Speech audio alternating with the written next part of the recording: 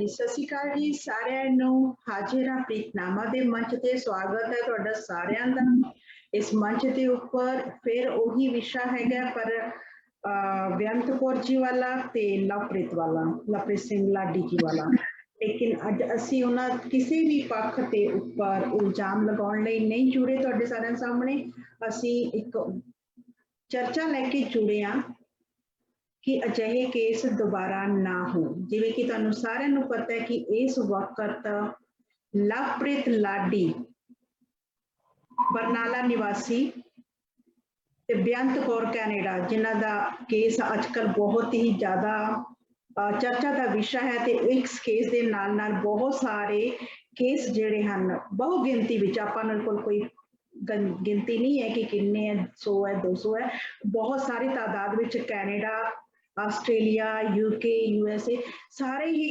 देशों ਦੇ ਵਿੱਚ ਇਦਾਂ ਦੇ ਕੇਸ ਨਿਕਲਣੇ ਸ਼ੁਰੂ ਹੋ ਗਏ ਹਨ ਪਰ ਜੇ ਅਸੀਂ ਗੱਲ ਮੇਨ ਕੇਸ ਦੀ ਕਰੀਏ ਲਵਪ੍ਰੀਤ ਤੇ ਬੇਅੰਤ ਕੌਰ ਵਾਲੇ ਕੇਸ ਦੀ ਤਾਂ ਲਵਪ੍ਰੀਤ ਜਿਹੜਾ ਹੈਗਾ ਆਪਣੀ ਜਾਨ ਦੀ ਬਾਜੀ ਲਗਾ ਗਿਆ ਯਾਨੀ ਕਿ ਆਪਣੀ ਜਾਨ ਹਾਰ ਗਿਆ ਇੱਕ ਮਾਂ ਦੀ ਕੁੱਖ ਉਜਾੜ ਗਿਆ ਤੇ ਜੋ ਕਿ ਬਹੁਤ ਇੱਕ दर्दनाक गल है साडे लई तां कि उस मां दे लई जिसने सारी उम्र अपने पुत दा जिहड़ा है विछोड़ा है दुख है अपने सीने दे उपर हंडाउणा है असी तुसी तां बस ये है कि हाँ जी कहदा बच्चा मर गया बहुत माड़ा होया 2 दिन दा अफसोस कर लवांगे लेकिन वो माँ बाप दा देखो तुसी हाल जिदा जवान बच्चा एक जवानी उनकी उम्र 23 ईयर्स हजे तक वो जवान भी पूरा नहीं गिणिया जाता बच्चा ही गिणिया जाता सो इस उम्र के विच एक बच्चे का चले जाना माँ बाप के लिए बहुत ही बड़ा दुख है एक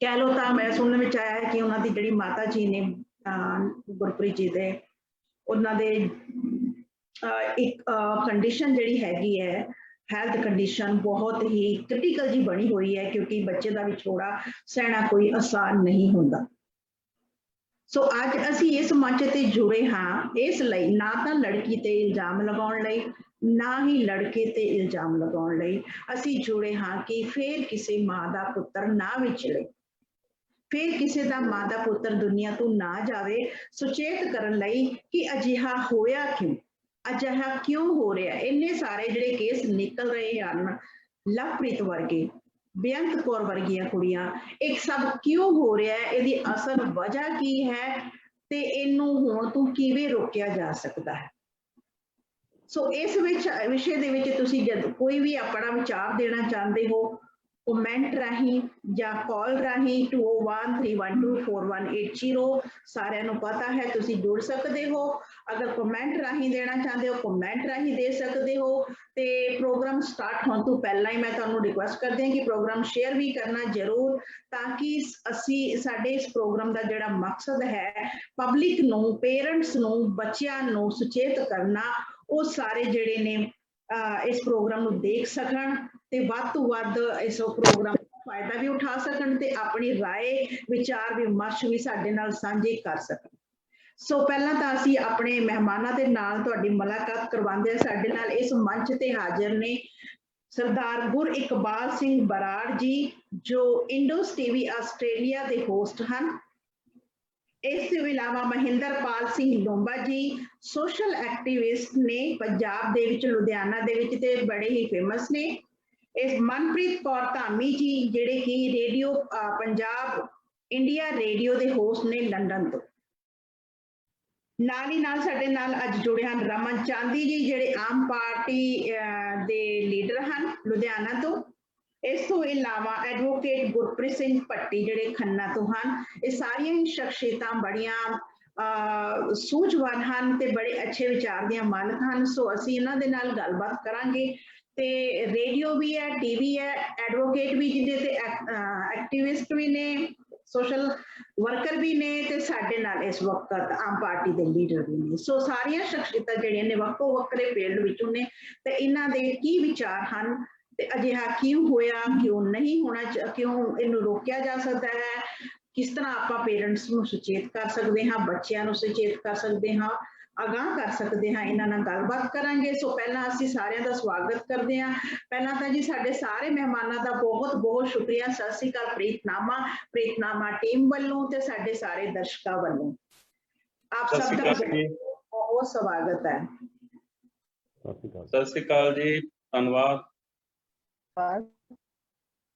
ਸੋ ਅਸੀਂ ਰਿਕੁਐਸਟ ਕਰਦੇ ਹਾਂ ਸਭ ਤੋਂ ਪਹਿਲਾਂ ਗੁਰੂ ਇਕਬਾਲ ਜੀ ਤੁਹਾਨੂੰ ਕਿ ਗੁਰੂ ਇਕਬਾਲ ਜੀ ਜਿੱਦਾਂ ਕਿ ਤੁਸੀਂ ਦੇਖ ਰਹੇ ਹੋ ਕਿ ਇਹ ਕੇਸ ਸਿਰਫ ਕੈਨੇਡਾ ਦੇ ਵਿੱਚ ਹੀ ਨਹੀਂ, ਇਹ ਲਵਪ੍ਰੀਤ ਦਾ ਕੇਸ ਜ਼ਰੂਰ ਕੈਨੇਡਾ ਸੀ, ਲੇਕਿਨ ਬਹੁਤ ਸਾਰੇ ਦੇਸ਼ਾਂ ਦੇ ਵਿੱਚੋਂ ਇਹ ਕੇਸ ਨਿਕਲ ਰਹੇ ਹਨ ਤੇ ਆਸਟ੍ਰੇਲੀਆ ਦਾ ਵੀ ਇੱਕ ਕੇਸ ਬਹੁਤ ਜ਼ਿਆਦਾ ਹਾਈਲਾਈਟ ਹੋ ਰਿਹਾ ਹੈ, ਲੁਧਿਆਣਾ ਦਾ ਜੋ।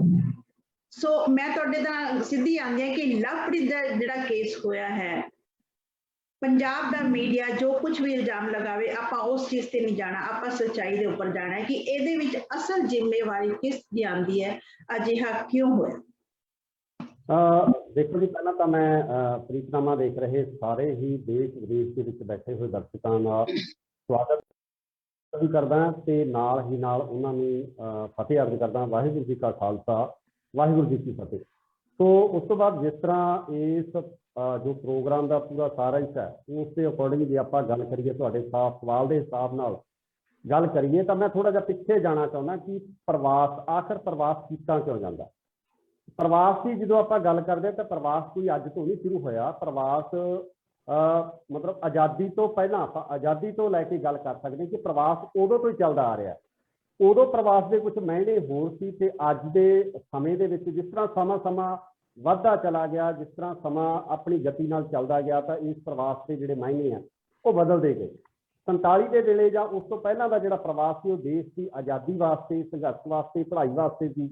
ਫਿਰ ਉਸ ਤੋਂ ਬਾਅਦ ਵਿਦੇਸ਼ਾਂ ਦੇ ਵਿੱਚ ਪੜ੍ਹਾਈ ਕਰਨ ਵਾਸਤੇ ਪ੍ਰਵਾਸ ਹੋਇਆ ਤੇ ਹੁਣ ਜਿਹੜਾ ਤਕਰੀਬਨ ਜਿਹੜਾ ਹੋਣ ਵਾਲਾ ਪ੍ਰਵਾਸ ਹੈ, ਇਸ ਪ੍ਰਵਾਸ ਨੂੰ ਮੈਂ ਹਿਜਰਤ ਦਾ ਨਾਮ ਦਿੰਦਾ।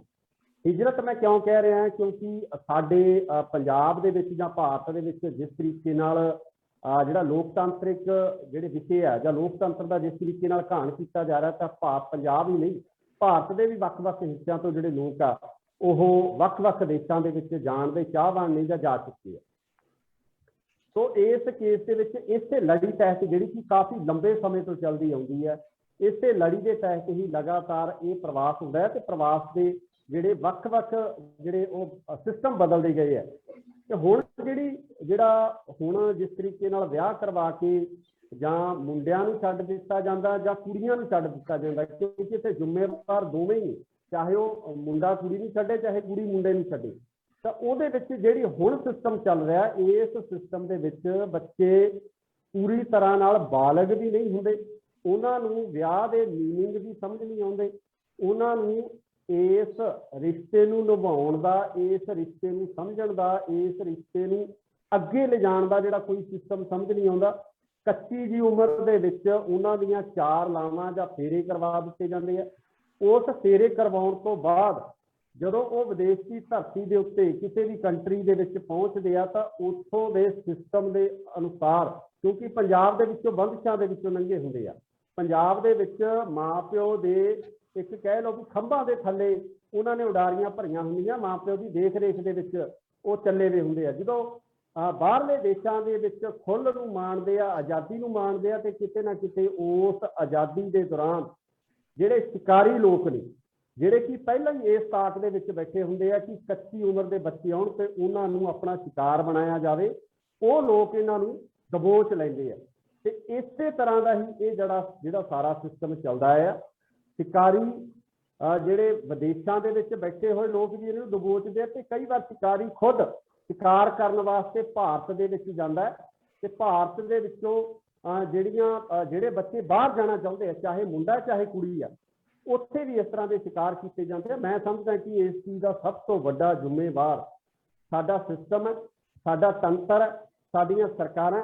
ਤੇ ਦੂਜੇ ਨੰਬਰ ਤੇ ਜੇ ਆਪਾਂ ਗੱਲ ਕਰੀਏ ਤਾਂ ਮਾਪੇ ਵੀ ਕਿਤੇ ਨਾ ਕਿਤੇ ਜ਼ਿੰਮੇਵਾਰ ਹੈ, ਜਿਹੜੇ ਕਿ ਆਪਣੇ ਬੱਚਿਆਂ ਦੇ ਉੱਪਰ ਆਪਣੇ ਸੁਪਨੇ ਥੋਪ ਕੇ, ਆਪਣੀ ਤਰੱਕੀ ਥੋਪ ਕੇ ਇਹਨਾਂ ਅਣਭੋਲ ਉਮਰ ਦੇ ਵਿੱਚ ਉਹਨਾਂ ਨੂੰ ਕੱਲਿਆਂ ਇਸ ਜੰਗਲ ਦੇ ਵਿੱਚ, ਕਿਉਂਕਿ ਮੈਂ ਜੰਗਲ ਹੀ ਕਹੂੰਗਾ, ਜਿੱਥੇ ਸ਼ਿਕਾਰ ਕੀਤੇ ਜਾਂਦੇ ਉਹ ਜੰਗਲ ਹੀ ਹੁੰਦਾ, ਸੋ ਇਸ ਜੰਗਲ ਦੇ ਵਿੱਚ, ਦੁਨੀਆ ਦੇ ਜੰਗਲ ਦੇ ਵਿੱਚ ਛੱਡ ਦਿੱਤਾ ਜਾਂਦਾ ਤੇ ਇਹ ਅਣਭੋਲ ਬੱਚੇ ਕਿਸੇ ਨਾ ਕਿਸੇ ਤਰੀਕੇ ਦੇ ਜਾਂ ਕਿਸੇ ਨਾ ਕਿਸੇ ਰੂਪ ਦੇ ਵਿੱਚ ਸ਼ਿਕਾਰ ਹੋ ਜਾਂਦੇ ਆ ਜੀ। ਮਨਪ੍ਰੀਤ ਜੀ, ਤੁਸੀਂ ਇਸ ਬਾਰੇ ਕੀ ਕਹਿਣਾ ਚਾਹੋਗੇ? ਗੁਰਿੰਦਰਪਾਲ ਜੀ ਨੇ ਆਪਣੇ ਵਿਚਾਰ ਪ੍ਰਗਟ ਕੀਤੇ, ਬਹੁਤ ਸੋਹਣੇ, ਤੇ ਮੈਂ ਪਹਿਲਾਂ ਆਪਾਂ ਸਾਰੇ ਦੇ ਵਿਚਾਰ ਹੀ ਜਾਵਾਂਗੇ ਵੀ ਇਦਾਂ ਦੇ ਕੇਸ ਹੋ ਕਿਉਂ ਰਹੇ ਹਨ। ਸੋ ਤੁਸੀਂ ਕੀ ਕਹਿਣਾ ਚਾਹੋਗੇ ਇਸ ਬਾਰੇ? ਜੀ ਸਭ ਤੋਂ ਪਹਿਲਾਂ ਬਹੁਤ ਬਹੁਤ ਧੰਨਵਾਦ ਤੁਹਾਡਾ, ਪ੍ਰੀਤਨਾਮਾ ਦੇਖ ਰਹੇ ਸਾਰੇ ਦਰਸ਼ਕਾਂ ਦਾ ਸਵਾਗਤ ਜਿਨ੍ਹਾਂ ਨੇ ਅੱਜ ਸਾਨੂੰ ਸਮਾਂ ਦਿੱਤਾ। ਤੁਹਾਡਾ ਧੰਨਵਾਦ, ਤੁਸੀਂ ਸਮਾਂ ਦਿੱਤਾ। ਤੇ ਜਿਵੇਂ ਮੇਰੇ ਤੋਂ ਪਹਿਲਾਂ ਵੀਰ ਜੀ ਜਿਹੜੇ ਆਪਣੇ ਵਿਚਾਰ ਰੱਖ ਕੇ ਗਏ ਨੇ, ਉਹਨਾਂ ਨੇ ਬਹੁਤ ਵਧੀਆ ਕਹਿ ਲਓ ਕਿ ਮੇਨ ਜਿਹੜੀਆਂ ਗੱਲਾਂ ਸੀ ਉਹਨਾਂ ਨੇ ਦੱਸ ਦਿੱਤੀਆਂ ਕਿ ਕੀ ਰੀਜ਼ਨ ਹੈਗਾ ਇਹਦੇ ਪਿੱਛੇ। ਤੇ ਉਹਨਾਂ ਦੀਆਂ ਗੱਲਾਂ ਤੋਂ ਜਿੱਥੇ ਤੱਕ ਮੈਨੂੰ ਜਿਹੜੀਆਂ ਉਹਨਾਂ ਨੇ ਆਪਣੇ ਵਿਚਾਰ ਰੱਖੇ ਨੇ, ਜੇ ਮੈਂ ਉਹਨਾਂ ਵਿਚਾਰਾਂ ਤੇ ਮੈਂ ਵੀ ਜਾਵਾਂ ਤੇ ਬਿਲਕੁਲ ਜਿਹੜੇ ਸਾਡੇ ਪੇਰੈਂਟਸ, ਇਹਨਾਂ ਬੱਚਿਆਂ ਦੇ ਪੇਰੈਂਟਸ ਹੈਗੇ ਨੇ ਜਿਨ੍ਹਾਂ ਨੇ ਆਪਣੇ ਸੁਪਨੇ ਨਹੀਂ ਵੇਖੇ ਹੁੰਦੇ, ਆਪਣੇ ਸੁਪਨੇ ਤਿਆਗੇ ਹੁੰਦੇ, ਉਹ ਆਪਣੇ ਬੱਚਿਆਂ ਦੇ ਵਿੱਚ ਜਿਹੜੇ ਉਹ ਸੁਪਨੇ ਵੇਖਦੇ ਆ, ਹਨਾ। ਦੇਖੋ ਦੇਖੀ ਕਹਿ ਲਈਏ, ਬੇਸ਼ੱਕ ਆਪਣੇ ਸੁਪਨੇ ਪੂਰੇ ਕਰਨ ਦੇ ਲਈ ਕਹਿ ਲਈਏ, ਤੇ ਉਹ ਕਹਿ ਲਓ ਬੱਚਿਆਂ ਤੇ ਥੋਪ ਦਿੰਦੇ ਆ ਕਿ ਜੇ ਸਾਡੇ ਗੁਆਂਢ ਚੋਂ ਕੁੜੀ ਕੋਈ ਕੈਨੇਡਾ ਗਈ ਹੈ, ਅਮਰੀਕਾ ਗਈ ਹੈ, ਤੇ ਅਸੀਂ ਵੀ ਔਖੇ ਸੌਖੇ ਹੋ ਕੇ ਅੱਡੀਆਂ ਚੁੱਕ ਕੇ ਉਹ ਫਾਹੇ ਕਹਿ ਲਓ ਕਿ ਲੈਂਦੇ ਆ ਕਿ ਉਹਨਾਂ ਨੇ ਭੇਜਣਾ ਹੀ ਭੇਜਣਾ ਆ। ਪਰ ਉਹ ਇਹ ਨਹੀਂ ਸੋਚਦੇ ਕਿ ਸਾਡੇ ਬੱਚੇ ਦਾ ਕੀ ਡ੍ਰੀਮ ਹੈਗਾ ਆ। ਜ਼ਿਆਦਾਤਰ ਕੁੜੀਆਂ ਤੇ ਜਿਹੜੀਆਂ ਗੱਲਾਂ ਥੋਪੀਆਂ ਜਾਂਦੀਆਂ ਹਨਾ। ਤੇ ਜੇਕਰ ਅਸੀਂ ਮੁੰਡਿਆਂ ਦੀ ਗੱਲ ਕਰੀਏ, ਮੁੰਡੇ ਥੋੜੇ ਜਿਹੇ ਪਹਿਲਾਂ ਤੋਂ ਹੀ ਬੇਪਰਵਾਹ ਥੋੜੇ ਹੁੰਦੇ ਨੇ, ਕੁੜੀਆਂ ਨੂੰ ਜੇ ਲੋਕ ਕਹਿ ਲਓ ਕਿ ਪੂਰਾ ਕੰਟਰੋਲ ਦੇ ਵਿੱਚ ਰੱਖਿਆ ਜਾਂਦਾ ਹੈ। ਤੇ ਮੈਂ ਉਹਨਾਂ ਦੀ ਗੱਲ ਨਾਲ ਸਹਿਮਤ ਹਾਂ ਕਿ ਜਦੋਂ ਇੱਥੋਂ ਉੱਥੇ ਚਲੇ ਜਾਂਦੇ ਨੇ, ਚਾਹੇ ਕੈਨੇਡਾ ਆ, ਚਾਹੇ ਅਮਰੀਕਾ ਆ, ਚਾਹੇ UK ਆ, ਉਹ ਆਪਣੇ ਆਪ ਨੂੰ ਆਜ਼ਾਦ ਫੀਲ ਕਰਨ ਲੱਗ ਪੈਂਦੇ ਨੇ ਕਿ ਅਸੀਂ ਹੁਣ, ਸਾਨੂੰ ਕੋਈ ਨਹੀਂ ਦੇਖ ਰਿਹਾ, ਅਸੀਂ ਕੀ ਕਰ ਰਹੇ ਹਾਂ। ਪੇਰੈਂਟਸ ਪਤਾ ਨਹੀਂ ਕਿੰਨੇ ਕੁ ਔਖੇ ਹੋ ਕੇ ਸਾਨੂੰ ਉੱਥੇ ਭੇਜਦੇ ਆ, ਪਰ ਅਸੀਂ ਉਹਨਾਂ ਦੇ ਜਿਹੜੇ ਇਰਾਦਿਆਂ ਤੇ ਉਹ ਖਰੇ ਨਹੀਂ ਉਤਰਦੇ, ਤੇ ਸਾਨੂੰ ਇੱਕ ਵੱਖਰੀ ਜਿਹੜੀ ਆਪਣੀ ਜ਼ਿੰਦਗੀ ਉਹ ਲੱਗਣ ਲੱਗ ਪੈਂਦੀ ਹੈ। ਪਰ ਅਸੀਂ ਉਹ ਸਾਰਾ ਕੁਝ ਭੁੱਲ ਜਾਂਦੇ ਜਿੱਥੋਂ ਅਸੀਂ ਆਏ ਹੁੰਦੇ ਹਾਂ। ਤੇ ਜੇ ਅਸੀਂ ਅੱਜ ਦੀ ਪੀੜ੍ਹੀ ਦੀ ਗੱਲ ਕਰੀਏ ਤਾਂ ਅੱਜ ਕੱਲ ਅਸੀਂ ਸਿਰਫ ਤੇ ਸਿਰਫ ਕਹਿ ਲਓ ਕਿ ਇੱਕ ਬਿਜ਼ਨਸ ਬਣਿਆ ਹੋਇਆ, ਕੈਨੇਡਾ ਜਾਣਾ, ਵਿਆਹ ਕਰਾ ਲਓ, ਸਟੱਡੀ ਬੇਸ ਤੇ ਚਲੇ ਜਾਓ, ਇੱਕ ਬਿਜ਼ਨਸ ਮਾਈਂਡ ਅਸੀਂ ਲੈ ਕੇ ਤੁਰੇ ਹੋਏ ਹਾਂ। ਅਸੀਂ ਆਪਣਾ ਫਿਊਚਰ ਨਹੀਂ ਦੇਖ ਰਹੇ ਕਿ ਸਾਡਾ ਫਿਊਚਰ ਕੀ ਹੈਗਾ। ਜੇਕਰ ਸਾਡੇ ਕੋਲ ਇੱਥੇ ਇੰਨੇ ਪੈਸੇ ਪਹਿਲਾਂ ਹੀ ਹੈਗੇ ਆ ਤੇ ਅਸੀਂ ਕਿਉਂ ਨਾ ਅਸੀਂ ਇੱਥੇ ਕੋਈ ਵਧੀਆ ਬਿਜ਼ਨਸ ਖੋਲ ਕੇ, ਜੇ ਸਾਡੇ 'ਚ ਕੋਈ ਹੁਨਰ ਹੈਗਾ ਤੇ ਅਸੀਂ ਆਪਣੇ ਹੁਨਰ ਨੂੰ ਇੱਥੇ ਵੀ ਉਹ ਕਰ ਸਕਦੇ ਹਾਂ। ਪਰ ਅਸੀਂ ਦੇਖੋ ਦੇਖੀ ਜਿਹੜਾ ਕਹਿ ਲਓ ਕਿ ਅਸੀਂ ਏਡੀ ਦੂਰ ਤੱਕ ਚਲੇ ਜਾਂਦੇ ਆ ਤੇ ਉਹਨਾਂ ਦੇ ਜਿਹੜੇ ਨਤੀਜੇ ਆ ਉਹ ਬਹੁਤ ਇਹਨਾਂ ਦਿਨਾਂ ਦੇ ਵਿੱਚ ਜਿਹੜੇ ਵੇਖਣ ਨੂੰ ਸਾਨੂੰ ਮਿਲੇ ਆ ਕਿ ਜਿਹੜੇ ਨਿਰਾਸ਼ਾਜਨਕ ਹੈਗੇ ਆ। ਬਿਲਕੁਲ ਮਨਪ੍ਰੀਤ ਜੀ, ਤੁਸੀਂ ਬਿਲਕੁਲ ਸਹੀ ਕਿਹਾ ਕਿ ਜਿਹੜੇ 40-40 ਲੱਖ ਰੁਪਏ ਆਪਾਂ ਉੱਥੇ ਖਰਚਦੇ ਆ ਬਾਹਰ ਜਾਣ ਲਈ, ਉਹਨਾਂ 40 ਲੱਖ ਦੇ ਨਾਲ ਅਸੀਂ ਇੱਥੇ ਬਿਜ਼ਨਸ ਕਿਉਂ ਨਹੀਂ ਕਰ ਸਕਦੇ। ਸੋ ਆਪਾਂ ਗੱਲ ਕਰਦੇ ਹਾਂ ਹੁਣ ਮਹਿੰਦਰਪਾਲ ਜੀ ਨਾਲ। ਮਹਿੰਦਰਪਾਲ ਜੀ, ਤੁਹਾਡੇ ਕੋਲੋਂ ਅਸੀਂ ਜਾਣਨਾ ਚਾਹਾਂਗੇ ਕਿ ਤੁਹਾਡੀ ਕੀ ਰਾਏ ਹੈ, ਅਜਿਹੇ ਕੇਸ ਕਿਉਂ ਆ ਰਹੇ? ਦੇਖੋ ਮੈਮ, ਸਭ ਤੋਂ ਪਹਿਲਾਂ ਤਾਂ ਮੈਂ ਪ੍ਰੀਤਨਾਮਾ ਦੇ ਸਾਰੇ ਦਰਸ਼ਕਾਂ ਨੂੰ ਸਤਿ ਸ੍ਰੀ ਅਕਾਲ ਬੁਲਾਉਣਾ ਚਾਹੂੰਗਾ। ਸਤਿ ਸ੍ਰੀ ਅਕਾਲ ਜੀ। ਜਿਹੜੇ ਇਸ ਤਰ੍ਹਾਂ ਦੇ ਕੇਸ ਮੈਡਮ ਆ ਰਹੇ ਆ ਨਾ, ਉਹਦਾ ਮੁੱਖ ਕਾਰਨ ਜਿਹੜਾ, ਜਿਸ ਤਰ੍ਹਾਂ ਗੋਰਖਪਾਲ ਜੀ ਨੇ ਵੀ ਦੱਸਿਆ, ਮਨਪ੍ਰੀਤ ਕੌਰ ਜੀ ਨੇ ਵੀ ਦੱਸਿਆ, ਮੈਂ ਸਮਝਦਾ ਵੀ ਇਹਦੇ ਵਿੱਚ ਬੇਰੁਜ਼ਗਾਰੀ, ਸਮਾਜਿਕ ਅਸੁਰੱਖਿਆ, ਤੇ ਇੱਕ ਤੀਸਰਾ ਵੱਡਾ ਕਾਰਨ ਅੱਜ ਕੱਲ੍ਹ ਬਣ ਗਿਆ ਸਟੇਟਸ ਸਿੰਬਲ। ਬੇਰੁਜ਼ਗਾਰੀ ਪੰਜਾਬ ਦੇ ਵਿੱਚ ਬਹੁਤ ਜ਼ਿਆਦਾ ਹੈ ਕਿਉਂਕਿ ਰੁਜ਼ਗਾਰ ਨਹੀਂ ਮਿਲ ਰਿਹਾ, ਔਰ ਦੂਸਰੀ ਗੱਲ ਹੈ ਕਿ ਜਿਹੜੇ ਪੜ੍ਹੇ ਲਿਖੇ ਲੋਕ ਆ ਉਹਨਾਂ ਦਾ ਸ਼ੋਸ਼ਣ ਹੋ ਰਿਹਾ ਹੈ। ਜਿਸ ਤਰ੍ਹਾਂ ਦੇਖਿਆ ਜਾਵੇ, ਤੁਸੀਂ ਪਿਛਲੇ ਦਿਨੀ ਪਟਿਆਲੇ 'ਚ ਡਾਂਗਾ ਪੈਂਦੀਆਂ ਦੇਖੀਆਂ ਹੋਣਗੀਆਂ ਅਧਿਆਪਕਾਂ ਦੇ, ਜਿਹੜੇ ਉਹ ਅਧਿਆਪਕ 8-8, 10-10 ਹਜ਼ਾਰ ਤੇ ਕੰਮ ਕਰ ਰਹੇ ਆ। ਉਹ ਅਧਿਆਪਕ ਜਿਹਨੂੰ ਕਿ ਕੌਮ ਦਾ ਨਿਰਮਾਤਾ ਕਿਹਾ ਜਾਂਦਾ ਹੈ, ਭਵਿੱਖ ਦਾ ਕਹਿ ਲਓ ਕਿ ਵੀ ਭਵਿੱਖ ਸਿਰਜਣ ਵਾਲਾ ਇੱਕ ਘਾੜਾ ਕਿਹਾ ਜਾਂਦਾ ਹੈ। ਸੋ ਉਸ ਅਧਿਆਪਕ ਦਾ ਇੰਨਾ ਬੁਰਾ ਹਾਲ ਹੈ, ਤਾਂ ਤੁਸੀਂ ਬਾਕੀ ਜਿਹੜੇ ਰੁਜ਼ਗਾਰ ਹੈਗੇ ਆ ਉਹਨਾਂ ਦਾ ਆਪੇ ਅੰਦਾਜ਼ਾ ਲਗਾ ਸਕਦੇ ਹੋ। ਇੱਕ ਡਾਕਟਰ ਦੀ ਡਿਗਰੀ ਲੈਣ ਵਾਸਤੇ ਤਕਰੀਬਨ ₹1 ਕਰੋੜ ਖਰਚ ਹੋ ਜਾਂਦਾ ਜੀ, ਔਰ ਡਾਕਟਰ ਨੂੰ ਅੱਜ ਜਿਹੜਾ 15,000 ਤੋਂ 21,000 ਰੁਪਏ ਤੱਕ ਜਿਹੜੀ ਉਹਦੀ ਸਟਾਰਟਿੰਗ ਪੇ ਦਿੱਤੀ ਜਾ ਰਹੀ ਹੈ, ਜਿਹੜਾ ਕਿ ਇਹਦੇ ਨਾਲ ਇੱਕ ਸਮਾਜਿਕ ਬੇਰੁਜ਼ਗਾਰੀ ਤਾਂ ਹੈ ਹੀ ਹੈ, ਕਿਉਂਕਿ ਬਹੁਤ ਸਾਰੇ ਲੋਕ ਬੇਰੁਜ਼ਗਾਰ ਨੇ, ਚੰਗੇ ਪੜ੍ਹੇ ਲਿਖੇ, ਉਹਨਾਂ ਨੂੰ ਇਹ 5-5, 7-7 ਹਜ਼ਾਰ ਵਾਲੀਆਂ ਨੌਕਰੀਆਂ ਵੀ ਨਹੀਂ ਮਿਲ ਰਹੀਆਂ। ਪਰ ਉਹਦੇ ਨਾਲ ਨਾਲ ਜਿਹੜਾ ਸ਼ੋਸ਼ਣ ਹੋ ਰਿਹਾ, ਉਹਦੇ ਕਾਰਨ ਜਿਹੜੀ ਇੱਕ ਸਮਾਜਿਕ ਅਸੁਰੱਖਿਆ ਜਿਹੜੀ ਪੈਦਾ ਹੋ ਗਈ ਹੈ ਸਾਡੇ ਨੌਜਵਾਨਾਂ ਦੇ ਵਿੱਚ, ਉਹ ਉਹਨਾਂ ਨੂੰ ਇਹ ਲੱਗਦਾ ਕਿ ਪੰਜਾਬ ਦੇ ਵਿੱਚ ਅਸੀਂ ਜਿਹੜਾ ਹੈਗਾ ਚਾਹ ਕੇ ਵੀ, ਲੱਖ ਮਿਹਨਤ ਕਰਕੇ ਵੀ ਅਸੀਂ ਉਹ ਮੁਕਾਮ ਹਾਸਲ ਨਹੀਂ ਕਰ ਸਕਦੇ ਜੋ ਕੈਨੇਡਾ ਦੇ ਵਿੱਚ ਅਸੀਂ ਡਬਲ ਸ਼ਿਫਟਾਂ ਲਗਾ ਕੇ ਕਰ ਸਕਦੇ ਹਾਂ। ਔਰ ਤੀਸਰਾ ਵੱਡਾ ਕਾਰਨ ਇਹਦੇ ਵਿੱਚ ਸਟੇਟਸ ਸਿੰਬਲ ਬਣ ਗਿਆ ਚਾਹੇ ਉਹਨਾਂ ਦਾ ਇੱਧਰ ਵਧੀਆ ਕਾਰੋਬਾਰ ਹੈ, ਵਧੀਆ ਜ਼ਮੀਨ ਹੈ, ਉਹਨਾਂ ਦਾ ਬਾਹਰ ਜਾਇਆ ਵਧੀਆ ਸਰਦਾ ਹੈ ਜਾਂ ਜਾਏ ਬਿਨਾਂ ਸਰਦਾ ਹੈ, ਉਹ ਇੱਥੇ ਵੀ ਆਪਦਾ ਕੰਮ ਵਧੀਆ ਕਰ ਸਕਦੇ ਆ। ਪਰ ਉਹਦੇ 'ਚ ਨਾ ਕੁਛ ਕੁ ਗੱਲਾਂ ਆ ਜਾਂਦੀਆਂ ਕਿ ਜੇ ਮੇਰਾ ਦੋਸਤ ਗਿਆ ਜਾਂ ਸਾਡੇ ਸ਼ਰੀਕੇ ਦੇ ਵਿੱਚ ਕੋਈ ਗਿਆ ਤਾਂ ਸਾਡਾ ਬੱਚਾ ਵੀ ਜਾਵੇ। ਤਾਂ ਇਸ ਕਰਕੇ ਜਿਹੜਾ ਹੈਗਾ ਅਸੀਂ ਬਹੁਤੀ ਵਾਰੀ, ਜਿਸ ਤਰ੍ਹਾਂ ਗੁਰਕਬਾਲ ਜੀ ਨੇ ਗੱਲ ਕੀਤੀ ਸੀ ਵੀ ਆਜ਼ਾਦੀ ਮਿਲ ਜਾਂਦੀ ਉੱਧਰ ਜਾ ਕੇ, ਔਰ ਬੱਚੇ ਆ ਜਿਹੜੇ ਉਹ ਭੁੱਲ ਜਾਂਦੇ ਆ। ਮੈਡਮ ਮਨਪ੍ਰੀਤ ਨੇ ਵੀ ਇਹ ਗੱਲ ਕੀਤੀ ਹੈ ਵੀ ਬੱਚੇ ਆਪਦਾ ਪਿਛੋਕੜ ਭੁੱਲ ਜਾਂਦੇ ਕਿ ਅਸੀਂ ਕਿਸ ਪਰਪਸ ਲਈ ਆਏ ਸੀ ਤੇ ਸਾਨੂੰ ਕੀ ਕਰਨਾ ਚਾਹੀਦਾ ਹੈ। ਆਜ਼ਾਦੀ ਤਾਂ ਹੈ ਹੀ ਹੈ, ਬਟ ਉਹਦੇ ਵਿੱਚ ਇੱਕ ਵੱਡਾ ਰੀਜ਼ਨ ਜਿਹੜਾ ਮੈਂ ਸਮਝਦਾ ਕਿ ਮਿਸਮੈਚ ਵੀ ਹੋ ਰਿਹਾ, ਕਿਉਂਕਿ ਬਾਹਰ ਜਾਣ ਦੇ ਚੱਕਰ ਦੇ ਵਿੱਚ ਜਦੋਂ ਕੋਈ ਲੜਕੀ ਆਈਲੈਟ ਕਰ ਲੈਂਦੀ ਹੈ ਤਾਂ ਉਦੋਂ ਆਪਾਂ ਨੂੰ ਇੱਕੋ ਹੀ ਮੰਗ ਹੁੰਦੀ ਹੈ ਕਿ ਸਾਨੂੰ 25-30 ਲੱਖ ਰੁਪਇਆ ਲਾਉਣ ਵਾਲਾ ਪਰਿਵਾਰ ਚਾਹੀਦਾ। ਆਪਾਂ ਉਦੋਂ ਇਹ ਨਹੀਂ ਦੇਖਦੇ ਕਿ ਵੀ ਸਾਡੀ ਲੜਕੀ ਕਿੰਨੀ ਪੜ੍ਹੀ ਹੈਗੀ ਹੈ ਔਰ ਉਹਨੂੰ ਕਿਹੋ ਜਿਹਾ ਲੜਕਾ ਚਾਹੀਦਾ, ਕਿੰਨਾ ਪੜ੍ਹਿਆ ਲਿਖਿਆ ਲੜਕਾ ਚਾਹੀਦਾ, ਤਾਂ ਕਿ ਉਹਦੇ ਵਿਚਾਰਾਂ ਦਾ ਜਿਹੜਾ ਹੈਗਾ ਉਹ ਗੈਪ ਨਾ ਪਵੇ, ਉਹਨਾਂ ਦਾ ਵਧੀਆ ਕਮਿਊਨੀਕੇਸ਼ਨ ਵਧੀਆ ਚੱਲਦਾ ਰਵੇ ਔਰ ਉਹ ਇੱਕ ਦੂਜੇ ਨਾਲ ਲੜਨ ਝਗੜਨ ਦੀ ਬਜਾਏ ਆਪਸੀ ਸਮਝ ਦੇ ਨਾਲ ਆਪਦੇ ਮਸਲੇ ਹੱਲ ਕਰਨ। ਔਰ ਤੀਸਰਾ ਵੱਡਾ ਕਾਰਨ ਇਹਦੇ ਵਿੱਚ ਮੈਂ ਸਮਝਦਾ ਕਿ ਘੱਟ ਉਮਰ, ਕਿਉਂਕਿ ਆਮ ਤੌਰ ਤੇ ਜਿਹੜੀ +2 ਤੋਂ ਬਾਅਦ ਬੱਚੇ ਆਈਲੈਟਸ ਕਰ ਰਹੇ ਆ ਔਰ ਜਿਹੜਾ ਆਈਲੈਟਸ ਕਰਨ ਤੋਂ ਬਾਅਦ ਜਿਹੜਾ ਉਹਦੀ ਉਮਰ ਲਗਭਗ ਉਦੋਂ 18-19 ਸਾਲ ਹੁੰਦੀ ਹੈ ਔਰ ਆਈਲੈਟਸ ਹੈ ਜਿਹੜੀ ਉਹ 2 ਸਾਲ 'ਚ ਐਕਸਪਾਇਰ ਹੋ ਜਾਂਦੀ ਹੈ। ਇਟ ਮੀਨਸ ਉਹਨਾਂ ਨੂੰ 2 ਸਾਲ ਤੋਂ ਪਹਿਲਾਂ ਆਪਦਾ ਕੇਸ ਲਗਾਉਣਾ ਪੈਂਦਾ। ਸੋ ਇਸ ਚੱਕਰ ਦੇ ਵਿੱਚ ਉਹ ਕੀ ਹੈ ਕਿ ਘੱਟ ਉਮਰ ਦੇ ਵਿੱਚ ਬੱਚਿਆਂ ਦੀ ਮੈਰਿਜ ਹੋ ਰਹੀ ਹੈ ਔਰ ਕਈ ਵਾਰੀ ਜਿਹੜਾ ਹੈਗਾ ਲੜਕੇ ਦੀ ਉਮਰ ਜ਼ਿਆਦਾ ਹੁੰਦੀ ਹੈ ਔਰ ਲੜਕੀ ਦੀ ਘੱਟ ਹੁੰਦੀ ਹੈ। ਯਾਨੀ ਕਹਿਣ ਤੋਂ ਭਾਵ ਮੈਂ ਮੇਰੇ ਖੁਦ ਦੇ ਦੇਖਣ ਦੇ ਵਿੱਚ ਆ ਵੀ 8-8, 9-9, 10-10 ਸਾਲਾਂ ਤੱਕ ਦਾ ਵੀ ਗੈਪ ਮੈਂ ਦੇਖਿਆ। ਸੋ ਜਿਹੜਾ ਏਜ ਗੈਪ ਹੈ ਉਹਦੇ ਕਾਰਨ ਵੀ ਜਿਹੜਾ ਹੈਗਾ ਇਹ ਜਿਹੜੇ ਛੱਡਾ ਦੇ ਕੇਸ ਹੈ ਜਿਹੜੇ ਵੱਧ ਰਹੇ ਆ ਔਰ ਲੜਕੀਆਂ ਨੂੰ ਇੱਧਰ ਆ ਕੇ ਲੱਗਦਾ ਹੈ, ਕਿਉਂਕਿ ਕੈਨੇਡਾ ਅਮਰੀਕਾ ਦੇ ਵਿੱਚ ਉਹਨਾਂ ਦੇ ਲੜਕੇ ਲੜਕੀਆਂ ਦੇ ਵਿੱਚ ਕੋਈ ਫਰਕ ਨਹੀਂ ਸਮਝਿਆ ਜਾਂਦਾ, ਵਧੀਆ ਉਹਨਾਂ ਦੀ ਆਪਸ ਦੇ ਵਿੱਚ ਕਮਿਊਨੀਕੇਸ਼ਨ ਅੱਛੀ ਹੈ। ਤਾਂ ਫਿਰ ਉਹ ਜਦੋਂ ਲੜਕੀ ਇੱਧਰ ਇਕੱਲੀ ਆ ਜਾਂਦੀ ਹੈ ਤਾਂ ਉਹ ਆਪਦੇ ਦੋਸਤਾਂ ਦੇ ਵਿੱਚ ਵਿਚਰਦੀ ਹੈ ਤਾਂ ਉਹਨੂੰ ਮਹਿਸੂਸ ਹੁੰਦਾ ਹੈ ਕਿ ਵੀ ਸ਼ਾਇਦ ਮੈਂ ਕੋਈ ਗਲਤੀ ਕਰ ਲਈ ਪਿੱਛੇ। ਸੋ ਇਹ ਵੀ ਇੱਕ ਕਾਰਨ ਹੈ ਜਿਹਦੇ ਕਾਰਨ ਉਹ ਲੜਕੀਆਂ ਜਿਹੜੀਆਂ ਉਹ ਲੜਕਿਆਂ ਨੂੰ ਛੱਡ ਰਹੀਆਂ, ਜਾਂ ਕਹਿ ਲਓ ਕਿ ਵੀ ਇਸ ਤਰ੍ਹਾਂ ਦੇ ਕੇਸ ਵੱਧ ਰਹੇ ਆ। ਤੁਸੀਂ ਦੇਖਿਆ ਹੋਊਗਾ ਲਵਪ੍ਰੀਤ ਦੇ ਕੇਸ ਤੋਂ ਬਾਅਦ ਤਕਰੀਬਨ 4000 ਦੇ ਕਰੀਬ ਕੇਸ ਏਦਾਂ ਦਾ ਸਾਹਮਣੇ ਆ ਚੁੱਕਿਆ ਔਰ ਮੈਂ ਸਮਝਦਾ ਕਿ ਬਹੁਤ ਥੋੜੇ ਨੇ, ਹਲੇ ਹੋਰ ਵੀ ਕੇਸ ਹੈ ਜਿਹੜੇ ਆਉਣਗੇ। ਸਾਡੇ ਆਪਦੇ ਪਿੰਡਾਂ ਦੇ ਵਿੱਚ ਅਸੀਂ ਜੇ ਜ਼ਿਕਰ ਝਾਤ ਮਾਰੀਏ ਤਾਂ ਇੱਕ ਪਿੰਡ ਦੇ ਵਿੱਚ 1-1, 2-2 ਕੇਸ ਏਦਾਂ ਦੇ ਹੈਗੇ ਆ। ਸੋ ਮੈਂ ਇਹੀ ਸਮਝਦਾ ਵੀ ਇਹ ਵੱਡੇ ਕਾਰਨ ਨੇ, ਜਿਹੜੇ ਪ੍ਰਵਾਸ ਤਾਂ ਚਲੋ ਹੋ ਹੀ ਰਿਹਾ ਇਹਨਾਂ ਕਾਰਨਾਂ ਕਰਕੇ, ਪਰ ਜਿਹੜੇ ਇਹ ਕਾਰਨ ਹੈਗੇ ਜਿਸ ਤਰ੍ਹਾਂ ਆਜ਼ਾਦੀ ਹੈ, ਮਿਸਮੈਚ ਹੈ ਜਾਂ ਘੱਟ ਉਮਰ ਹੈ, ਇਹ ਕਾਰਨ ਬਣ ਰਹੇ ਆ ਲੜਕੇ ਲੜਕੀਆਂ ਦੇ ਆਪਸ ਦੇ ਵਿੱਚ ਰਿਸ਼ਤੇ ਟੁੱਟਣ ਦੇ। ਸੋ ਗੁਰਪ੍ਰੀਤ ਜੀ, ਤੁਸੀਂ ਇਸ ਬਾਰੇ ਕੀ ਕਹਿਣਾ ਚਾਹੋਗੇ? ਹਾਂਜੀ, ਪਹਿਲਾਂ ਤਾਂ ਸਤਿ ਸ੍ਰੀ ਅਕਾਲ ਜੀ ਸਾਰਿਆਂ ਨੂੰ। ਹਾਂਜੀ, ਮੈਂ ਸੇਮ ਜਿਵੇਂ ਮਹਿੰਦਰਪਾਲ ਨੂੰਬਾ ਜੀ ਨੇ ਪਹਿਲਾਂ ਰੁਜ਼ਗਾਰ ਦਾ ਹੀ ਮੁੱਦਾ ਰੱਖਿਆ ਸੀ ਜੀ। ਇੱਕ ਤਾਂ ਮੇਨ ਰੀਜ਼ਨ ਕਾਰਨ ਉਹ ਇੰਪਲੋਇਮੈਂਟ, ਸਿਕਿਉਰਿਟੀ ਤੇ ਸੇਫਟੀ ਹੈ, ਜੋ ਸਾਨੂੰ ਇਹ ਲੱਗਦਾ ਕਿ ਇੰਡੀਆ 'ਚ ਨਹੀਂ ਹੈ। ਉਸੇ ਕਰਕੇ ਇਹ ਕੇਸਿਸ, ਪ੍ਰਵਾਸ ਦੇ ਕੇਸਿਸ ਵੱਧ ਰਹੇ ਨੇ। ਆਪਾਂ ਬਿਜ਼ਨਸ ਦੀ ਗੱਲ ਵੀ ਕਰੀਏ, ਜੇ ਇੰਡੀਆ 'ਚ ਆਪਾਂ ਬਿਜ਼ਨਸ ਵੀ ਕਰਨਾ ਤਾਂ ਇੰਡੀਆ ਦੀ ਜਿਹੜੀ ਕੈਪੀਟਲ ਫਾਰਮੇਸ਼ਨ ਰੇਸ਼ੋ ਆ ਉਹ 4:1 ਆ। ਸੌਖਾ ਸਮਝੀਏ 4 ਪੈਸੇ ਲਾ ਕੇ ਸਾਨੂੰ 1 ਰੁਪਇਆ ਬਣਦਾ, ਸੌਖਾ ਸਮਝਣ ਤੇ। ਬਟ ਹੁਣ ਪ੍ਰੀਵੀਅਸ ਜੋ ਹਾਲਾਤ ਰਹੇ ਉਹ ਤਾਂ ਸ਼ਾਇਦ 5:6 ਜਾਂ 6:1 ਤੇ ਹੀ ਪਹੁੰਚ ਗਈ ਹੋਣੀ ਆ। ਤਾਂ ਇਹ ਲੱਗਦਾ ਕਿ ਇਹਦੇ 'ਚ ਬਿਜ਼ਨਸ ਵੀ ਕਰਨਾ ਕਿ ਅਸੀਂ ਸੇਫ ਨਹੀਂ ਰਹਿ ਸਕਦੇ, ਸਿਕਿਉਰ ਨਹੀਂ ਰਹਿ ਸਕਦੇ। ਜੇ ਅਸੀਂ ਖੇਤੀ ਵੀ ਕਰਦੇ ਤਾਂ ਖੇਤੀ ਵੈਸੇ ਹੀ ਸਾਡੇ ਉਹ ਮਾਈਂਡ 'ਚ ਆ ਕਿ ਆਹੇ ਤਾਂ ਧੰਦਾ ਹੁਣ ਰਹਿ ਨਹੀਂ ਗਿਆ।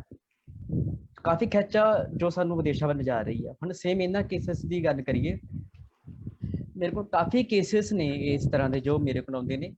ਉਹਦੇ 'ਚ ਨੰਬਰ ਆਫ ਕੇਸਿਸ ਤਾਂ ਇਹੀ ਹੁੰਦੇ ਨੇ ਕਿ ਜਿਨ੍ਹਾਂ 'ਚ ਕੁੜੀ ਆਪਣੇ ਸਹੁਰੇ ਘਰ ਜਾਂ ਤਾਂ ਮਹੀਨਾ ਰਹੀ ਹੁੰਦੀ ਆ ਜਾਂ 2 ਮਹੀਨੇ, ਜਾਂ ਫਿਰ ਕਿਤੇ ਕਿਤੇ ਤਾਂ 13-14 ਦਿਨ ਵੀ। ਤਾਂ ਇਹਨਾਂ 13-14 ਦਿਨਾਂ ਦੇ ਅੰਦਰ ਉਹ ਆਪਣੇ ਹਸਬੈਂਡ ਨਾਲ ਜਾਂ ਸਹੁਰੇ ਘਰ ਨਾਲ ਪਿਆਰ ਹੀ ਨਹੀਂ ਪਾ ਪਾਉਂਦੀ। ਉਹਨੂੰ ਸਿਰਫ ਇਹ ਲੱਗਦਾ ਜੀ ਮੈਂ ਬਾਹਰ ਜਾਣ ਵਾਸਤੇ ਮੈਰਿਜ ਕਰਾਈ ਸੀ, ਮੈਂ ਬਾਹਰ ਚਲੇ ਜਾਊਂਗੀ ਤਾਂ ਮੇਰਾ ਪਰਪਸ ਪੂਰਾ ਹੋ ਜਾਏਗਾ। ਦੂਜੀ ਗੱਲ, ਜਿਵੇਂ ਸਰ ਨੇ ਕਿਹਾ ਜੀ ਘੱਟ ਉਮਰ ਤਾਂ ਹੈ ਹੀ ਹੈ, ਉਦੋਂ ਤੱਕ ਬੱਚੇ ਨੂੰ ਸਮਝ ਹੀ ਨਹੀਂ ਆਉਂਦੀ। ਬੱਚੇ ਨੂੰ ਸਮਝ ਹੀ ਨਹੀਂ ਆਉਂਦੀ। ਹਾਂਜੀ, ਹੁਣ ਕੀ ਆ, ਦੇਖੋ 19 ਸਾਲ 'ਚ ਬੱਚੇ ਦੀ ਮੈਰਿਜ ਹੋ ਗਈ, ਜਦੋਂ ਮੈਂ ਬੱਚੇ ਨੂੰ ਇਹ ਸਮਝ ਨਹੀਂ ਆਉਂਦੀ ਕਿ ਮੈਰਿਜ ਹੈਗੀ। ਪਿੱਛੇ ਜਿਹੇ ਇੱਕ ਕਮੇਟੀ ਬਣੀ ਸੀ ਜੋ ਸ਼ਾਇਦ ਇੱਕ ਪ੍ਰਪੋਜ਼ਲ ਰੱਖ ਰਹੀ ਸੀ ਇੰਡੀਆ 'ਚ ਕਿ ਲੜਕੀ ਦੀ ਏਜ 21 ਕਰ ਦਿੱਤੀ ਜਾਣੀ ਚਾਹੀਦੀ ਹੈ ਮੈਰਿਜ ਵਾਸਤੇ। ਤਾਂ ਕਈ ਬੰਦੇ ਉਹਦੇ ਹੱਕ 'ਚ ਵੀ ਆਏ, ਕਈ ਵਿਰੋਧ 'ਚ ਵੀ ਆਏ, ਪਰ ਮੈਨੂੰ ਲੱਗਦਾ ਕਿ ਜੋ ਪ੍ਰਪੋਜ਼ਲ ਐਕਸੈਪਟ ਹੋ ਜਾਂਦਾ ਕਿ ਲੜਕੀ ਦੀ ਏਜ 21 ਹੋ ਜਾਂਦੀ ਹੈ ਮੈਰਿਜ ਵਾਸਤੇ, ਤਾਂ ਉਹਦੇ ਨਾਲ ਕਾਫੀ ਮਸਲੇ ਸੋਲਵ ਹੋ ਜਾਣਗੇ, ਕਿਉਂਕਿ ਮੈਡੀਕਲ ਪ੍ਰੋਬਲਮਸ ਵੀ ਕਾਫੀ ਹੁੰਦੇ ਨੇ। ਖੈਰ ਆਪਾਂ ਉਹਦੇ 'ਚ ਨਹੀਂ ਪੈਂਦੇ, ਇੱਕ ਰੱਖਣ ਵਾਸਤੇ ਆ। ਤਾਂ ਇਹ ਘੱਟ ਏਜ 'ਚ ਵੀ ਹੈ, ਜਦੋਂ ਮੈਰਿਜ ਹੋ ਜਾਂਦੀ ਹੈ ਬੱਚੇ ਉੱਧਰ ਜਾਂਦੇ, ਹਮ ਉਮਰ ਦੋਸਤ ਤੋਂ ਲੈਂਦੇ ਹੁੰਦੇ ਉੱਧਰ। ਤਾਂ ਸੇਮ ਸਾਰਿਆਂ ਦੀ ਗੱਲ ਨਹੀਂ ਰਿਪੀਟ ਹੋ ਰਹੀ ਕਿ ਉਹ ਉਸਨੂੰ ਲੱਗਦਾ ਕਿ ਪਿੱਛੇ ਮੈਂ ਕੋਈ ਗਲਤੀ ਕਰਦੀ ਜੋ ਮੈਂ ਮਿਸਮੈਚ ਸੀ, ਮੇਰਾ ਜ਼ਿਆਦਾ ਉਮਰ ਦਾ ਸੀ, ਤਾਂ ਹੁਣ ਮੇਰਾ ਪਰਪਸ ਜੋ ਹੈ ਪੂਰਾ ਹੋ ਗਿਆ। ਨੋਟ ਇਵਨ ਦੈਨ ਲੜਕੀ ਜਾਂ ਲੜਕੇ ਵੀ ਉੱਧਰ ਜਾਂਦੇ ਆ। ਸਾਡੀ ਤਰਾਸਦੀ ਕਹਾਂਗੇ ਕਿ ਕਾਨੂੰਨ ਦੀ ਤਰਾਸਦੀ ਇਹ ਹੈ ਕਿ ਜੇ ਸਾਡੇ ਸਪਾਊਸ ਨਾਲ ਗੈਪ 2 ਸਾਲ ਤੋਂ ਵੱਧਦਾ ਹੈ ਤਾਂ ਕਾਨੂੰਨ ਸਾਨੂੰ ਡਿਵੋਰਸ ਲੈਣ ਲਈ ਕਹਿ ਦਿੰਦਾ ਵਾ, ਪਰ ਸਾਡੀ ਰੈਮਡੀ ਨਹੀਂ ਦਿੰਦਾ ਉਹਦੇ 'ਚ ਕੋਈ ਵੀ। ਬਿਲਕੁਲ ਇਹੀ ਹੈ ਮੇਰਾ ਫਿਲਹਾਲ। Thank you. ਠੀਕ ਹੈ ਜੀ, ਹਾਂਜੀ ਬਿਲਕੁਲ ਤੁਸੀਂ ਠੀਕ ਕਿਹਾ ਕਿ ਛੋਟੀ ਏਜ, ਜਿੱਦਾਂ ਵੀ ਸਾਰਿਆਂ ਨੇ ਕਿਹਾ, ਮੈਨੂੰ ਵੀ ਲੱਗਦਾ ਕਿ ਛੋਟੀ ਏਜ ਦੇ ਵਿੱਚ ਬੱਚਿਆਂ ਨੂੰ ਉਸ ਸਮੇਂ ਸਮਝ ਨਹੀਂ ਹੁੰਦੀ। ਸੋ ਗੱਲ ਕਰਦੇ ਆਪਾਂ ਰਮਨ ਜੀ ਨਾਲ। ਰਮਨ ਜੀ, ਤੁਸੀਂ ਵੈਸੇ ਤਾਂ ਇੱਕ ਦੋਸ਼ ਤਾਂ ਸਰਕਾਰ ਤੇ ਵੀ ਆਉਂਦਾ ਹੈ ਤੇ ਕਿ ਸਰਕਾਰ ਵੀ ਇਸ ਦੇ ਵਿੱਚ ਕਿਤੇ ਨਾ ਕਿਤੇ ਜ਼ਿੰਮੇਵਾਰ ਹੈ, ਕਿਤੇ ਨਾ ਕਿਤੇ ਕਿ 50% ਤਾਂ ਜ਼ਿੰਮੇਵਾਰ ਹੈ ਹੀ ਹੈ। ਸੋ ਤੁਸੀਂ ਇਸ ਬਾਰੇ ਕੀ ਕਹਿਣਾ ਚਾਹੋਗੇ? ਰਮਨ ਜੀ, ਤੁਹਾਡੀ ਆਵਾਜ਼ ਨਹੀਂ ਆ ਰਹੀ, ਸ਼ਾਇਦ ਤੁਹਾਡਾ ਮਾਈਕ ਮਿਊਟ ਹੈ।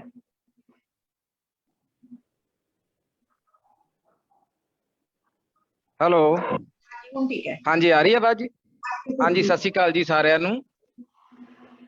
ਸਤਿ ਸ਼੍ਰੀ ਅਕਾਲ। ਸੋ ਤੁਸੀਂ ਆਵਾਜ਼ ਆ ਰਹੀ ਹੈ ਮੈਡਮ? ਬਿਲਕੁਲ ਜੀ ਆ ਰਹੀ ਹੈ, ਤੁਸੀਂ ਬੋਲੋ। ਹਾਂਜੀ, ਸਭ ਤੋਂ ਪਹਿਲਾਂ ਤਾਂ ਮੈਂ ਪ੍ਰੀਤਨਾਮਾ ਟੀਵੀ ਦੇ ਸਾਰੇ ਹੀ ਸਰੋਤਿਆਂ ਨੂੰ ਇਹ ਗੱਲ ਕਹੂੰਗਾ ਕਿ ਗੁਰ ਇਕਬਾਲ ਜੀ ਨੇ, ਭੈਣ ਜੀ ਨੇ, ਸਾਡੇ ਗੁਰਪ੍ਰੀਤ ਜੀ ਨੇ ਜਿੰਨੀਆਂ ਵੀ ਚਰਚਾਵਾਂ ਕੀਤੀਆਂ ਨੇ, ਬਿਲਕੁਲ ਇਹ ਗੱਲਾਂ ਸਹੀ ਨੇ।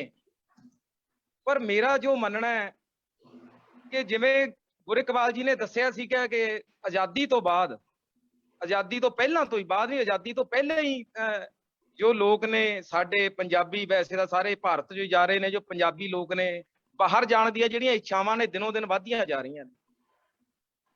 ਪੰਜਾਬ ਦੇ ਅੰਦਰ ਜਦ ਬੇਰੁਜ਼ਗਾਰੀ ਹੀ ਇੰਨੀ ਵੱਧ ਚੁੱਕੀ ਹੈ ਤਾਂ ਫਿਰ ਕਿਉਂ ਪੰਜਾਬ ਦੇ ਲੋਕ ਬਾਹਰ ਜਾਣ ਲਈ ਇੰਨੇ ਉਤਾਵਲੇ ਹੋਏ ਪਏ ਨੇ ਕਿ ਹਰ ਇੱਕ ਘਰ ਦਾ ਜੋ ਬੱਚਾ ਅੱਜ ਦੇ ਸਮੇਂ ਦਾ, ਹਰ ਇੱਕ ਘਰ ਦਾ, ਇਹ ਇੱਕ ਘਰ ਛੱਡ ਕੇ ਨਹੀਂ ਆ, ਹਰ ਇੱਕ ਘਰ ਦਾ ਬੱਚਾ ਜਦੋਂ +2 ਕਰ ਲੈਂਦਾ ਤਾਂ ਉਹ ਕਹਿੰਦਾ ਮੈਂ ਆਸਟ੍ਰੇਲੀਆ ਜਾਣਾ, ਮੈਂ ਕੈਨੇਡਾ ਜਾਣਾ। ਇਹਨਾਂ ਗੱਲਾਂ ਵੱਲ ਧਿਆਨ ਕਿਉਂ ਨਹੀਂ ਦਿੰਦੇ? ਸਭ ਤੋਂ ਪਹਿਲਾਂ ਤਾਂ ਜ਼ਿੰਮੇਵਾਰੀ ਸਰਕਾਰਾਂ ਦੀ ਉਹ ਬਣਦੀ ਹੈ ਕਿ ਸਰਕਾਰਾਂ, ਜੋ ਮੌਜੂਦਾ ਸਰਕਾਰਾਂ ਨੇ ਸਾਡੀਆਂ, ਉਹ ਸਰਕਾਰਾਂ ਸਾਡੇ ਪ੍ਰਦੇਸ਼ ਲਈ ਕੀ ਕਰ ਰਹੀਆਂ ਨੇ, ਕੀ ਅੱਜ ਤੱਕ ਉਹਨਾਂ ਦੀ ਪਰਫਾਰਮੈਂਸ ਰਹੀ ਹੈ। ਜਿਹੜੀਆਂ ਆਜ਼ਾਦੀ ਤੋਂ ਬਾਅਦ ਦੀਆਂ 1-2 ਸਰਕਾਰਾਂ ਤੋਂ ਬਾਅਦ ਮੇਰੇ ਖਿਆਲ ਦੇ ਵਿੱਚ ਪੰਜਾਬ ਦੇ ਵਿੱਚ ਅੱਜ ਤੱਕ ਕੋਈ ਵੀ ਅਜਿਹਾ ਕੰਮ ਨਹੀਂ, ਕਿਸੇ ਵੀ ਸਰਕਾਰ ਨੇ ਕੋਈ ਇਹੋ ਜਿਹਾ ਢੁਕਵਾਂ ਕੰਮ ਕੀਤਾ ਹੋਵੇ ਕਿ ਸਾਡੀ ਜੋ ਨੌਜਵਾਨੀ ਹੈ, ਸਾਡੀ ਜੋ ਬੇਰੁਜ਼ਗਾਰੀ ਹੈ, ਉਹਨੂੰ ਦੂਰ ਕੀਤਾ ਜਾਵੇ। ਬੇਰੁਜ਼ਗਾਰੀ ਦਾ ਜਿਹੜਾ ਸਾਡਾ ਮੇਰੇ ਖਿਆਲ ਦੇ ਵਿੱਚ ਪਰਸੈਂਟੇਜ ਆ, ਜਿਹੜੀ ਬੇਰੁਜ਼ਗਾਰੀ ਦੀ ਇੰਨੀ ਕੁ ਵੱਧ ਚੁੱਕੀ ਹੈ ਕਿ ਇਸ ਨੂੰ ਅਸੀਂ ਕਿਹੜੇ ਸ਼ਬਦਾਂ ਦੇ ਵਿੱਚ ਮੈਂ ਹੁਣ ਕਹਾਂ। ਕਈ ਵਾਰ ਸਾਨੂੰ ਸਿਆਸਤਦਾਨਾਂ ਨੂੰ ਗੁੱਸਾ ਹੀ ਆ ਜਾਂਦਾ ਸਰਕਾਰਾਂ ਤੇ, ਅਸੀਂ ਬੈਠੀ ਟੀਵੀ ਦੇ ਉੱਤੇ ਆ, ਨਹੀਂ ਤਾਂ ਇੱਕ ਡਾਂਗ ਚੱਕਣ ਵਾਲਾ ਹੀ ਕੰਮ ਹੋ ਜਾਂਦਾ। ਲੋਕ ਇੰਨੇ ਕੁ ਤੱਤੇ ਬੈਠੇ ਨੇ ਕਿ ਸਾਡੇ ਲਈ ਤੁਸੀਂ ਕਰ ਕੀ ਰਹੇ ਹੋ। ਪਰ ਇਹਦੇ ਲਈ ਵੀ ਦੋਸ਼ੀ ਮੈਂ ਸਰਕਾਰਾਂ ਨੂੰ, ਆਪਾਂ ਬੈਠ ਕੇ ਕੁਰਸੀਆਂ ਤੇ ਬੈਠ ਕੇ ਦੋਸ਼ੀ ਤਾਂ ਮੰਨ ਲੈਂਦੇ ਆ, ਪਰ ਮੇਰੀਆਂ ਨਜ਼ਰਾਂ ਦੇ ਵਿੱਚ ਸਰਕਾਰ ਨੂੰ ਪਹਿਲਾਂ ਅਸੀਂ ਆਪ ਲੋਕ ਦੋਸ਼ੀ ਆ, ਕਿਉਂਕਿ ਅਸੀਂ ਇਹਨਾਂ ਲੋਕਾਂ ਨੂੰ ਚੁਣਦੇ ਆ, ਚੁਣ ਕੇ ਹੀ ਇਹਨਾਂ ਨੂੰ ਵਿਧਾਨ ਸਭਾ 'ਚ ਭੇਜਦੇ ਆ। ਉਸ ਤੋਂ ਬਾਅਦ ਇਹ ਚੋਰ ਬਣ ਜਾਂਦੇ ਨੇ, ਕਰਪਟ ਬਣ ਜਾਂਦੇ ਨੇ, ਚਾਹੇ ਕਿਸੇ ਵੀ ਪਾਰਟੀ ਦੇ ਹੋਣ। ਇਸ ਤੱਕ ਕੋਈ ਮੁੱਦਾ ਨਹੀਂ ਹੈ ਕਿ ਮੈਂ ਇਹ ਕਿਸੇ ਇੱਕ ਪਾਰਟੀ, ਪ੍ਰੋਮੀਨੈਂਟ ਪਾਰਟੀ ਦੀ ਗੱਲ ਕਰ ਰਿਹਾ। ਹਰ ਇੱਕ ਪਾਰਟੀ ਦਾ ਜੋ ਵੀ ਨੁਮਾਇੰਦਾ ਅੱਜ ਤੱਕ ਵਿਧਾਨ ਸਭਾ ਦੇ ਵਿੱਚ ਜਾਂ ਲੋਕ ਸਭਾ ਦੇ ਵਿੱਚ ਚੁਣ ਕੇ ਗਿਆ, ਕੋਈ ਵੀ ਅੱਜ ਤੱਕ ਉਹਨਾਂ ਨੇ ਪਬਲਿਕਲੀ ਕੁਝ ਨਹੀਂ ਕੀਤਾ। ਇੱਕ ਵਾਰੀ ਰਾਜੀਵ ਗਾਂਧੀ ਜੀ, ਸਵਰਗੀ ਰਾਜੀਵ ਗਾਂਧੀ ਨੇ ਇੱਕ ਗੱਲ ਕਹੀ ਸੀ ਕਿ ਦਿੱਲੀ ਤੋਂ 1 ਰੁਪਇਆ ਚੱਲ ਕੇ ਜਦੋਂ ਉਹ ਕਿਸੇ ਪਿੰਡ ਜਾਂ ਸ਼ਹਿਰ ਦੇ ਵਿੱਚ ਆ ਕੇ ਲੱਗਦਾ ਤਾਂ ਉੱਥੇ ਆ ਕੇ 25 ਪੈਸੇ ਰਹਿ ਜਾਂਦੇ ਨੇ। ਮੇਰੇ ਆਈਡੀਆ ਮੁਤਾਬਕ 25 ਪੈਸੇ ਵੀ ਨਹੀਂ ਲੱਗ ਰਹੇ ਇਸ ਟਾਈਮ। ਇੰਨੀ ਕਰਪਸ਼ਨ ਆਪਣੀ ਇੰਡੀਆ ਦੇ ਵਿੱਚ ਵੱਧ ਚੁੱਕੀ ਹੈ। ਤਾਂ ਲੋਕ ਫਿਰ ਆਪਣੇ ਖਰਚੇ ਪਾਣੀ ਲਈ, ਆਪਣੇ ਪਰਿਵਾਰਾਂ ਨੂੰ ਚਲਾਉਣ ਲਈ ਬਾਹਰ ਨੂੰ ਜਾਣਗੇ, ਕਿਉਂਕਿ ਬਾਹਰ ਦਾ ਜਿਹੜਾ ਪੈਸਾ ਹੈ ਉਹ 70 ਗੁਣਾ ਹੋ ਜਾਂਦਾ ਹੈ, 100 ਗੁਣਾ ਹੋ ਜਾਂਦਾ ਹੈ, ਕਿਤੇ 50 ਗੁਣਾ ਰਹਿ ਜਾਂਦਾ। ਲਵਪ੍ਰੀਤ ਵਰਗੀਆਂ ਜਿਹੜੀਆਂ ਇਹ ਮੌਤਾਂ ਹੋ ਰਹੀਆਂ ਨੇ, ਸਭ ਨੂੰ ਵੱਧ ਜ਼ਿਆਦਾ ਤੋਂ ਜ਼ਿਆਦਾ ਜਿਹੜਾ ਜ਼ਿੰਮੇਦਾਰ ਹੈ ਉਹਦੀ ਮੌਜੂਦਾ ਸਰਕਾਰਾਂ ਹੀ ਨੇ, ਹੋਰ ਕੋਈ ਨਹੀਂ ਹੈ।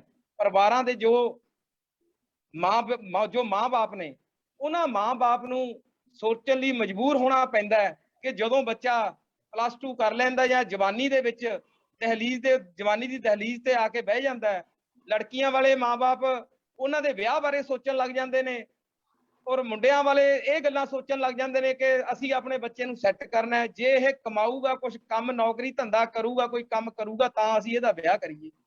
ਇਹਨਾਂ ਗੱਲਾਂ ਨੂੰ ਲੈ ਕੇ ਸਾਡਾ ਜਿਹੜਾ ਸਮਾਜ ਹੈ ਇੱਧਰ ਇਸ ਪਾਸੇ ਨੂੰ ਸੋਚ ਹੀ ਨਹੀਂ ਰਿਹਾ ਕਿ ਜੇ ਅਸੀਂ ਬਿਨਾਂ ਸੋਚੇ ਸਮਝੇ ਹੀ ਇਹਨਾਂ ਨੂੰ ਅਸੀਂ ਅੱਜ ਇਹ ਸੌਦੇਬਾਜ਼ੀਆਂ ਕਰਨ ਲੱਗ ਜਾਾਂਗੇ, ਚਾਹੇ ਉਹ ਮੁੰਡੇ ਵਾਲੇ ਨੇ ਚਾਹੇ ਉਹ ਕੁੜੀ ਵਾਲੇ ਨੇ। ਦੇਖੋ ਤੁਸੀਂ ਸਮਾਂ ਕਿਹੋ ਜਿਹਾ ਆ ਗਿਆ ਕਿ ਅੱਜ ਲੜਕੀ ਵਾਲੇ ਭਾਲਦੇ ਨੇ ਵੀ ਕੋਈ ਮੁੰਡੇ ਪੈਸੇ ਲਾਉਣ ਵਾਲਾ ਸਾਡੀ ਲੜਕੀ ਤੇ ਬਣੇ, ਲੜਕੀ ਪੜ੍ਹ ਲਿਖ ਗਈ, ਆਈਲੈਟਸ ਕਰ ਗਈ। ਕਿਉਂ ਬਈ ਲੜਕੇ ਕਿਉਂ ਨਹੀਂ ਕਰ ਰਹੇ? ਇਹ ਨਹੀਂ ਕਿਸੇ ਨੇ ਸੋਚਿਆ। ਇਹ ਸਰਕਾਰਾਂ ਦੇ ਨਾਲ ਨਾਲ ਸਾਨੂੰ ਸਮਾਜ ਨੂੰ ਵੀ ਸੋਚਣਾ ਪੈਣਾ ਹੈ। ਲੜਕੀਆਂ ਅੱਜ 2 ਕਦਮ ਲੜਕਿਆਂ ਨਾਲੋਂ ਅੱਗੇ ਨੇ, ਇਹ ਸੱਚਾਈ ਹੈ। ਤਾਂ ਲੜਕੇ ਕਿਉਂ ਪਿੱਛੇ ਰਹਿ ਰਹੇ ਨੇ? ਇਹਨਾਂ ਦੇ ਵਿੱਚ ਸਰਕਾਰਾਂ ਵੀ ਜ਼ਿੰਮੇਵਾਰ ਨੇ, ਔਰ ਇਹਨਾਂ ਦੇ ਵਿੱਚ ਘਰ ਦੇ ਪਰਿਵਾਰ ਦੇ ਮੋਢੀ ਵੀ ਜ਼ਿੰਮੇਵਾਰ ਨੇ ਕਿ ਕਿਉਂ ਆਪਾਂ ਆਪਣੇ ਲੜਕਿਆਂ ਲਈ ਅਜਿਹੀਆਂ ਲੜਕੀਆਂ ਦੀ ਭਾਲ ਕਰਦੇ ਹਾਂ। ਆਪਾਂ ਲੜਕਿਆਂ ਨੂੰ ਵੀ ਓਨਾ ਹੀ ਆਪਾਂ ਉਹਨਾਂ ਨੂੰ ਹੁਨਰਮੰਦ ਬਣਾਈਏ, ਉਹਨਾਂ ਨੂੰ ਉਸ ਤਰੀਕੇ ਨਾਲ ਆਪਾਂ ਐਜੂਕੇਸ਼ਨ ਦਈਏ ਕਿ ਆਪਾਂ ਨੂੰ ਅੱਜ ਇਹ ਸੌਦੇਬਾਜ਼ੀਆਂ ਨਾ ਕਰਨੀਆਂ ਪੈਣ। ਆਪਣੇ ਹੁਨਰ ਦੇ ਹਿਸਾਬ ਨਾਲ ਜੇ ਬੱਚੇ ਬਾਹਰ ਗਏ ਹੋਣਗੇ, ਜੇ ਸੌਦੇਬਾਜ਼ੀਆਂ ਨਹੀਂ ਹੋਣਗੀਆਂ ਤਾਂ ਅਜਿਹੀਆਂ ਜਿਹੜੀਆਂ ਮੌਤਾਂ ਨੇ ਉਹਨਾਂ ਦੀ ਰੇਸ਼ੋ ਆ ਮੇਰੇ ਖਿਆਲ ਦੇ ਵਿੱਚ ਬਿਲਕੁਲ ਹੀ ਇਹਨਾਂ ਦੀ ਰੇਸ਼ੋ ਦੇ ਵਿੱਚ ਇੱਕ ਹੌਲੀ ਹੌਲੀ ਕਮੀ ਆਏਗੀ। ਸੋ ਅਗਲੇ ਕੁਐਸਚਨ ਦੇ ਉੱਤੇ ਮੈਂ ਤੁਹਾਨੂੰ ਫੇਰ ਦੱਸਦਾ। ਬਿਲਕੁਲ ਜੀ, thank you so much Raman ji. ਸੋ ਸਾਰਿਆਂ ਨੇ ਤੁਸੀਂ ਆਪਣੇ ਬੜੇ ਵਿਚਾਰ ਜਿਹੜੇ ਦਿੱਤੇ ਆ, ਬਹੁਤ ਵਧੀਆ ਤਰੀਕੇ ਨਾਲ ਐਕਸਪਲੇਨ ਕੀਤਾ ਹੈ।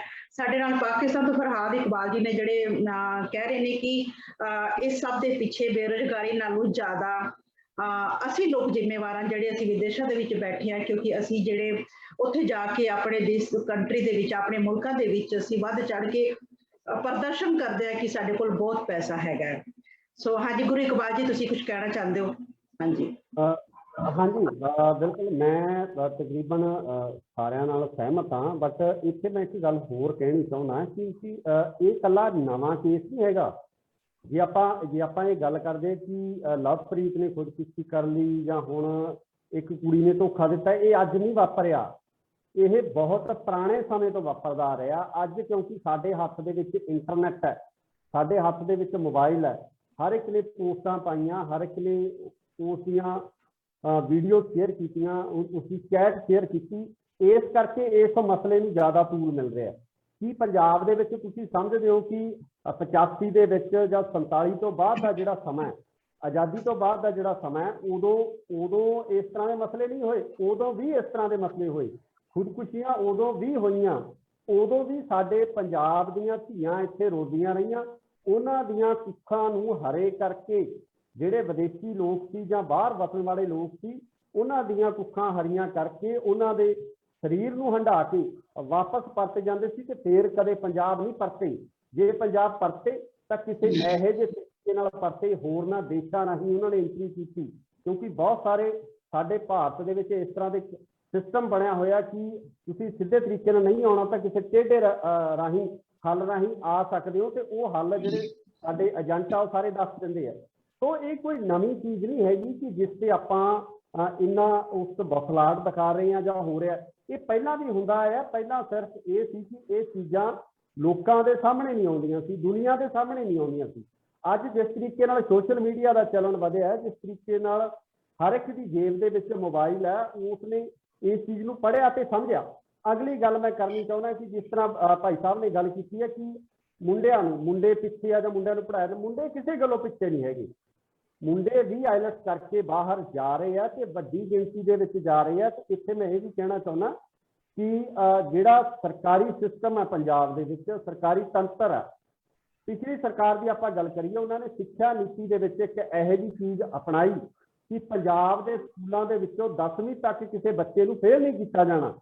ਜਦੋਂ ਏਦਾਂ ਦੀਆਂ ਨੀਤੀਆਂ ਅਪਣਾਈਆਂ ਜਾਣਗੀਆਂ ਤਾਂ ਤੁਸੀਂ ਕੀ ਸਮਝਦੇ ਹੋ ਕਿ ਪੰਜਾਬ ਦੇ ਬੱਚੇ PhDਆਂ ਕਰਨਗੇ ਜਾਂ ਪੰਜਾਬ ਦੇ ਬੱਚੇ ਇੰਗਲਿਸ਼ ਦੇ ਵਿੱਚ ਜਾਂ ਹੋਰ ਕਿਸੇ ਵੀ ਸਬਜੈਕਟ ਦੇ ਵਿੱਚ, ਸਾਇੰਸ ਦੇ ਵਿੱਚ ਮੁਹਾਰਤ ਹਾਸਲ ਕਰਨਗੇ? ਜਿਨ੍ਹਾਂ ਨੂੰ 10ਵੀਂ ਤੱਕ ਫੇਲ ਹੀ ਨਹੀਂ ਕਰਨਾ, ਉਹ ਅੱਗੇ ਜਾ ਕੇ ਕਿਹੜੇ ਤੀਰ ਮਾਰਨਗੇ? ਉਹਨਾਂ ਨੇ ਕੁਝ ਨਹੀਂ ਕਰਨਾ। ਸੋ ਜਿਹੜੀਆਂ ਐਦਾਂ ਦੀਆਂ ਸਰਕਾਰੀ ਨੀਤੀਆਂ, ਚਾਹੇ ਉਹ ਰੁਜ਼ਗਾਰ ਨੂੰ ਲੈ ਕੇ ਹੋਣ, ਚਾਹੇ ਉਹ ਸਿੱਖਿਆ ਦੀ ਨੂੰ ਲੈ ਕੇ ਹੋਣ, ਤੇ ਇਹਨਾਂ ਨੀਤੀਆਂ ਦੇ ਕਾਰਨ, ਕਿਉਂਕਿ ਮੈਂ ਨਿੱਜੀ ਤੌਰ ਤੇ ਮੇਰੇ ਵਿਚਾਰ ਇਹ ਨੇ ਕਿ ਸਰਕਾਰ ਸਿਰਫ ਆਪਦੇ ਬੈਨੀਫਿਟ ਵਾਸਤੇ ਕੁਰਸੀ ਚਾਹੁੰਦੀ ਆ, ਜਾਂ ਜਿਹੜੇ ਲੀਡਰ ਆਉਂਦੇ ਆ, ਕੋਈ MLA MP ਆ, ਪਾਰਟੀ ਕੋਈ ਵੀ ਹੋਵੇ, ਕੋਈ ਪੰਜਾਬ ਦੀ ਸਕੀ ਨਹੀਂ, ਕੋਈ ਪੰਜਾਬ ਦੇ ਲੋਕਾਂ ਦਾ ਸਕਾ ਨਹੀਂ। ਇਹਨਾਂ ਦੀ ਸਿਰਫ ਤੇ ਸਿਰਫ ਇੱਕ ਇਨਵੈਸਟਮੈਂਟ ਹੁੰਦੀ ਹੈ, ਚਾਹੇ ਵਿਧਾਨ ਸਭਾ ਚਾਹੇ ਲੋਕ ਸਭਾ। ਇਹਨਾਂ ਨੇ ਕਰੋੜਾਂ ਦੇ ਵਿੱਚ ਇਨਵੈਸਟਮੈਂਟ ਕਰਕੇ ਉਹਨੂੰ 10 ਗੁਣਾ ਜਾਂ 5 ਗੁਣਾ ਉਹਨਾਂ 5 ਸਾਲਾਂ ਦੇ ਵਿੱਚ ਕਮਾਉਣਾ ਹੁੰਦਾ। ਕੋਈ ਕਿੱਥੇ ਕੌਣ ਮਰ ਰਿਹਾ, ਕਿਵੇਂ ਮਰ ਰਿਹਾ, ਕੋਈ ਫਰਕ ਨਹੀਂ ਪੈਂਦਾ। ਤੁਸੀਂ ਹੁਣ ਹੀ ਲਾ ਲਓ, ਲਵਪ੍ਰੀਤ ਦੇ ਕੇਸ ਤੇ ਸਾਡੇ ਸਟੇਟ ਦੇ ਮੁੱਖ ਮੰਤਰੀ ਨੇ ਕੈਪਟਨ ਅਮਰਿੰਦਰ ਸਿੰਘ, ਉਹਨਾਂ ਦਾ ਕੋਈ ਬਿਆਨ ਆਇਆ, ਕਿਸੇ ਮੰਤਰੀ ਦਾ ਕੋਈ ਬਿਆਨ ਆਇਆ? ਪੂਰਾ ਪੰਜਾਬ ਹੀ ਨਹੀਂ, ਸਗੋਂ ਵਿਦੇਸ਼ਾਂ ਦੇ ਵਿੱਚ ਵਸਦੇ ਪੰਜਾਬੀ ਵੀ ਇਸ ਗੱਲ ਵਾਸਤੇ ਚਿੰਤਤ ਹੈ। ਪਰ ਸਾਡੇ ਸਰਕਾਰ ਦੇ ਸਿਰ ਤੇ, ਸਾਡੇ ਮੁੱਖ ਮੰਤਰੀ ਦੇ ਸਿਰ ਤੇ, ਸਾਡੇ ਮੰਤਰੀਆਂ ਦੇ ਸਿਰ ਤੇ ਕਿਸੇ ਵੀ ਤਰ੍ਹਾਂ ਦੀ ਕੋਈ ਕੰਨ ਤੇ ਜੂ ਸਰਕੀ। ਸੋ ਮੈਂ ਸਮਝਦਾ ਕਿ ਇਹਦੇ ਵਿੱਚ ਜਿਹੜਾ ਸਾਨੂੰ ਲੋਕਾਂ ਨੂੰ ਸਮਝਣਾ ਪੈਣਾ, ਜਿਸ ਤਰੀਕੇ ਨਾਲ ਕਿਸਾਨਾਂ ਨੇ ਆਪ ਦਾ ਵੱਡਾ ਅੰਦੋਲਨ ਖੜਾ ਕੀਤਾ, ਲੜਾਈ ਖੁਦ ਦੀ ਲੜਾਈ ਖੁਦ ਲੜੀ ਹੈ, ਇਸੇ ਤਰ੍ਹਾਂ ਹੀ ਸਾਨੂੰ ਅਵੇਅਰ ਹੋ ਕੇ ਆਪਣੀ ਲੜਾਈ ਖੁਦ ਲੜਨੀ ਪੈਣੀ ਹੈ ਤੇ ਸਾਨੂੰ ਆਪਦੇ ਧੀਆਂ ਪੁੱਤ ਆਪ ਹੀ ਬਚਾਉਣੇ ਪੈਣੇ ਆ। ਇਹਨਾਂ ਸਰਕਾਰਾਂ ਨੇ ਨਾ ਕੁਝ ਕਰਨਾ, ਇਹਨਾਂ ਸਿਸਟਮ ਨੇ ਕੁਝ ਨਹੀਂ ਕਰਨਾ ਜੀ। ਗੁਰੂ ਇਕਬਾਲ ਜੀ, ਮੈਂ ਤੁਹਾਡੀ ਇਸ ਗੱਲ ਨਾਲ ਸਹਿਮਤ ਹਾਂ। ਕਿਤੇ ਨਾ ਕਿਤੇ ਇਹ ਤੁਹਾਡੀ ਗੱਲ ਬਿਲਕੁਲ ਸਹੀ ਹੈ, ਕਿਉਂਕਿ ਦੇਖੋ ਕਿ ਕੋਈ ਵਕਤ ਅਜਿਹਾ ਆਇਆ ਸੀ ਕਿ ਜਦੋਂ ਪੰਜਾਬ ਦੇ ਬੱਚਿਆਂ ਨੂੰ ਨਸ਼ੇ ਦੀ ਦਲਦਲ ਦੇ ਵਿੱਚ ਧਕੇਲਿਆ ਜਾ ਰਿਹਾ ਸੀ, ਸਾਡੇ ਸਿਆਸੀ ਲੀਡਰ ਹੀ ਨਸ਼ਾ ਵੇਚ ਰਹੇ ਸੀਗੇ। ਸਭ ਨੂੰ ਪਤਾ ਹੈ, ਨਾਮ ਜ਼ਾਹਿਰ ਕਰਨ ਦਾ ਕੋਈ ਫਾਇਦਾ ਨਹੀਂ ਹੈ ਮੈਨੂੰ, ਸਭ ਨੂੰ ਇਸ ਗੱਲ ਦਾ ਪਤਾ ਹੈ ਕਿ ਨਸ਼ਾ ਤਸਕਰੀ ਕਿੱਦਾਂ ਹੋ ਰਹੀ ਸੀ, ਕਿੱਦਾਂ ਨਸ਼ਾ ਪੰਜਾਬ ਦੇ ਵਿੱਚ ਸਪਲਾਈ ਹੋ ਰਿਹਾ ਸੀ, ਤੇ ਪੰਜਾਬ ਨੂੰ ਉੜਦਾ ਪੰਜਾਬ ਵਰਗੀਆਂ ਫਿਲਮਾਂ ਬਣਾ ਕੇ ਬਦਨਾਮ ਵੀ ਕੀਤਾ ਜਾ ਰਿਹਾ ਸੀ ਕਿ ਪੰਜਾਬ ਦੇ ਵਿੱਚ ਨਸ਼ੇ ਤੋਂ ਸਿਵਾਏ ਕੁਝ ਨਹੀਂ। ਨਸ਼ੇ ਦੀ ਦਲਦਲ ਚੋਂ ਨਿਕਲ ਕੇ ਕਿਸਾਨੀ ਸੰਘਰਸ਼ ਦੇ ਨਾਲ ਪੰਜਾਬ ਦੇ ਬੱਚਿਆਂ ਨੇ, ਪੰਜਾਬ ਦੇ ਨੌਜਵਾਨਾਂ ਨੇ, ਧੀਆਂ ਨੇ, ਭੈਣਾਂ ਨੇ, ਕਿਸਾਨਾਂ ਨੇ ਸਾਬਿਤ ਕਰ ਦਿੱਤਾ ਕਿ ਉਹਨਾਂ ਦੇ ਵਿੱਚ ਅੱਜ ਵੀ ਗਰਮ ਖੂਨ ਹੈ, ਨਸ਼ੇ ਨਹੀਂ ਹੋ। ਅੱਜ ਵੀ ਉਹ ਸਾਰੇ ਦੇਸ਼ ਨੂੰ ਇੱਕ ਜਗ੍ਹਾ ਤੇ ਇਕੱਠਾ ਕਰਕੇ ਬੈਠੇ ਨੇ ਤੇ ਸੰਘਰਸ਼ ਕਰ ਰਹੇ ਨੇ। This is really a good thing.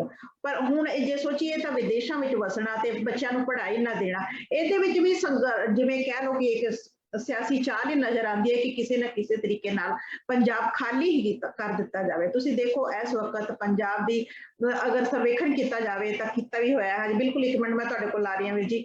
ਸੋ ਸਰਵੇਖਣ ਕੀਤਾ ਜਾਵੇ ਤਾਂ ਉਹਦੇ ਵਿੱਚ ਸਾਫ਼ ਨਜ਼ਰ ਆ ਰਿਹਾ ਹੈ ਕਿ ਪੰਜਾਬ ਦੇ ਵਿੱਚ ਅਗਰ ਇੱਕ ਮੁਹੱਲੇ ਦੇ ਵਿੱਚ ਮੰਨ ਲਓ ਆਪਾਂ ਛੋਟੀ ਜਿਹੀ ਐਗਜ਼ਾਮਪਲ ਲੈਂਦੇ ਆ, 25 ਘਰ ਨੇ ਤਾਂ ਉਹਨਾਂ ਦੇ ਵਿੱਚੋਂ 20 ਘਰ ਜਿਹੜੇ ਆ ਉਹ ਬਾਹਰਲੇ ਮੁਲਕਾਂ ਦਾ ਕਰ ਚੁੱਕੇ ਆ, ਉਡਾਰੀ ਮਾਰ ਚੁੱਕੇ ਆ, ਤੇ ਉਹਨਾਂ ਦੇ ਘਰ ਦੇ ਵਿੱਚ ਦੂਸਰੀ ਸਟੇਟਾਂ ਤੋਂ ਆਏ ਲੋਕੀ, ਯੂਪੀ ਬਿਹਾਰ ਤੋਂ, ਹੋਰ ਕੰਟਰੀ ਸਟੇਟ ਤੋਂ ਆਏ ਲੋਕ ਜਿਹੜੇ ਨੇ ਉਹਨਾਂ ਦੇ ਘਰਾਂ ਦੀ ਦੇਖਭਾਲ ਕਰ ਰਹੇ। ਸੋ ਇਸ ਗੱਲ ਦੇ ਵਿੱਚ ਵੀ ਕਿਤੇ ਨਾ ਕਿਤੇ ਤੁਹਾਡੀ ਗੱਲ ਬਿਲਕੁਲ ਸਹੀ ਹੈ ਕਿ ਇਹਦੇ ਵਿੱਚ ਸਰਕਾਰ ਦੀ ਵੀ ਕੋਈ ਸੋਚੀ ਸਮਝੀ ਚਾਲ ਕਹਿ ਸਕਦੇ ਆ, ਕਿਉਂਕਿ ਜੇ ਕਿਸੇ ਵੀ ਇਵਨ ਤੁਸੀਂ ਪੰਜਾਬ ਦੀ ਗੱਲ ਲਗਾਓ, ਪੰਜਾਬ ਦੇ ਜਿਵੇਂ ਤੁਸੀਂ ਕਿ ਅਮਰਿੰਦਰ ਸਿੰਘ ਜਾਂ ਕਿਸੇ ਵੀ ਵੱਡੇ ਲੀਡਰ ਦਾ ਕੋਈ ਵੀ ਇਸ ਗੱਲ ਤੇ ਬਿਆਨ ਨਹੀਂ ਆਇਆ ਕਿ ਅਸੀਂ ਇਸ ਵਾਸਤੇ ਕੋਈ ਸਟੈਪ ਉਠਾ ਰਹੇ ਹਾਂ ਜਾਂ ਇਹ ਅਜਿਹਾ ਨਹੀਂ ਹੋਏਗਾ। ਨਾ ਹੀ ਨਸ਼ਿਆਂ ਦੇ ਵਕਤ ਆਇਆ ਸੀ, ਨਾ ਹੀ ਕਿਸਾਨੀ ਸੰਘਰਸ਼ ਦੇ ਵਕਤ ਆਇਆ ਸੀ। ਕਿਸਾਨੀ ਸੰਘਰਸ਼ ਦੇ ਵਕਤ ਵੀ ਸਾਡੇ ਲੀਡਰ ਉਸ ਵੇਲੇ ਆ ਕੇ ਜੁੜੇ ਸੀਗੇ ਜਦੋਂ ਮਾਮਲਾ ਪੂਰੀ ਤਰ੍ਹਾਂ ਗਰਮਾ ਕੇ ਪੰਜਾਬ 'ਚ ਚੱਲ ਕੇ ਦਿੱਲੀ ਬਾਰਡਰ ਤੇ ਪਹੁੰਚ ਗਿਆ ਸੀ। ਸੋ ਉਸ ਤੋਂ ਬਾਅਦ ਇਸੇ ਤਰ੍ਹਾਂ ਮੈਨੂੰ ਲੱਗਦਾ ਕਿ ਲਵਪ੍ਰੀਤ ਵਾਲੇ ਕੇਸ ਵਿੱਚ ਵੀ ਇਸੇ ਤਰ੍ਹਾਂ ਹੀ ਹੋਏਗਾ ਕਿ ਜਿਵੇਂ ਅਸੀਂ ਸਾਰੇ ਮਿਲ ਕੇ ਹੋਕਾ ਦੇ ਰਹੇ ਹਾਂ ਪਬਲਿਕ ਨੂੰ ਅਗਾਹ ਕਰਨ ਦਾ, ਤੇ ਇਸ ਤੋਂ ਬਾਅਦ ਹੀ ਸਾਡੇ ਜਿਹੜੇ ਸਿਆਸੀ ਲੀਡਰ ਨੇ ਉੱਠ ਕੇ ਉੱਪਰ ਆਣਗੇ। ਸੋ ਮਹਿੰਦਰ ਜੀ, ਤੁਸੀਂ ਕੁਝ ਕਹਿਣਾ ਚਾਹੁੰਦੇ ਹੋ ਇਸ ਵਿਸ਼ੇ ਤੇ? ਹਾਂਜੀ ਮੈਂ ਨਾ ਆਪਣੇ ਦੋਨੇ ਭਾਈ ਸਾਹਿਬ ਬੋਲੇ, ਇਹਦੇ ਵਿੱਚ ਨਾ ਕੁਝ ਗੱਲਾਂ ਸੀਗੀਆਂ, ਮੈਂ ਉਹਦੇ ਤੇ ਕੁਝ ਕਹਿਣਾ ਚਾਹੁੰਦਾ ਸੀਗਾ। ਜਿਸ ਤਰ੍ਹਾਂ ਇਹਨਾਂ ਨੇ ਕਿਹਾ ਸੀਗਾ ਕਿ ਲੜਕਿਆਂ ਨੂੰ ਲੜਕੇ ਕਿਉਂ ਨਹੀਂ ਆਈਲੈਟਸ ਕਰ ਰਹੇ ਜਾਂ ਕਿਉਂ ਨਹੀਂ ਜਾ ਰਹੇ। ਮੈਂ ਇਸ ਗੱਲ ਨਾਲ ਬਿਲਕੁਲ ਸਹਿਮਤ ਨਹੀਂ। ਲੜਕੇ ਬਹੁਤ ਵੱਡੀ ਗਿਣਤੀ ਦੇ ਵਿੱਚ ਕਰਕੇ ਜਾ ਰਹੇ ਆ, ਬਟ ਆਪਾਂ ਨੂੰ ਇਹ ਸਮੱਸਿਆ ਨੂੰ ਸਮਝਣਾ ਪਏਗਾ। ਸਮੱਸਿਆ ਇਹ ਹੈ ਕਿ ਲੜਕੇ ਜਿਹੜੇ 19-20 ਸਾਲ ਦੇ ਆਈਲੈਟਸ ਕਰਕੇ ਜਾ ਰਹੇ ਹੋ, ਬਿਨਾਂ ਵਿਆਹ ਕੀਤਿਆਂ ਜਾ ਰਹੇ ਆ। ਪਰ ਕੈਨੇਡਾ ਅਮਰੀਕਾ ਦੇ ਹਾਲਾਤਾਂ ਬਾਰੇ ਜੋ ਗੱਲਾਂ ਬਾਤਾਂ ਮਾਪਿਆਂ ਨੂੰ ਪਤਾ ਲੱਗਦੀਆਂ ਵੀ ਲੜਕੀਆਂ ਨੂੰ ਉੱਥੇ ਇਕੱਲਾ ਭੇਜਣਾ ਸੇਫ ਨਹੀਂ ਹੈ ਜਾਂ ਕੁਝ ਇਹੋ ਜਿਹੀਆਂ ਗੱਲਾਂ ਹੈਗੀਆਂ, ਤਾਂ ਫਿਰ ਕੀ ਕਰਦੇ ਆ ਕਿ ਜਦੋਂ ਲੜਕੀ ਆਈਲੈਟਸ ਕਰਦੀ ਹੈ ਤਾਂ ਮਾਪੇ ਉਹਨੂੰ ਵਿਆਹ ਕੇ ਭੇਜਣ ਦੀ ਕੋਸ਼ਿਸ਼ ਕਰਦੇ ਆ। ਉਹਦੇ ਪਿੱਛੇ ਇੱਕ ਕਾਰਨ ਇਹ ਵੀ ਹੁੰਦਾ ਹੈ, ਨਾ ਕਿ ਸਿਰਫ ਪੈਸਾ, ਕਿਉਂਕਿ ਮੈਂ ਦੇਖਿਆ ਕਿ ਬਹੁਤ ਸਾਰੇ ਸਮਰੱਥ ਮਾਪੇ ਵੀ ਹੈ ਜਿਹੜੇ ਜਣੇ ਦੀ ਖੁਦ ਪੈਸਾ ਲਗਾ ਸਕਦੇ ਹੁੰਦੇ ਆ, ਪਰ ਫਿਰ ਵੀ ਉਹਨਾਂ ਨੂੰ ਇਹ ਹੁੰਦਾ ਹੈ ਕਿ ਬੱਚੇ ਨੂੰ ਵਿਆਹ ਕੇ ਬਾਹਰ ਭੇਜੀਏ ਤਾਂ ਕਿ ਉਹਦੀ ਇੱਕ ਬਾਉਂਡਨੈਸ ਹੈ ਜਿਹੜੀ ਉਹ ਇੱਧਰ ਬਣੀ ਰਵੇ।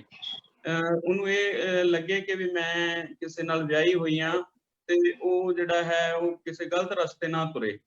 ਸੋ ਇਹ ਜਿਹੜੀ ਇੱਕ ਅਸੁਰੱਖਿਆ ਦੀ ਭਾਵਨਾ ਲੜਕੀਆਂ ਦੇ ਪ੍ਰਤੀ ਹੈ, ਉਹ ਵੀ ਇੱਕ ਜਿਹੜਾ ਹੈਗਾ ਕਿ ਮੈਂ ਕਹਿੰਦਾ ਵੀ ਇਹ ਅਰਲੀ ਮੈਰਿਜ ਵਾਸਤੇ ਜ਼ਿੰਮੇਵਾਰ ਹੈ, ਔਰ ਵਿਆਹਾਂ ਦੇ ਟੁੱਟਣ ਦੀ ਵੀ ਜ਼ਿਆਦਾਤਰ ਜ਼ਿੰਮੇਵਾਰ ਹੈ। ਕਿਉਂਕਿ ਜੇ ਅਰਲੀ ਮੈਰਿਜ ਹੋਏਗੀ, ਘੱਟ ਉਮਰ ਦੇ ਵਿੱਚ ਹੋਏਗੀ, ਤਾਂ ਉਹਦੇ ਟੁੱਟਣ ਦੀ ਸੰਭਾਵਨਾ ਵੀ ਜ਼ਿਆਦਾ ਬਣ ਜਾਂਦੀ ਹੈ। ਸੋ ਦੂਸਰੀ ਗੁਰਪਾਲ ਜੀ ਨੇ ਗੱਲ ਕੀਤੀ ਸੀਗੀ ਕਿ ਉਹ ਜਿਹੜਾ 8ਵੀਂ ਤੱਕ ਫੇਲ ਨਾ ਕਰਨਾ, ਸਰਕਾਰਾਂ ਇੱਕ ਨੀਤੀ ਦੇ ਤਹਿਤ ਜਿਹੜਾ ਹੈਗਾ ਇਹ ਸਾਰਾ ਕੁਝ ਕਰ ਰਹੀਆਂ। ਪੰਜਾਬ ਨੂੰ ਨੌਜਵਾਨ ਮੁਕਤ ਕਰਨ ਦੀ ਇੱਕ ਨੀਤੀ ਚੱਲ ਰਹੀ ਹੈ, ਉਹ ਬੜੇ ਸਾਲਾਂ ਤੋਂ ਚੱਲ ਰਹੀ ਹੈ। ਪਹਿਲਾਂ 1984 ਦਾ ਜੋ ਸੰਤਾਪ ਹੋ ਗਿਆ, ਉਸ ਤੋਂ ਪਹਿਲਾਂ ਨੈਕਸਲਾਈਟ ਮੂਵਮੈਂਟ ਚੱਲਦੀ ਰਹੀ, ਫਿਰ ਅੱਤਵਾਦ ਦੇ ਨਾਂ ਤੇ ਨੌਜਵਾਨਾਂ ਦਾ ਘਾਣ ਕੀਤਾ ਗਿਆ, ਫਿਰ ਉਸ ਤੋਂ ਬਾਅਦ ਜਿਹੜਾ ਹੈ ਨਸ਼ੇ ਦੇ ਜਿਹੜੀ ਇੱਕ ਵੇਵ ਚੱਲੀ ਹੈ। ਤੇ ਹੁਣ ਕਿਉਂਕਿ ਪਿਛਲੀਆਂ ਚੋਣਾਂ ਦੇ ਵਿੱਚ ਇਹਨਾਂ ਰਾਜਨੀਤਿਕ ਪਾਰਟੀਆਂ ਨੇ ਦੇਖ ਲਿਆ ਕਿ ਵੀ ਨੌਜਵਾਨ ਬਹੁਤ ਵੱਡੇ ਪੱਧਰ ਤੇ ਸਵਾਲ ਕਰਨ ਲੱਗ ਪਿਆ ਪੋਲੀਟੀਕਲ ਲੋਕਾਂ ਨੂੰ। ਸੋ ਇਸ ਗੱਲ ਤੋਂ ਡਰ ਕੇ ਇਹਨਾਂ ਪੋਲੀਟੀਕਲ ਪਾਰਟੀਆਂ ਨੇ ਇਹਨਾਂ ਨੀਤੀਆਂ ਤੇ ਕੋਈ ਜਿਹੜਾ ਹੈਗਾ ਉਹ ਲਗਾਮ ਨਹੀਂ ਲਗਾਈ, ਔਰ ਨਾ ਹੀ ਇਹਦਾ ਕੋਈ ਹੱਲ ਕਰਨ ਦੀ ਕੋਸ਼ਿਸ਼ ਕੀਤੀ।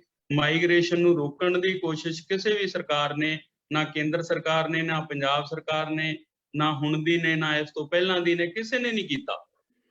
ਉਹਦੇ ਪਿੱਛੇ ਕਾਰਨ ਇਹੀ ਹੈ ਕਿ ਨੌਜਵਾਨਾਂ ਤੋਂ ਜਿਹੜਾ ਇੱਕ ਡਰ, ਇਹਨਾਂ ਚੋਰ ਕਹਿ ਲਓ ਕਿ ਵੀ ਇੱਕ ਤਰ੍ਹਾਂ ਨਾਲ ਚੋਰ ਹੀ ਹੈ, ਕਿਉਂਕਿ ਇਹ ਲੋਕ ਜਿਹੜੇ ਸਾਡੇ ਦੇਸ਼ ਦੇ ਵਿੱਚ ਜਿਹੜਾ ਹੈਗਾ ਸਾਰੀਆਂ ਸਮੱਸਿਆਵਾਂ ਦੀ ਜੜ ਹੈ। ਔਰ ਨੌਜਵਾਨ ਇਹ ਗੱਲ ਸਮਝ ਚੁੱਕਿਆ ਕਿ ਵੀ ਜੇਕਰ ਅਸੀਂ ਆਜ਼ਾਦੀ ਦੇ 75 ਸਾਲਾਂ ਬਾਅਦ ਵੀ ਅੱਜ ਇੱਥੇ ਖੜੇ ਹਾਂ, ਤਾਂ ਉਹਦੇ ਪਿੱਛੇ ਇਹ ਲੋਕ ਜ਼ਿੰਮੇਵਾਰ ਹੈ ਜਿਨ੍ਹਾਂ ਨੂੰ ਅਸੀਂ ਸੱਤਾ ਦਿੰਦੇ ਰਹੇ ਹਾਂ। ਸੋ ਇਸ ਕਰਕੇ ਨੌਜਵਾਨ ਸਵਾਲ ਨਾ ਕਰੇ, ਨੌਜਵਾਨ ਕੋਈ ਵੀ ਜਿਹੜਾ ਹੈ ਇਸ ਤਰ੍ਹਾਂ ਦੇ ਪੋਲੀਟੀਕਲ ਪਾਰਟੀਆਂ ਦੇ ਅੱਗੇ ਹਰਡਲ ਨਾ ਬਣੇ। ਇਸ ਕਰਕੇ ਜਿਹੜਾ ਹੈਗਾ ਪਹਿਲਾਂ ਸਰਕਾਰ ਨੇ ਸਿੱਖਿਆ ਨੀਤੀ ਸਾਡੀ ਬੜੀ ਕਮਜ਼ੋਰ ਕੀਤੀ, ਔਰ ਜਿਹੜਾ 8ਵੀਂ ਤੱਕ ਫੇਲ ਨਾ ਕੀਤਾ ਗਿਆ, ਸਾਡਾ ਜਿਹੜਾ ਬੇਸ ਇੰਨਾ ਕੁ ਕਮਜ਼ੋਰ ਕਰ ਦਿੱਤਾ ਗਿਆ ਕਿ ਵੀ ਸਾਡੇ ਪੱਲੇ ਹੀ ਨਾ ਕੁਛ ਰਹੇ। ਕਿਉਂਕਿ ਜੇ 8ਵੀਂ ਤੱਕ ਬੱਚਾ ਫੇਲ ਨਹੀਂ ਹੋਊਗਾ, ਇਟ ਮੀਨਸ ਉਹ ਕਿਤਾਬਾਂ ਨੂੰ ਹੱਥ ਨਹੀਂ ਲਗਾਊਗਾ, ਸੀਰੀਅਸਲੀ ਨਹੀਂ ਲਊਗਾ ਪੜ੍ਹਾਈ ਨੂੰ, ਤਾਂ ਫਿਰ 9ਵੀਂ 10ਵੀਂ ਦੇ ਵਿੱਚ ਉਹ ਜਿਹੜਾ ਸਿਰਫ ਇੱਕ ਪਾਸ ਮਾਰਕਸ ਲੈ ਕੇ ਜਿਹੜਾ ਹੈਗਾ ਉਹ ਪਾਸ ਹੋਊਗਾ। ਉਸ ਤੋਂ ਬਾਅਦ ਜਿਹੜਾ ਆਈਲੈਟਸ ਜਾਂ ਹੋਰ ਜਿਹੜਾ ਹੈ ਉਹ ਉਹਦੇ ਲਈ ਬੜਾ ਮੁਸ਼ਕਲ ਹੋ ਜਾਏਗਾ। ਸੋ ਇਸ ਕਰਕੇ ਜਿਹੜਾ ਜ਼ਿਆਦਾਤਰ ਨੌਜਵਾਨ ਆ ਜਿਹੜੇ 2-2 3-3 ਸਾਲ ਤੱਕ ਆਈਲੈਟ ਸੈਂਟਰਾਂ ਦੇ ਵਿੱਚ ਜਿਹੜਾ ਉਹ ਮਿਹਨਤ ਕਰਦੇ ਰਹਿੰਦੇ ਆ, ਪਰ ਫਿਰ ਵੀ ਕਈ ਵਾਰੀ ਉਹਨਾਂ ਦੇ ਪੱਲੇ ਕੁਝ ਨਹੀਂ ਪੈਂਦਾ, ਤਾਂ ਫਿਰ ਹਾਰ ਕੇ ਉਹਨਾਂ ਦੇ ਮਾਪੇ ਆ ਜਿਹੜੇ ਇੱਕ ਅਲਟਰਨੇਟਿਵ ਭਾਲਦੇ ਆ ਵੀ ਕੋਈ ਕੁੜੀ ਇਹੋ ਜਿਹੀ ਲੱਭ ਲਓ ਜਿਹਦੇ ਨਾਲ ਇਹਨੂੰ ਤੋਰਦੀ ਹੈ। ਕਿਉਂਕਿ ਉਦੋਂ ਤੱਕ ਉਹਦੀਆਂ ਇਛਾਵਾਂ ਜਿਹੜੀਆਂ ਬੜੀਆਂ ਉੱਪਰ ਚੱਲੀਆਂ ਜਾਂਦੀਆਂ, ਉਸ ਤੋਂ ਪਿੱਛੇ ਆਉਣਾ ਉਹਦੇ ਲਈ ਕਹਿ ਲਓ ਕਿ ਮੁਸ਼ਕਲ ਹੋ ਜਾਂਦਾ ਹੈ। ਉਹਨੂੰ ਇਹ ਲੱਗਦਾ ਵੀ ਮੈਂ ਸੁਪਨਿਆਂ ਦੇ ਵਿੱਚ ਕੈਨੇਡਾ ਨੂੰ ਸਜਾ ਲਿਆ, ਜਾਂ ਆਸਟ੍ਰੇਲੀਆ ਜਾਂ ਨਿਊਜ਼ੀਲੈਂਡ, ਜਿੱਥੇ ਵੀ ਜਾਣੇ ਦੀ ਬੱਚੇ ਜ਼ਿਆਦਾ ਆਈਲੈਟਸ ਕਰਕੇ ਜਾਂਦੇ ਇਹਨਾਂ ਦੇਸ਼ਾਂ ਦੇ ਵਿੱਚ, ਉਹ ਆਪਦੇ ਆਪ ਨੂੰ ਸੁਪਨਿਆਂ ਦੇ ਵਿੱਚ ਸੰਜੋ ਲੈਂਦੇ ਉਸ ਗੱਲ ਦੇ ਵਿੱਚ, ਪਰ ਉਹਨਾਂ ਦੀ ਕੁਆਲੀਫਿਕੇਸ਼ਨ ਉਨੀ ਹੁੰਦੀ ਨਹੀਂ। ਇਸ ਕਰਕੇ ਮਾਪਿਆਂ ਨੂੰ ਫਿਰ ਜਿਹੜਾ ਹੈ ਉਹ ਸਮਝੌਤਾ ਕਰਨਾ ਪੈਂਦਾ। ਔਰ ਮੈਂ ਵੱਡੀ ਗੱਲ ਸਮਝਦਾ ਕਿ ਵੀ ਜਿਵੇਂ ਜ਼ਿੰਮੇਵਾਰੀ ਦੀ ਗੱਲ ਆਈ ਸੀਗੀ, ਜ਼ਿੰਮੇਵਾਰ ਸਰਕਾਰ ਬਹੁਤ ਵੱਡੇ ਪੱਧਰ ਤੇ ਹੈ, ਪਰ ਉਹਦੇ ਨਾਲ ਨਾਲ ਸਾਡੇ ਮਾਪੇ ਤੇ ਸਮਾਜ ਵੀ ਜ਼ਿੰਮੇਵਾਰ ਹੈ। ਕਿਉਂਕਿ ਮਾਪੇ ਹੀ ਇਹ ਸਾਰੀ ਡੀਲ ਕਰਦੇ ਆ। ਇਹਨੂੰ ਕੰਟਰੈਕਟ ਮੈਰਿਜ ਕਹਿ ਲਈਏ ਆਪਾਂ ਜਾਂ ਕੁਛ ਵੀ ਹੈ ਹਨਾ, ਕੰਟਰੈਕਟ ਮੈਰਿਜ ਹੈ ਜਾਂ ਹੋਰ ਵੀ ਸ਼ਬਦ ਕਈ ਵਰਤ ਲੈਂਦੇ ਪੰਜਾਬੀ ਦੇ ਵਿੱਚ ਇਹਨਾਂ ਨੂੰ, ਪਰ ਉਹ ਚੰਗੇ ਨਹੀਂ ਲੱਗਦੇ। ਸੋ ਇਸ ਕਰਕੇ ਆਪਾਂ ਕੰਟਰੈਕਟ ਮੈਰਿਜ ਦਾ ਨਾਂ ਹੀ ਜੇਕਰ ਆਪਾਂ ਵੇਖੀਏ ਤਾਂ ਇਹ ਸਾਰਾ ਕੰਟਰੈਕਟ ਕੌਣ ਕਰਦਾ ਹੈ? ਮਾਪੇ ਹੀ ਕਰਦੇ ਆ। ਸੋ ਮਾਪਿਆਂ ਦੀਆਂ ਜਿਹੜੀਆਂ, ਜੇ ਉਹ ਚਾਹੁਣ ਤਾਂ ਨਾ ਵੀ ਕਰਨ ਏਦਾਂ ਦਾ ਕੋਈ ਕੰਟਰੈਕਟ, ਉਹਨਾਂ ਨੂੰ ਇਹ ਲੱਗੇ ਕਿ ਵੀ ਜੇ ਅਸੀਂ ਇਕੱਲੇ ਕਰ ਸਕਦੇ ਹਾਂ ਤਾਂ ਬੱਚੇ ਨੂੰ, ਲੜਕੀ ਨੂੰ ਵੀ ਇਕੱਲੇ ਭੇਜ ਕੇ ਦੇਖੋ। ਅੱਜ ਜੇਕਰ ਤੁਹਾਨੂੰ ਆਪਣੇ ਬੱਚੇ ਤੇ ਵਿਸ਼ਵਾਸ ਹੈ ਤਾਂ ਤੁਸੀਂ ਉਹਦੇ ਤੇ ਉਹਨੂੰ ਮੁੰਡਿਆਂ ਦੇ ਬਰਾਬਰ ਸਮਝ ਕੇ ਤਾਂ ਦੇਖੋ। ਕਿਉਂਕਿ ਲੜਕੀਆਂ ਨੂੰ ਸਿਰਫ ਕਾਗਜ਼ਾਂ ਦੇ ਵਿੱਚ ਜਾਂ ਸਟੇਜਾਂ ਦੇ ਉੱਤੇ ਗੱਲਾਂ ਹੀ ਕੀਤੀਆਂ ਜਾਂਦੀਆਂ ਵੀ ਲੜਕਾ ਲੜਕੀ ਇੱਕ ਬਰਾਬਰ ਹੈ, ਜਾਂ ਲੜਕੀਆਂ ਲੜਕਿਆਂ ਤੋਂ ਬਹੁਤ ਅੱਗੇ ਚਲੀਆਂ ਗਈਆਂ, ਜਾਂ ਹੋਰ ਇਹ ਗੱਲਾਂ ਕੀਤੀਆਂ ਜਾਂਦੀਆਂ। ਪਰ ਜਦੋਂ ਗੱਲ ਸਨਮਾਨ ਤੇ ਆ ਜਾਂਦੀ ਹੈ ਜਾਂ ਉਹਦੇ ਤੇ ਵਿਸ਼ਵਾਸ ਦੀ ਗੱਲ ਆ ਜਾਂਦੀ ਹੈ ਨਾ, ਤਾਂ ਉਦੋਂ ਫਿਰ ਮੈਂ ਵੇਖਿਆ ਕਿ ਵੀ ਵੱਡੇ ਵੱਡੇ ਵੀ ਜਿਹੜੇ ਲੋਕ ਹੈਗੇ ਆ, ਉਹ ਆਪਣੀ ਪਤਨੀ ਜਾਂ ਉਹਦੀ ਧੀ ਤੇ ਜਾਂ ਆਪਦੀ ਕਿਤੇ ਵੀ ਜਿਹਨਾਂ ਦੀ ਫੀਮੇਲ ਮੈਂਬਰ ਹੈਗਾ ਜਿਹੜਾ ਉਹਦੇ ਪਰਿਵਾਰ ਦਾ, ਉਹਦੇ ਤੇ ਵਿਸ਼ਵਾਸ ਨਹੀਂ ਦਿਖਾਉਂਦੇ। ਸੋ ਇਹ ਜਿਹੜੀ ਬੇਵਿਸ਼ਵਾਸੀ ਹੈ, ਇਹ ਸਾਡੇ ਨੌਜਵਾਨ ਜਾਂ ਲੜਕੀਆਂ ਦੇ ਵਿੱਚ ਖਾਸ ਤੌਰ ਤੇ ਇਹ ਮੈਂ ਕਹਿੰਦਾ ਕਿ ਵੀ ਉਹਨਾਂ ਨੂੰ ਮੈਂਟਲੀ ਟੌਰਚਰ ਕਰ ਰਹੀ ਹੈ, ਮੈਂਟਲੀ ਉਹਨਾਂ ਨੂੰ ਜਿਹੜਾ ਹੈਗਾ ਕਮਜ਼ੋਰ ਕਰ ਰਹੀ ਹੈ। ਬਿਲਕੁਲ ਮਹਿੰਦਰ ਜੀ, ਤੁਸੀਂ ਠੀਕ ਹੈ। ਤੁਹਾਡੇ ਬਿਲਕੁਲ ਬਿਲਕੁਲ ਤੁਸੀਂ ਠੀਕ ਗੱਲਾਂ ਕੀਤੀਆਂ। ਸੋ ਮਨਪ੍ਰੀਤ ਜੀ ਕੁਝ ਕਹਿਣਾ ਚਾਹੁੰਦੇ ਨੇ, ਪਰ ਇਸ ਤੋਂ ਪਹਿਲਾਂ ਮੈਂ ਦੱਸਾਂ ਕਿ ਸਾਡੇ ਨਾਲ ਫਰਹਾਦ ਜੀ ਨੇ ਜਿਹੜੇ ਉਹ ਕਹਿ ਰਹੇ ਨੇ ਕਿ ਇਸ ਦੇ ਆਪਣੇ ਵਿਚਾਰ ਦੇ ਰਹੇ ਨੇ, ਉਸ ਬਾਰੇ ਆਪਾਂ ਉਹਨਾਂ ਨਾਲ ਬਾਅਦ ਚ ਗੱਲ ਕਰਦੇ ਹਾਂ। ਪਹਿਲਾਂ ਮਨਪ੍ਰੀਤ ਜੀ ਦੀ ਗੱਲ ਸੁਣਦੇ ਆ। ਹਾਂਜੀ ਮਨਪ੍ਰੀਤ ਜੀ, ਤੁਸੀਂ ਕੁਝ ਕਹਿਣਾ ਚਾਹੁੰਦੇ ਸੀ, ਪਹਿਲਾਂ ਤੁਹਾਡੀ ਗੱਲ ਸੁਣਦੇ ਆ। ਹਾਂਜੀ ਮਨਪ੍ਰੀਤ ਕੌਰ ਜੀ। आई थिंक मनप्रीत जी दे इंटरनेट की प्रॉब्लम आ रही है। सो फरहाद जी का बार बार यही कह रहे हैं कि ये जड़ियां कहानियां ने साडियां फिल्मां वाले भी साडे गीतां वाले भी जिम्मेवार है, ते जेडे NRI भैन भरा है वो भी जिम्मेवार है, क्योंकि वो शोशेबाजी करते हैं जाके उत्थे ते उत्थे दे बच्चों के विचार है कि साडे कोल तां इत्थे रोजगार नहीं है, ते बाहरले मुल्कां नूं करिए वास्ता हो सकता है कि असीं हाँ जी मनप्रीत जी। सो हो सकता है कि सानू असी भी इस तरह सानू भी पैसा हासिल होवे ते रोजगार असी भी सैट हो जाइए। सो फरहाद जी भी अपने आप किते न किते इस गल बिल्कुल सही हो कह रहे ने, इस सब दे विच भूमिका सारियां दी ही बराबर दी आ जाती है। सो मनप्रीत जी तुसी कुछ कह रहे सीगे। जी माफी चाहूंगी कि इंटरनेट की प्रॉब्लम करके पहला कटिया गया। सो जिवें असी सब ने आपो अपने विचार रखे ने, इत्थे मेन गल ये आउंदी इहदा सिट्टा की निकलूगा, है ना, कि असी सरकारां ते डिपेंड होइए जां असी खुद रल के एक डिसीजन लईए जां असी अपने बच्चों नूं समझाइए जां फिर असी कोई अजिहा कहंदे कि कोई अजिहा रूल होवे जिहदे करके होर घर जिहड़े ओह खराब ना होण। ते मेन आ कि असी एक एक करके कह लो के तिनके दे नाल असी ना सारे इस विच योगदान पा सकदे आ। नौजवान पीढ़ी नूं अपना योगदान पाउणा पैणा, परिवारां नूं अपना योगदान पाउणा पैणा, ते जे असी गल सरकारां दी करिए ते उन्हां तों आस थोड़ी घटी रखीए तां ज़्यादा बैटर है।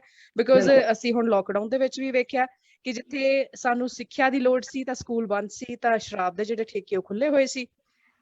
सारा कुछ कह लो कि सरकार ने अपने अंडर जो जो हैगा है वो कीता, पर जिथे साडी सिੱਖਿਆ दी सानू ज़्यादा लोड़ आ ਉਹਨੂੰ अवॉइड कीता जा रहा। ਤੇ ਜੇ ਅਸੀਂ ਗੱਲ ਕਰੀਏ ਕਿ ਸਾਡੇ ਬੱਚਿਆਂ ਨੂੰ ਖੁਦ ਤੇ ਡਿਪੈਂਡ ਹੋ ਕੇ ਆਪਣਾ ਆਇਲਸ ਵੱਲ ਦਾ ਦੇਖਣਾ ਚਾਹੀਦਾ, ਆਇਲਸ ਕਰਨੀ ਚਾਹੀਦੀ ਆ, ਪੜ੍ਹਾਈ ਕਰਨੀ ਚਾਹੀਦੀ ਆ। ਤੇ ਸਰਕਾਰਾਂ ਵੱਲ ਜੇ ਨਜ਼ਰ ਮਾਰੀਏ ਤਾਂ ਜਿੱਥੇ ਟੀਚਰ ਲਾਠੀਆਂ ਖਾ ਰਹੇ ਨੇ ਤਾਂ ਉੱਥੇ ਬੱਚਿਆਂ ਨੇ ਤੁਸੀਂ ਦੱਸੋ ਕੀ ਉਹਨਾਂ ਦਾ ਭਵਿੱਖ ਹੋਊਗਾ। ਜਿਨ੍ਹਾਂ ਨੇ ਪਹਿਲਾਂ ਹੀ ਇੰਨੀਆਂ ਡਿਗਰੀਆਂ ਲਈਆਂ ਹੋਈਆਂ ਨੇ ਉਹਨਾਂ ਨੂੰ ਵੀ ਲਾਠੀਆਂ ਪੈ ਰਹੀਆਂ ਨੇ। ਤੇ ਇੱਥੇ ਇਹੀ ਆ ਕਿ ਅਸੀਂ ਪਹਿਲਾਂ ਤਾਂ ਪੇਰੈਂਟਸ ਜ਼ਿਆਦਾ ਆਪਣੇ ਬੱਚਿਆਂ ਦੇ ਪ੍ਰੈਸ਼ਰ ਨਾ ਪਾਉਣ, ਦੇਖੋ ਦੇਖੀ ਜਿਹੜਾ ਬਾਹਰ ਬੱਚਿਆਂ ਨੂੰ ਨਾ ਘੱਲਣ। ਤੇ ਜਿਹੜੇ ਬੱਚੇ ਆ ਜੇ ਉਹਨਾਂ ਦਾ ਬੇਸ਼ੱਕ ਕੰਟਰੈਕਟ ਮੈਰਿਜ ਆ ਚਾਹੇ ਜਿੱਦਾਂ ਵੀ ਆ, ਉਹਨਾਂ ਨੂੰ ਇੱਕ ਅੰਡਰਸਟੈਂਡਿੰਗ ਬਣਾਉਣੀ ਪੈਣੀ ਹੈ ਕਿ ਸਾਡੀਆਂ ਫੈਮਲੀਆਂ ਜਿਹੜੀਆਂ ਸਾਡੇ ਨਾਲ ਜੁੜੀਆਂ ਹੋਈਆਂ ਨੇ, ਅਸੀਂ ਉਹਨਾਂ ਦੀਆਂ ਉਮੀਦਾਂ ਤੇ ਖਰਾ ਉਤਰਨਾ, ਨਾ ਕਿ ਅਸੀਂ ਕੈਨੇਡਾ ਜਾ ਕੇ ਨਾ ਕਿ ਅਸੀਂ ਕੈਨੇਡਾ ਜਾ ਕੇ ਜਿਹੜਾ ਜੀ ਵੀ ਰੰਗ ਬਦਲੀ ਹੈ ਨਾ। ਤੇ ਇਹਦੇ ਵਿੱਚ ਮੇਨ ਕਾਰਨ ਜਿਹੜਾ ਬੱਚੇ ਆਪਣੀ ਰੰਗ ਬਦਲ ਰਹੇ ਨੇ ਜਾਂ ਫਿਰ ਆਪਣੇ ਜੋ ਉਹਨਾਂ ਦਾ ਏਮ ਸੀਗਾ ਉਹਦੇ ਤੋਂ ਪਰੇ ਹੋ ਰਹੇ ਨੇ, ਉਹ ਇਹੀ ਕਾਰਨ ਹੈ ਕਿ ਜਿਹੜਾ ਸੋਸ਼ਲ ਮੀਡੀਆ ਤੇ ਅਸੀਂ ਮਾੜੀ ਮਾੜੀ ਗੱਲ ਦੇ ਲਈ ਸਟੇਟਸ ਪਾ ਰਹੇ ਹਾਂ, ਅਸੀਂ ਕਿਤੇ ਜਾ ਰਹੇ ਹਾਂ ਅਸੀਂ ਫੋਟੋ ਖਿੱਚ ਕੇ ਪਾ ਰਹੇ ਹਾਂ, ਕੁਛ ਵੀ ਅਸੀਂ ਏਦਾਂ ਦਾ ਕਰ ਰਹੇ ਹਾਂ। ਜਿਹੜੇ ਇੰਡੀਆ 'ਚ ਬੈਠੇ ਸਾਨੂੰ ਦੇਖਦੇ ਆ ਉਹਨਾਂ ਦੇ ਦਿਲ ਦੇ ਵਿੱਚ ਹੁੰਦਾ ਕਿ ਪਤਾ ਨਹੀਂ ਕਿੰਨਾ ਕੁ ਵਧੀਆ ਉੱਥੇ ਸਾਰਾ ਕੁਛ, ਪਰ ਉਹ ਸਿਰਫ ਫੋਟੋਆਂ ਦੇ ਵਿੱਚ ਵਧੀਆ ਹੁੰਦਾ। ਉੱਥੇ ਜਿਹੜੀ ਮਿਹਨਤ ਕਰਨੀ ਪੈਂਦੀ ਹੈ, ਜੋ ਉੱਥੇ ਦੀ ਲਾਈਫ ਹੈ, ਜੋ ਸਟਰਗਲ ਕਰਨਾ ਪੈਂਦਾ, ਉਹ ਸਿਰਫ ਜਦੋਂ ਉਹਨਾਂ ਨੂੰ ਟਾਈਮ ਮਿਲਦਾ ਉਹ ਪਾਉਂਦੇ ਆ। ਤਾਂ ਅਸੀਂ ਉਹ ਦੇਖ ਕੇ ਸਾਨੂੰ ਲੱਗਦਾ ਕਿ ਪਤਾ ਨਹੀਂ ਇਹਦੇ ਤੋਂ ਵਧੀਆ ਕੁਝ ਹੋਰ ਹੋ ਹੀ ਨਹੀਂ ਸਕਦਾ। ਸੋ ਇਸ ਕਰਕੇ ਸਾਨੂੰ ਮਤਲਬ ਸੋਚ ਦੇ ਨਾਲ ਹੁਣ ਚੱਲਣਾ ਪੈਣਾ, ਜਿੱਥੇ ਨੌਜਵਾਨ ਪੀੜ੍ਹੀ ਨੂੰ ਆਪਣਾ ਯੋਗਦਾਨ ਪਾਉਣਾ ਪੈਣਾ, ਪੇਰੈਂਟਸ ਨੂੰ ਪਾਉਣਾ ਪੈਣਾ, ਤੇ ਸਰਕਾਰਾਂ ਨੂੰ ਕੋਈ ਅਜਿਹਾ ਰੂਲ ਲੈ ਕੇ ਆਉਣਾ ਪੈਣਾ ਕਿ ਅਸੀਂ ਜਿਹੜੇ ਹੁਣ ਕੇਸ ਸਾਡੇ ਸਾਹਮਣੇ ਇੰਨੇ ਆਏ ਨੇ ਉਹ ਫਿਊਚਰ ਦੇ ਵਿੱਚ ਨਾ ਆਉਣ, ਸਾਡੇ ਅਗਲੇ ਬੱਚਿਆਂ ਦਾ ਜਿਹੜਾ ਫਿਊਚਰ ਹੈ ਉਹ ਵਧੀਆ ਹੋਵੇ।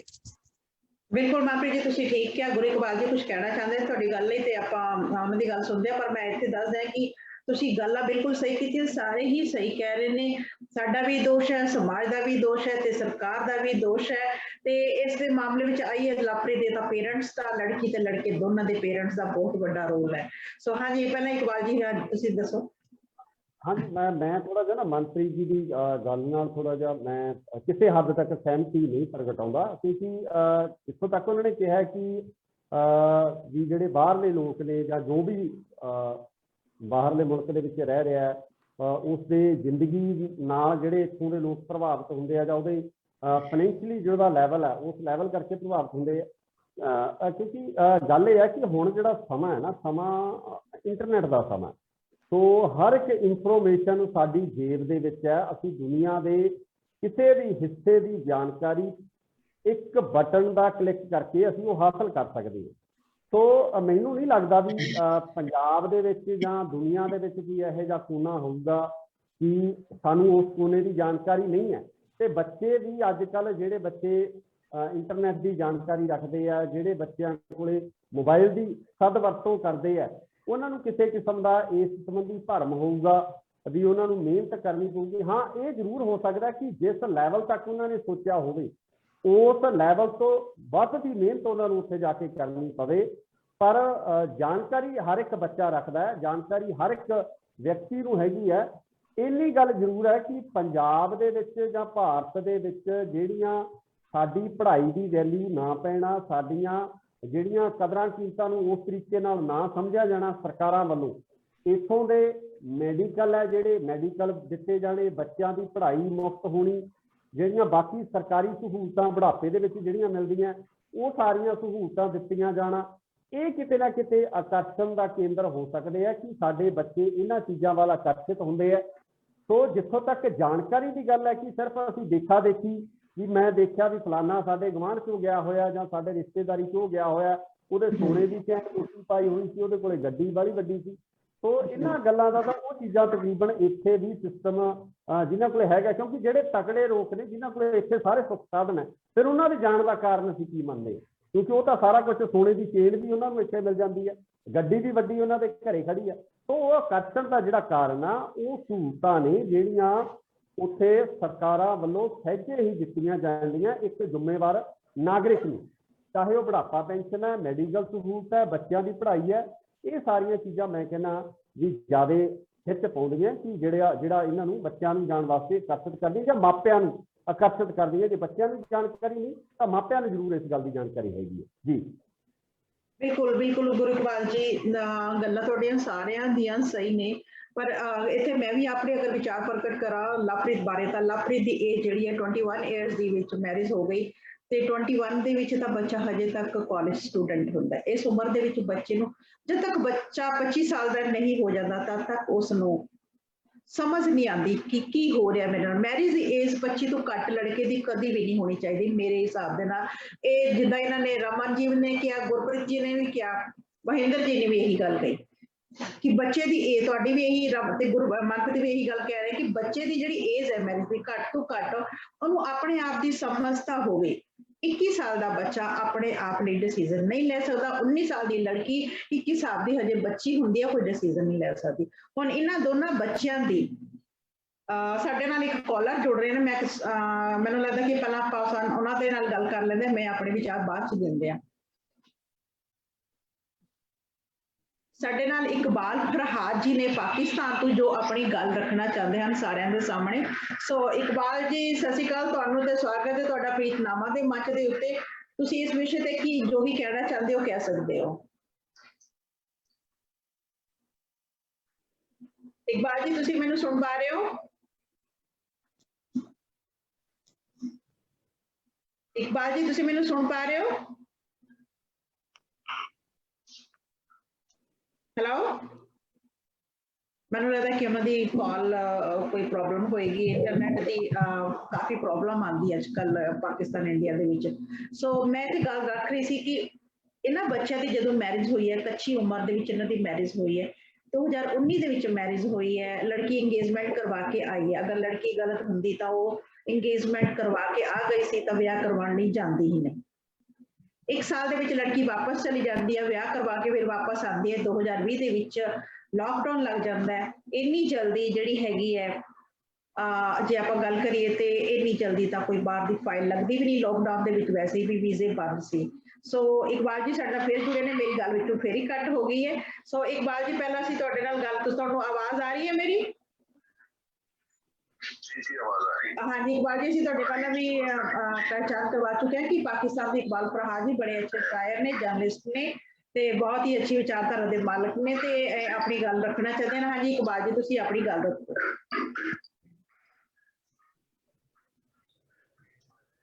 ਤੁਹਾਨੂੰ ਨਹੀਂ ਸੁਣ ਪਾ ਰਿਹਾ, ਕੋਈ ਡਿਸਟਰਬੈਂਸ ਹੈਗੀ ਹੈ ਲਾਈਨ 'ਚ, ਤੇ ਅਗਰ ਤੁਸੀਂ ਮੈਨੂੰ ਸੁਣ ਸਕਦੇ ਹੋ ਤੁਸੀਂ ਮੈਨੂੰ ਟੈਕਸਟ ਕਰ ਦਿਓ ਤਾਂ ਕਿ ਮੈਂ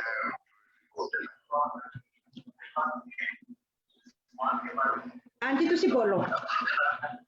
ਜੀ ਪਹਿਲੇ ਕਿਹਾ ਕਿ ਪ੍ਰੀਤਨਾਮਾ ਵਿੱਚ ਰੱਦ ਕਰਨ ਵਾਲੇ ਸਾਰੇ ਮਿੱਤਰ ਜਿਹੜੇ ਹੋਤੇ ਨੇ ਸਭ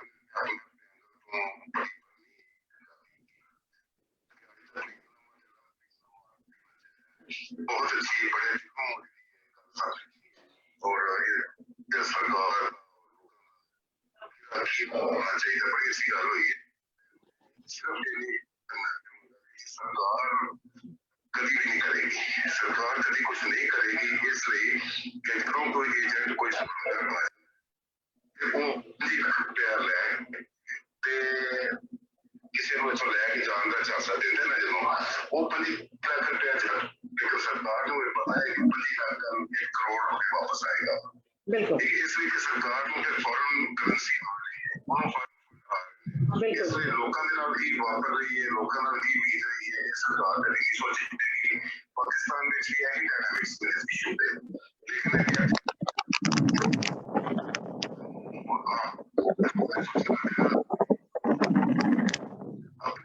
लेकिन सोच जरा बदली जा सकती क्योंकि सरकार वालों कोई आशा नहीं है और ना कभी कोई कानून सारी कोई चेंज होगी सानू खुद ही कुछ करना पड़ेगा वो भी सोचन और जेडे मीडिया का बड़ा रोल है फिल्म इंडस्ट्री का बड़ा रोल है डिस्करेज किया जाए और दसिया जाए कि उत्थे इन्ना भी दरख्तां नाल वोट नहीं लगे ठीक है जी बाकी फिर उत्ते जेडी ना सारे बोल चुके हैं और बड़ा अच्छा बोले ने और मेरा ख्याल है कि हुण कोई एंगल ऐसा है नहीं कि जिससे मोदी गल की है जी ਤੁਸੀਂ ਇਹਨੂੰ ਥੋੜਾ दूसरा प्रोग्राम किया है ਇਹਨੂੰ every now and then touch करते रहना ताकि ਅਸੀਂ ਇਹਨੂੰ ਲਾਈਵ ਰੱਖੀਏ ਨਾ ਹੋਵੇ ਕਿ बाद जो थले चली जाए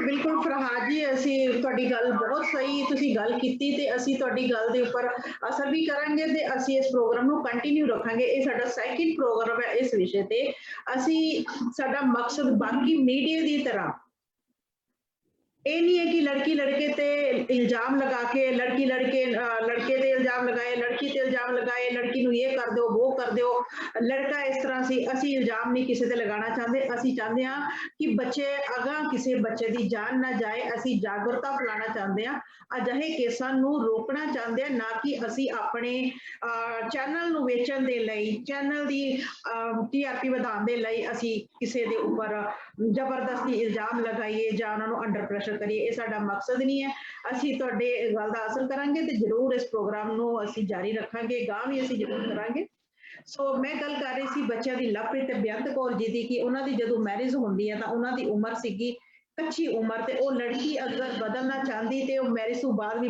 ਉਸ ਵਕਤ ਵੀ ਬਦਲ ਸਕਦੀ ਸੀ ਉਹ ਮੈਰਿਜ ਕਰਾਉਣ ਜਾਣਾ ਹੀ ਨਹੀਂ ਸੀ ਹੁਣ 2 ਸਾਲਾਂ ਦੇ ਵਿੱਚ ਇੰਨੀ ਜਲਦੀ ਵੀ ਫਾਈਲ ਜਾਂ ਵੀਜ਼ਾ ਨਹੀਂ ਲੱਗਦਾ ਅਗਰ ਗੱਲ ਕਰੀਏ ਉਹ ਲੜਕੀ ਦੀ ਕੀ ਸਾਰੇ ਕਹਿ ਰਹੇ ਸੀ ਕਿ ਹਾਂਜੀ ਉਹ ਲੜਕੀ ਫਾਈਲ ਨਾ ਲਗਾਉਂਦੀ ਤਾਂ ਵਕਤ ਦਿੰਦੀ ਲੜਕੇ ਨੂੰ ਤੇ ਉੱਥੇ ਦੀ ਵੀ ਆਪਾਂ ਗੱਲ ਕਰੀਏ ਤਾਂ ਵਕਤ ਦੀ ਵੀ ਗੱਲ ਇਸ ਤਰ੍ਹਾਂ ਹੋ ਜਾਂਦੀ ਹੈ ਕਿ ਬਾਹਰਲੇ ਦੇਸ਼ਾਂ ਵਿੱਚ ਅਸੀਂ ਬੈਠੇ ਹਾਂ ਸਾਨੂੰ ਪਤਾ ਕਿ ਅਸੀਂ ਇੱਥੇ 8-8 ਘੰਟੇ ਜੌਬ ਜਿਹੜੀ ਕਰਦੇ ਆ ਜਿਹੜੇ ਬੱਚੇ ਆਉਂਦੇ ਸਟੱਡੀ ਵੀਜ਼ੇ ਤੇ ਉਹ ਤਾਂ ਬਹੁਤ ਹੀ ਹਾਰਡ ਹੈ ਹਜੇ ਜਿਹੜੇ ਸਾਡੇ ਵਰਗੇ ਲੋਕ ਆ ਉਹ ਤਾਂ ਫਿਰ ਵੀ ਆਪਣੇ ਲਿਮਿਟੇਸ਼ਨ ਨਾਲ ਕੰਮ ਕਰਦੇ ਆ 8 ਘੰਟੇ ਕੰਮ ਕਰਦੇ ਆ ਡਿਊਟੀ ਕੀਤੀ ਘਰ ਆਏ ਲੇਕਿਨ ਜਿਹੜੇ ਬੱਚੇ ਕਈ ਇਲੀਗਲ ਵੀ ਆਉਂਦੇ ਆ ਕਈ ਸਟੱਡੀ ਵੀਜ਼ੇ ਤੇ ਬੱਚੇ ਆਏ ਹੋਏ ਆ ਟੂਰਿਸਟ ਵੀਜ਼ੇ ਵਾਲੇ ਬੱਚੇ ਆਏ ਹੋਏ ਆ ਉਹਨਾਂ ਲਈ ਲਾਈਫ ਇੱਥੇ ਬਹੁਤ ਹਾਰਡ ਹੁੰਦੀ ਹੈ ਕਈ ਵਾਰ ਤਾਂ ਸੌਣ ਦਾ ਟਾਈਮ ਵੀ ਨਹੀਂ ਮਿਲਦਾ ਬੱਚਿਆਂ ਨੂੰ ਕਈ ਵਾਰ ਖਾਣ ਦਾ ਟਾਈਮ ਵੀ ਨਹੀਂ ਮਿਲਦਾ ਬੱਚਿਆਂ ਨੂੰ ਸੋ ਅਸੀਂ ਗੱਲ ਇਹ ਕਰ ਰਹੇ ਹਾਂ ਕਿ ਇਸੇ ਪੀਰੀਅਡ ਦੇ ਦੌਰਾਨ ਉਸ ਬੱਚੇ ਨੂੰ ਲਵਪ੍ਰੀਤ ਨੂੰ ਲੜਕੀ ਵੱਲੋਂ ਟਾਈਮ ਨਹੀਂ ਮਿਲਿਆ ਤੇ ਲੜਕੇ ਦੇ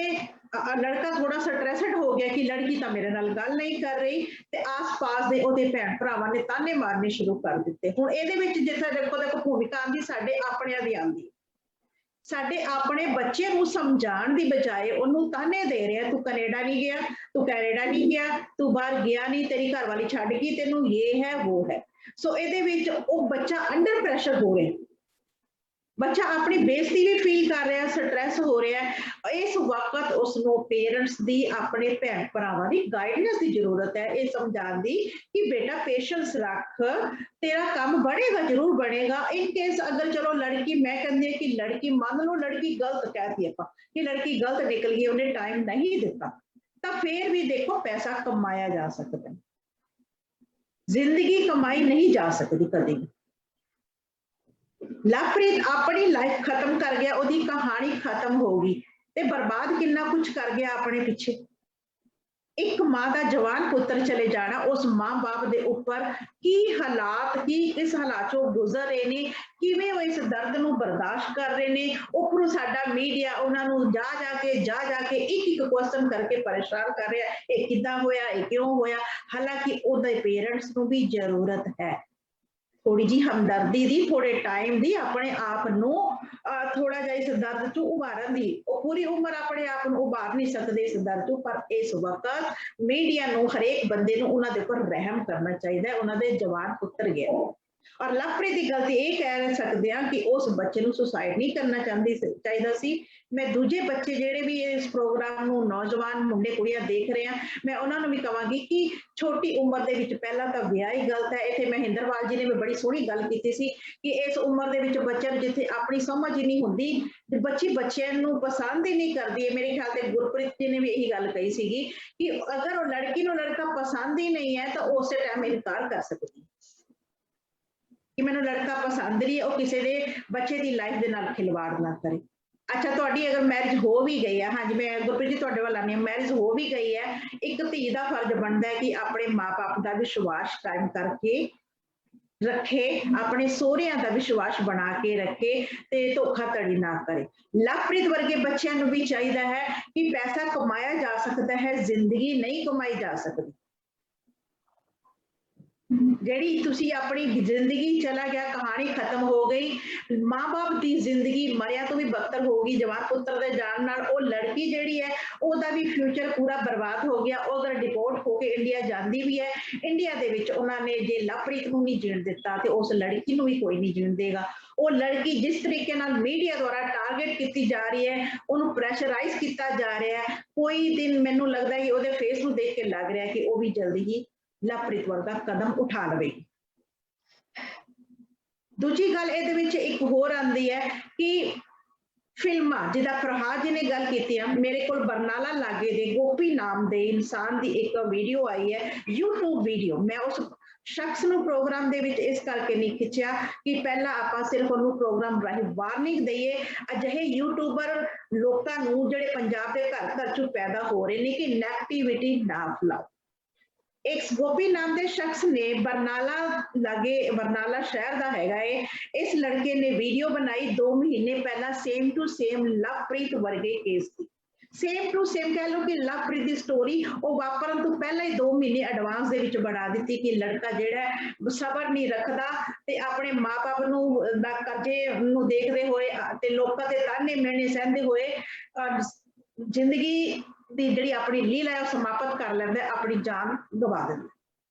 ਸੋ ਨੈਗੇਟਿਵਿਟੀ ਫੈਲਾਉਣ ਦੀ ਬਜਾਏ ਮੇਰੀ ਗੋਪੀ ਵਰਗੇ ਉਹਨਾਂ ਯੂਟਿਊਬਰਾਂ ਨੂੰ ਇਹ ਰਿਕਵੈਸਟ ਹੈ ਕਿ ਨੈਗੇਟਿਵਿਟੀ ਨਾ ਫੈਲਾਓ। ਤੁਸੀਂ ਫਿਲਮ ਦਾ ਐਂਡ ਇਹ ਦਿਖਾ ਸਕਦੇ ਸੀ ਕਿ ਬੱਚੇ ਨੇ ਪੇਸ਼ੈਂਸ ਰੱਖਿਆ, ਬੱਚੀ ਨੇ ਦੋਵਾਂ ਨੇ ਅੰਡਰਸਟੈਂਡਿੰਗ ਕੀਤੀ, ਦੋਵਾਂ ਦਾ ਕੰਮ ਬਣ ਗਿਆ। ਜਾਂ ਫਿਰ ਤੁਸੀਂ ਇਹ ਵੀ ਦਿਖਾ ਸਕਦੇ ਸੀ ਕਿ ਲੜਕੀ ਨੇ ਧੋਖਾ ਕਰ ਦਿੱਤਾ, ਲੜਕੀ ਦਾ ਐਂਡ ਮਾੜਾ ਹੋਇਆ ਤੇ ਲੜਕੇ ਨੇ ਆਪਣੇ ਪੈਰਾਂ ਤੇ ਫਿਰ ਤੋਂ ਦੁਬਾਰਾ ਉਹਨਾਂ ਪੈਸਾ ਇਕੱਠਾ ਕਰਕੇ ਆਪਣਾ ਬਿਜ਼ਨਸ ਸੈੱਟ ਕੀਤਾ, ਇੰਡੀਆ ਦੇ ਵਿੱਚ ਕੀਤਾ ਜਾਂ ਆਪਣੇ ਪੈਰਾਂ ਤੇ ਗਿਆ। ਪੋਜ਼ਿਟਿਵਿਟੀ ਵਾਲੀ ਜਿਹੜੀ ਖਬਰਾਂ ਨੇ ਦਿਖਾਓ, ਕਿਉਂਕਿ ਜਿਹੜੀ ਮਾੜੀ ਚੀਜ਼ ਹੈ ਉਹ ਜਲਦੀ ਫੈਲਦੀ ਹੈ, ਚੰਗਿਆਈ ਬਹੁਤ ਘੱਟ ਫੈਲਦੀ ਹੈ। ਮੈਂ ਇਸ ਸਾਬਤ ਕਰ ਸਕਦੀ ਹਾਂ ਕਿ ਇਹ ਸਾਡਾ ਪ੍ਰੋਗਰਾਮ ਬਹੁਤ ਸਾਰੇ ਲੋਕਾਂ ਨੂੰ ਪਸੰਦ ਨਹੀਂ ਆਏਗਾ, ਲੇਕਿਨ ਇਹਦੀ ਬਜਾਏ ਅਗਰ ਮੈਂ ਲੜਕੀ ਨੂੰ ਖਿੱਚਿਆ ਹੁੰਦਾ, ਉਹਨੂੰ ਮੈਂ ਤਾਨੇ ਮੈਨੇ ਦੇ ਰਹੀ ਹੁੰਦੀ, ਲੜਕੇ ਦੇ ਪਰਿਵਾਰ ਨੂੰ ਮੈਂ ਕਹਿੰਦੀ ਕਿ ਇੱਕ ਸਾਦਾ ਉਹਨਾਂ ਨੂੰ ਅੰਡਰ ਪ੍ਰੈਸ਼ਰ ਕਰਕੇ ਕੁਐਸਚਨ ਪੁੱਛ ਰਹੀ ਹੁੰਦੀ, ਤਾਂ ਇਹ ਪ੍ਰੋਗਰਾਮ ਹੋਰ ਵੀ ਜਾਂਦਾ। ਸੋ ਚੰਗਿਆਈ ਘੱਟ ਫੈਲਦੀ ਹੈ, ਬੁਰਾਈ ਜਲਦੀ ਫੈਲਦੀ ਹੈ। ਸੋ ਇਦਾਂ ਦੀਆਂ ਨੈਗੇਟਿਵਿਟੀ ਵਾਲੀ ਵੀਡੀਓ ਤੋਂ ਗੋਪੀ ਜੀ ਜਾਂ ਉਹਦੇ ਨਾਲ ਦੇ ਜਿੰਨੇ ਵੀ ਦਰਸ਼ਕਾਂ ਦੇ ਵਿੱਚ ਹੋਣਗੇ ਜਾਂ ਸੁਣਨਗੇ ਇਸ ਪ੍ਰੋਗਰਾਮ ਬਾਰੇ, ਤੁਹਾਡੇ ਅੱਗੇ ਰਿਕੁਐਸਟ ਹੈ ਕਿ ਚੰਦ YouTube ਦੇ ਰੁਪਈਆਂ ਦੀ ਖਾਤਰ ਲੋਕਾਂ ਦੀ ਜ਼ਿੰਦਗੀ ਦੇ ਨਾਲ ਖਿਲਵਾੜ ਨਾ ਕਰੋ। ਤੁਸੀਂ ਉਸ ਫਿਲਮ ਦਾ ਟੌਪਿਕ ਵੀ ਇਹਨਾਂ ਨੇ ਰੱਖਿਆ ਜੀ, ਸੁਹਾਗ ਰਾਤ। ਫਿਲਮ ਆਧਾਰਿਤ ਹੈ ਕਿ ਲੜਕਾ ਲੜਕੀ ਕੰਟਰੈਕਟ ਮੈਰਿਜ ਦੇ ਤਹਿਤ ਹੀ ਉਹਨੂੰ ਆਪਾਂ ਕਹਿ ਸਕਦੇ ਹਾਂ ਮੈਰਿਜ ਕਰਦੇ ਆ, ਲੜਕੀ ਬਾਹਰ ਜਾਂਦੀ ਹੈ, ਲੜਕੀ ਆਪਣੀ ਡਿਊਟੀ ਦੇ ਦੌਰਾਨ ਇੰਨੀ ਬਿਜ਼ੀ ਹੋ ਜਾਂਦੀ ਹੈ, ਲੜਕੇ ਨੂੰ ਟਾਈਮ ਨਹੀਂ ਦੇ ਪਾਉਂਦੀ ਤੇ ਲੜਕਾ 6 ਮਹੀਨੇ ਦੇ ਅੰਦਰ ਅੰਦਰ ਆਪਣੀ ਜਾਨ ਗਵਾ ਲੈਂਦਾ। ਸੁਸਾਈਡ ਕਰ ਲੈਂਦਾ ਹੈ। ਤੇ ਫਿਲਮ ਦਾ ਨਾਮ ਰੱਖਿਆ ਗਿਆ ਸੁਹਾਗ ਰਾਤ ਕੀ, ਜ਼ਿਆਦਾ ਤੋਂ ਜ਼ਿਆਦਾ ਜਿਹੜੇ ਨੌਜਵਾਨ ਪੀੜ੍ਹੀ ਹੈ ਔਰ ਜਾਂ ਕੋਈ ਵੀ ਕਹਿ ਲਓ ਉਹਨੂੰ ਅਟਰੈਕਟ ਹੋ ਕੇ ਉਹ ਫਿਲਮ ਦੇਖਣ। ਸੋ ਅਜਿਹੀਆਂ ਕੁਝ ਹਰਕਤਾਂ ਤੋਂ ਜਿਹੜੀ ਹੈਗਾ ਪਰਹੇਜ਼ ਕਰੋ। ਸੋ ਗੁਰਪ੍ਰੀਤ ਭੱਟੀ ਜੀ ਇਸ ਵਿਸ਼ੇ ਤੇ ਕੁਝ ਕਹਿਣਾ ਚਾਹੁੰਦੇ ਆ? ਹਾਂਜੀ ਗੁਰਪ੍ਰੀਤ ਜੀ। ਹਾਂਜੀ ਮੈਮ, ਇੱਕ ਸ਼ਬਦ ਨਾ ਇਸ ਕੇਸ ਤੋਂ ਬਾਅਦ ਬਾਰ-ਬਾਰ ਸਾਨੂੰ ਸੁਣਨ ਚ ਆ ਰਿਹਾ, ਕੰਟਰੈਕਟ ਮੈਰਿਜ। ਬਿਲਕੁਲ। ਬਟ ਸਾਡੇ ਇੰਡੀਅਨ ਕਾਨੂੰਨ ਦੇ ਅਕੋਰਡਿੰਗ ਇਸ ਤਰ੍ਹਾਂ ਦੀ ਕੋਈ ਮੈਰਿਜ ਹੀ ਨਹੀਂ ਹੁੰਦੀ। ਉਹ nor contract neither marriage. Even then contract act 'ਚ ਅਸੀਂ ਇਹੋ ਜਿਹਾ ਕੰਟਰੈਕਟ ਨਹੀਂ ਕਰ ਸਕਦੇ, ਮੈਰਿਜ ਦੇ ਅੰਡਰ ਅਸੀਂ ਇਹੋ ਜਿਹੀ ਕੋਈ ਮੈਰਿਜ ਨਹੀਂ ਕਰ ਸਕਦੇ ਜਿਹੜੀ ਕੋਈ ਕੰਡੀਸ਼ਨ ਦੇ ਕੇ ਰੱਖੀ ਗਈ ਹੋਵੇ। ਤੁਸੀਂ ਕੈਨੇਡਾ 'ਚ ਵੀ ਦੇਖੋ, ਮੈਰਿਜ ਆਫ ਕਨਵੀਨੀਅੰਸ ਯੂਜ਼ ਕਰਦੇ ਨੇ ਸ਼ਬਦ ਇਸ ਵਾਸਤੇ ਕਿ ਜੇਕਰ ਕੋਈ ਇਸ ਤਰੀਕੇ ਦੀ ਮੈਰਿਜ ਕਰਦਾ, ਜਿਹੜੇ ਕਾਨੂੰਨ ਹੈ ਸਿਰਫ PR ਤੇ ਸਿਟੀਜ਼ਨ ਵਾਸਤੇ ਆ। ਜੇ ਕੋਈ ਇਹੋ ਜਿਹੀ ਮੈਰਿਜ ਕਰਦਾ ਵਾ ਜੋ ਕੈਨੇਡਾ ਆਉਣ ਵਾਸਤੇ ਕਰੇ ਤਾਂ ਉਹ ਵੀ ਨਿਸ਼ਚੈ ਬਣਿਆ। ਪਰ ਮੈਂ ਕਹਿੰਦਾ ਕਿ ਕੰਟਰੈਕਟ ਮੈਰਿਜ ਦਾ ਸ਼ਬਦ ਹੀ ਸਾਡੇ ਲਈ ਵਰਤਣਾ ਗਲਤ ਆ, ਕਿਉਂਕਿ ਅਸੀਂ ਕਿਸੇ ਨੂੰ ਲਾਲਚ ਦੇ ਕੇ ਮੈਰਿਜ ਨਹੀਂ ਕਰਾ ਸਕਦੇ। ਜੇ ਇਸ ਤਰ੍ਹਾਂ ਦਾ ਕੰਟਰੈਕਟ ਕਰਦੇ ਆ, ਦਿਸ ਕਾਈਂਡ ਆਫ ਕੰਟਰੈਕਟ ਅਬ ਇਨੀਸ਼ੀਓ ਅਵੋਇਡ, ਮੁੱਢੋਂ ਹੀ ਖਾਰਜ ਹੋ ਜਾਂਦੇ ਨੇ ਇਸ ਤਰ੍ਹਾਂ ਦੇ ਕੰਟਰੈਕਟ।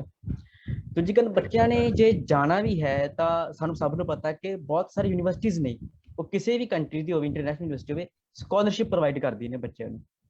ਜੇ ਸਾਡੀ ਪਰਫਾਰਮੈਂਸ ਅੱਛੀ ਹੈ ਤਾਂ ਸਾਨੂੰ ਯੂਨੀਵਰਸਿਟੀ ਸਕਾਲਰਸ਼ਿਪ ਦਿੰਦੀਆਂ ਨੇ, ਅਸੀਂ ਉਹ ਸਕਾਲਰਸ਼ਿਪ ਦੇ ਆਸਰੇ ਵੀ ਜਾ ਸਕਦੇ ਹਾਂ, ਪੜ੍ਹ ਸਕਦੇ ਹਾਂ। ਦੂਜੀ ਵਧੀਆ ਜੌਬ ਓਪਰਚੁਨਿਟੀਜ਼ ਵੀ ਹੁੰਦੀਆਂ ਨੇ ਸਾਡੇ ਕੋਲ। ਬਟ ਇਹ ਰਸਤੇ ਨੇ ਜਿਹੜੇ ਥੋੜ੍ਹੇ ਮੁਸ਼ਕਿਲ ਨੇ, ਥੋੜ੍ਹੇ ਔਖੇ ਨੇ, ਲੰਮਾ ਸਮਾਂ ਬਤੀਤ ਕਰਨਾ ਪੈਂਦਾ ਹੈ। ਬਟ ਅਸੀਂ ਸ਼ਾਰਟਕਟ ਦੇ ਆਦੀ ਹੋ ਚੁੱਕੇ ਹਾਂ ਕਿ ਅਸੀਂ ਸ਼ਾਰਟਕਟ ਯੂਜ਼ ਕਰਨਾ ਤੇ ਛੇਤੀ ਹੀ ਜਾਣਨਾ ਵਾ। ਇਸ ਕਰਕੇ ਬੜੀਆਂ ਸਾਨੂੰ ਇਹਨਾਂ ਦਿੱਕਤਾਂ ਦਾ ਸਾਹਮਣਾ ਕਰਨਾ ਪੈਂਦਾ ਵਾ। ਦੂਜੀ ਗੱਲ ਇਹ, ਜੇ ਇਸ ਤਰ੍ਹਾਂ ਦੀ ਸਾਨੂੰ ਜੋ ਮੈਰਿਜ ਆ ਕਿਤੇ ਐਕਸਪੋਜ਼ ਹੋ ਜਾਂਦੀ ਆ, ਖਾਸ ਕਰ ਕੈਨੇਡਾ ਵਰਗੀ ਕੰਟਰੀ ਵਾਸਤੇ, ਕਿਉਂਕਿ ਮੈਂ ਮੋਸਟ ਆਫ ਕੈਨੇਡੀਅਨ ਪਿਛਲੇ ਸਮੇਂ ਤੋਂ ਉਹਨਾਂ ਦੀ ਇਮੀਗ੍ਰੇਸ਼ਨ ਲਾਜ਼ ਜਾਂ CBRS ਏਜੰਸੀ ਉਹਨਾਂ ਦੇ ਗਾਈਡਲਾਈਨਸ ਪੜ੍ਹ ਰਿਹਾ ਸੀਗਾ, ਤਾਂ ਉੱਥੇ ਹੀ ਮੈਰਿਜ ਆਫ ਕਨਵੀਨੀਅੰਸ ਦੀ ਉਹਨਾਂ ਨੇ ਦਿੱਤੀ ਆ ਜੋ ਆਪਣੀ ਪ੍ਰੋਵੀਜ਼ਨ ਆ ਕਿ ਇਸ ਤਰ੍ਹਾਂ ਦੀ ਮੈਰਿਜ ਉਹ ਵੀ ਇਨੀਸ਼ੀਓ ਮੈਰਿਜ ਹੀ ਮੰਨਦੇ ਨੇ ਇਹਨੂੰ। ਇਵਨ ਦੈਨ ਇਹਦੇ 'ਚ 6 ਮਹੀਨੇ ਤੋਂ ਲੈ ਕੇ 1 ਸਾਲ ਤੱਕ ਦੀ ਸਜ਼ਾ ਵੀ ਹੈ। ਤਾਂ 1 ਸਾਲ ਤੋਂ ਵੱਧ ਮੋਸਟ ਆਫ ਡਿਪੋਰਟੇਸ਼ਨ ਦਾ ਇਹ ਕਹਿੰਦਾ ਕਿ ਜੇ ਤੁਹਾਨੂੰ ਉਸ ਕੰਟਰੀ 'ਚ 1 ਸਾਲ ਤੋਂ ਵੱਧ ਦੀ ਸਜ਼ਾ ਹੋ ਜਾਂਦੀ ਆ ਤਾਂ ਉਹ ਕੰਟਰੀ ਦੀ ਮਰਜ਼ੀ ਆ, ਇਮੀਗ੍ਰੇਸ਼ਨ ਜੋ ਏਜੰਸੀ ਉਹਦੀ ਮਰਜ਼ੀ ਹੈ ਕਿ ਤੁਹਾਨੂੰ ਡਿਪੋਰਟ ਵੀ ਕਰ ਸਕਦੀ ਆ ਜੇ ਤੁਹਾਡੀ ਸਜ਼ਾ 1 ਸਾਲ ਤੋਂ ਵੱਧ ਦੀ ਹੋ ਗਈ ਆ।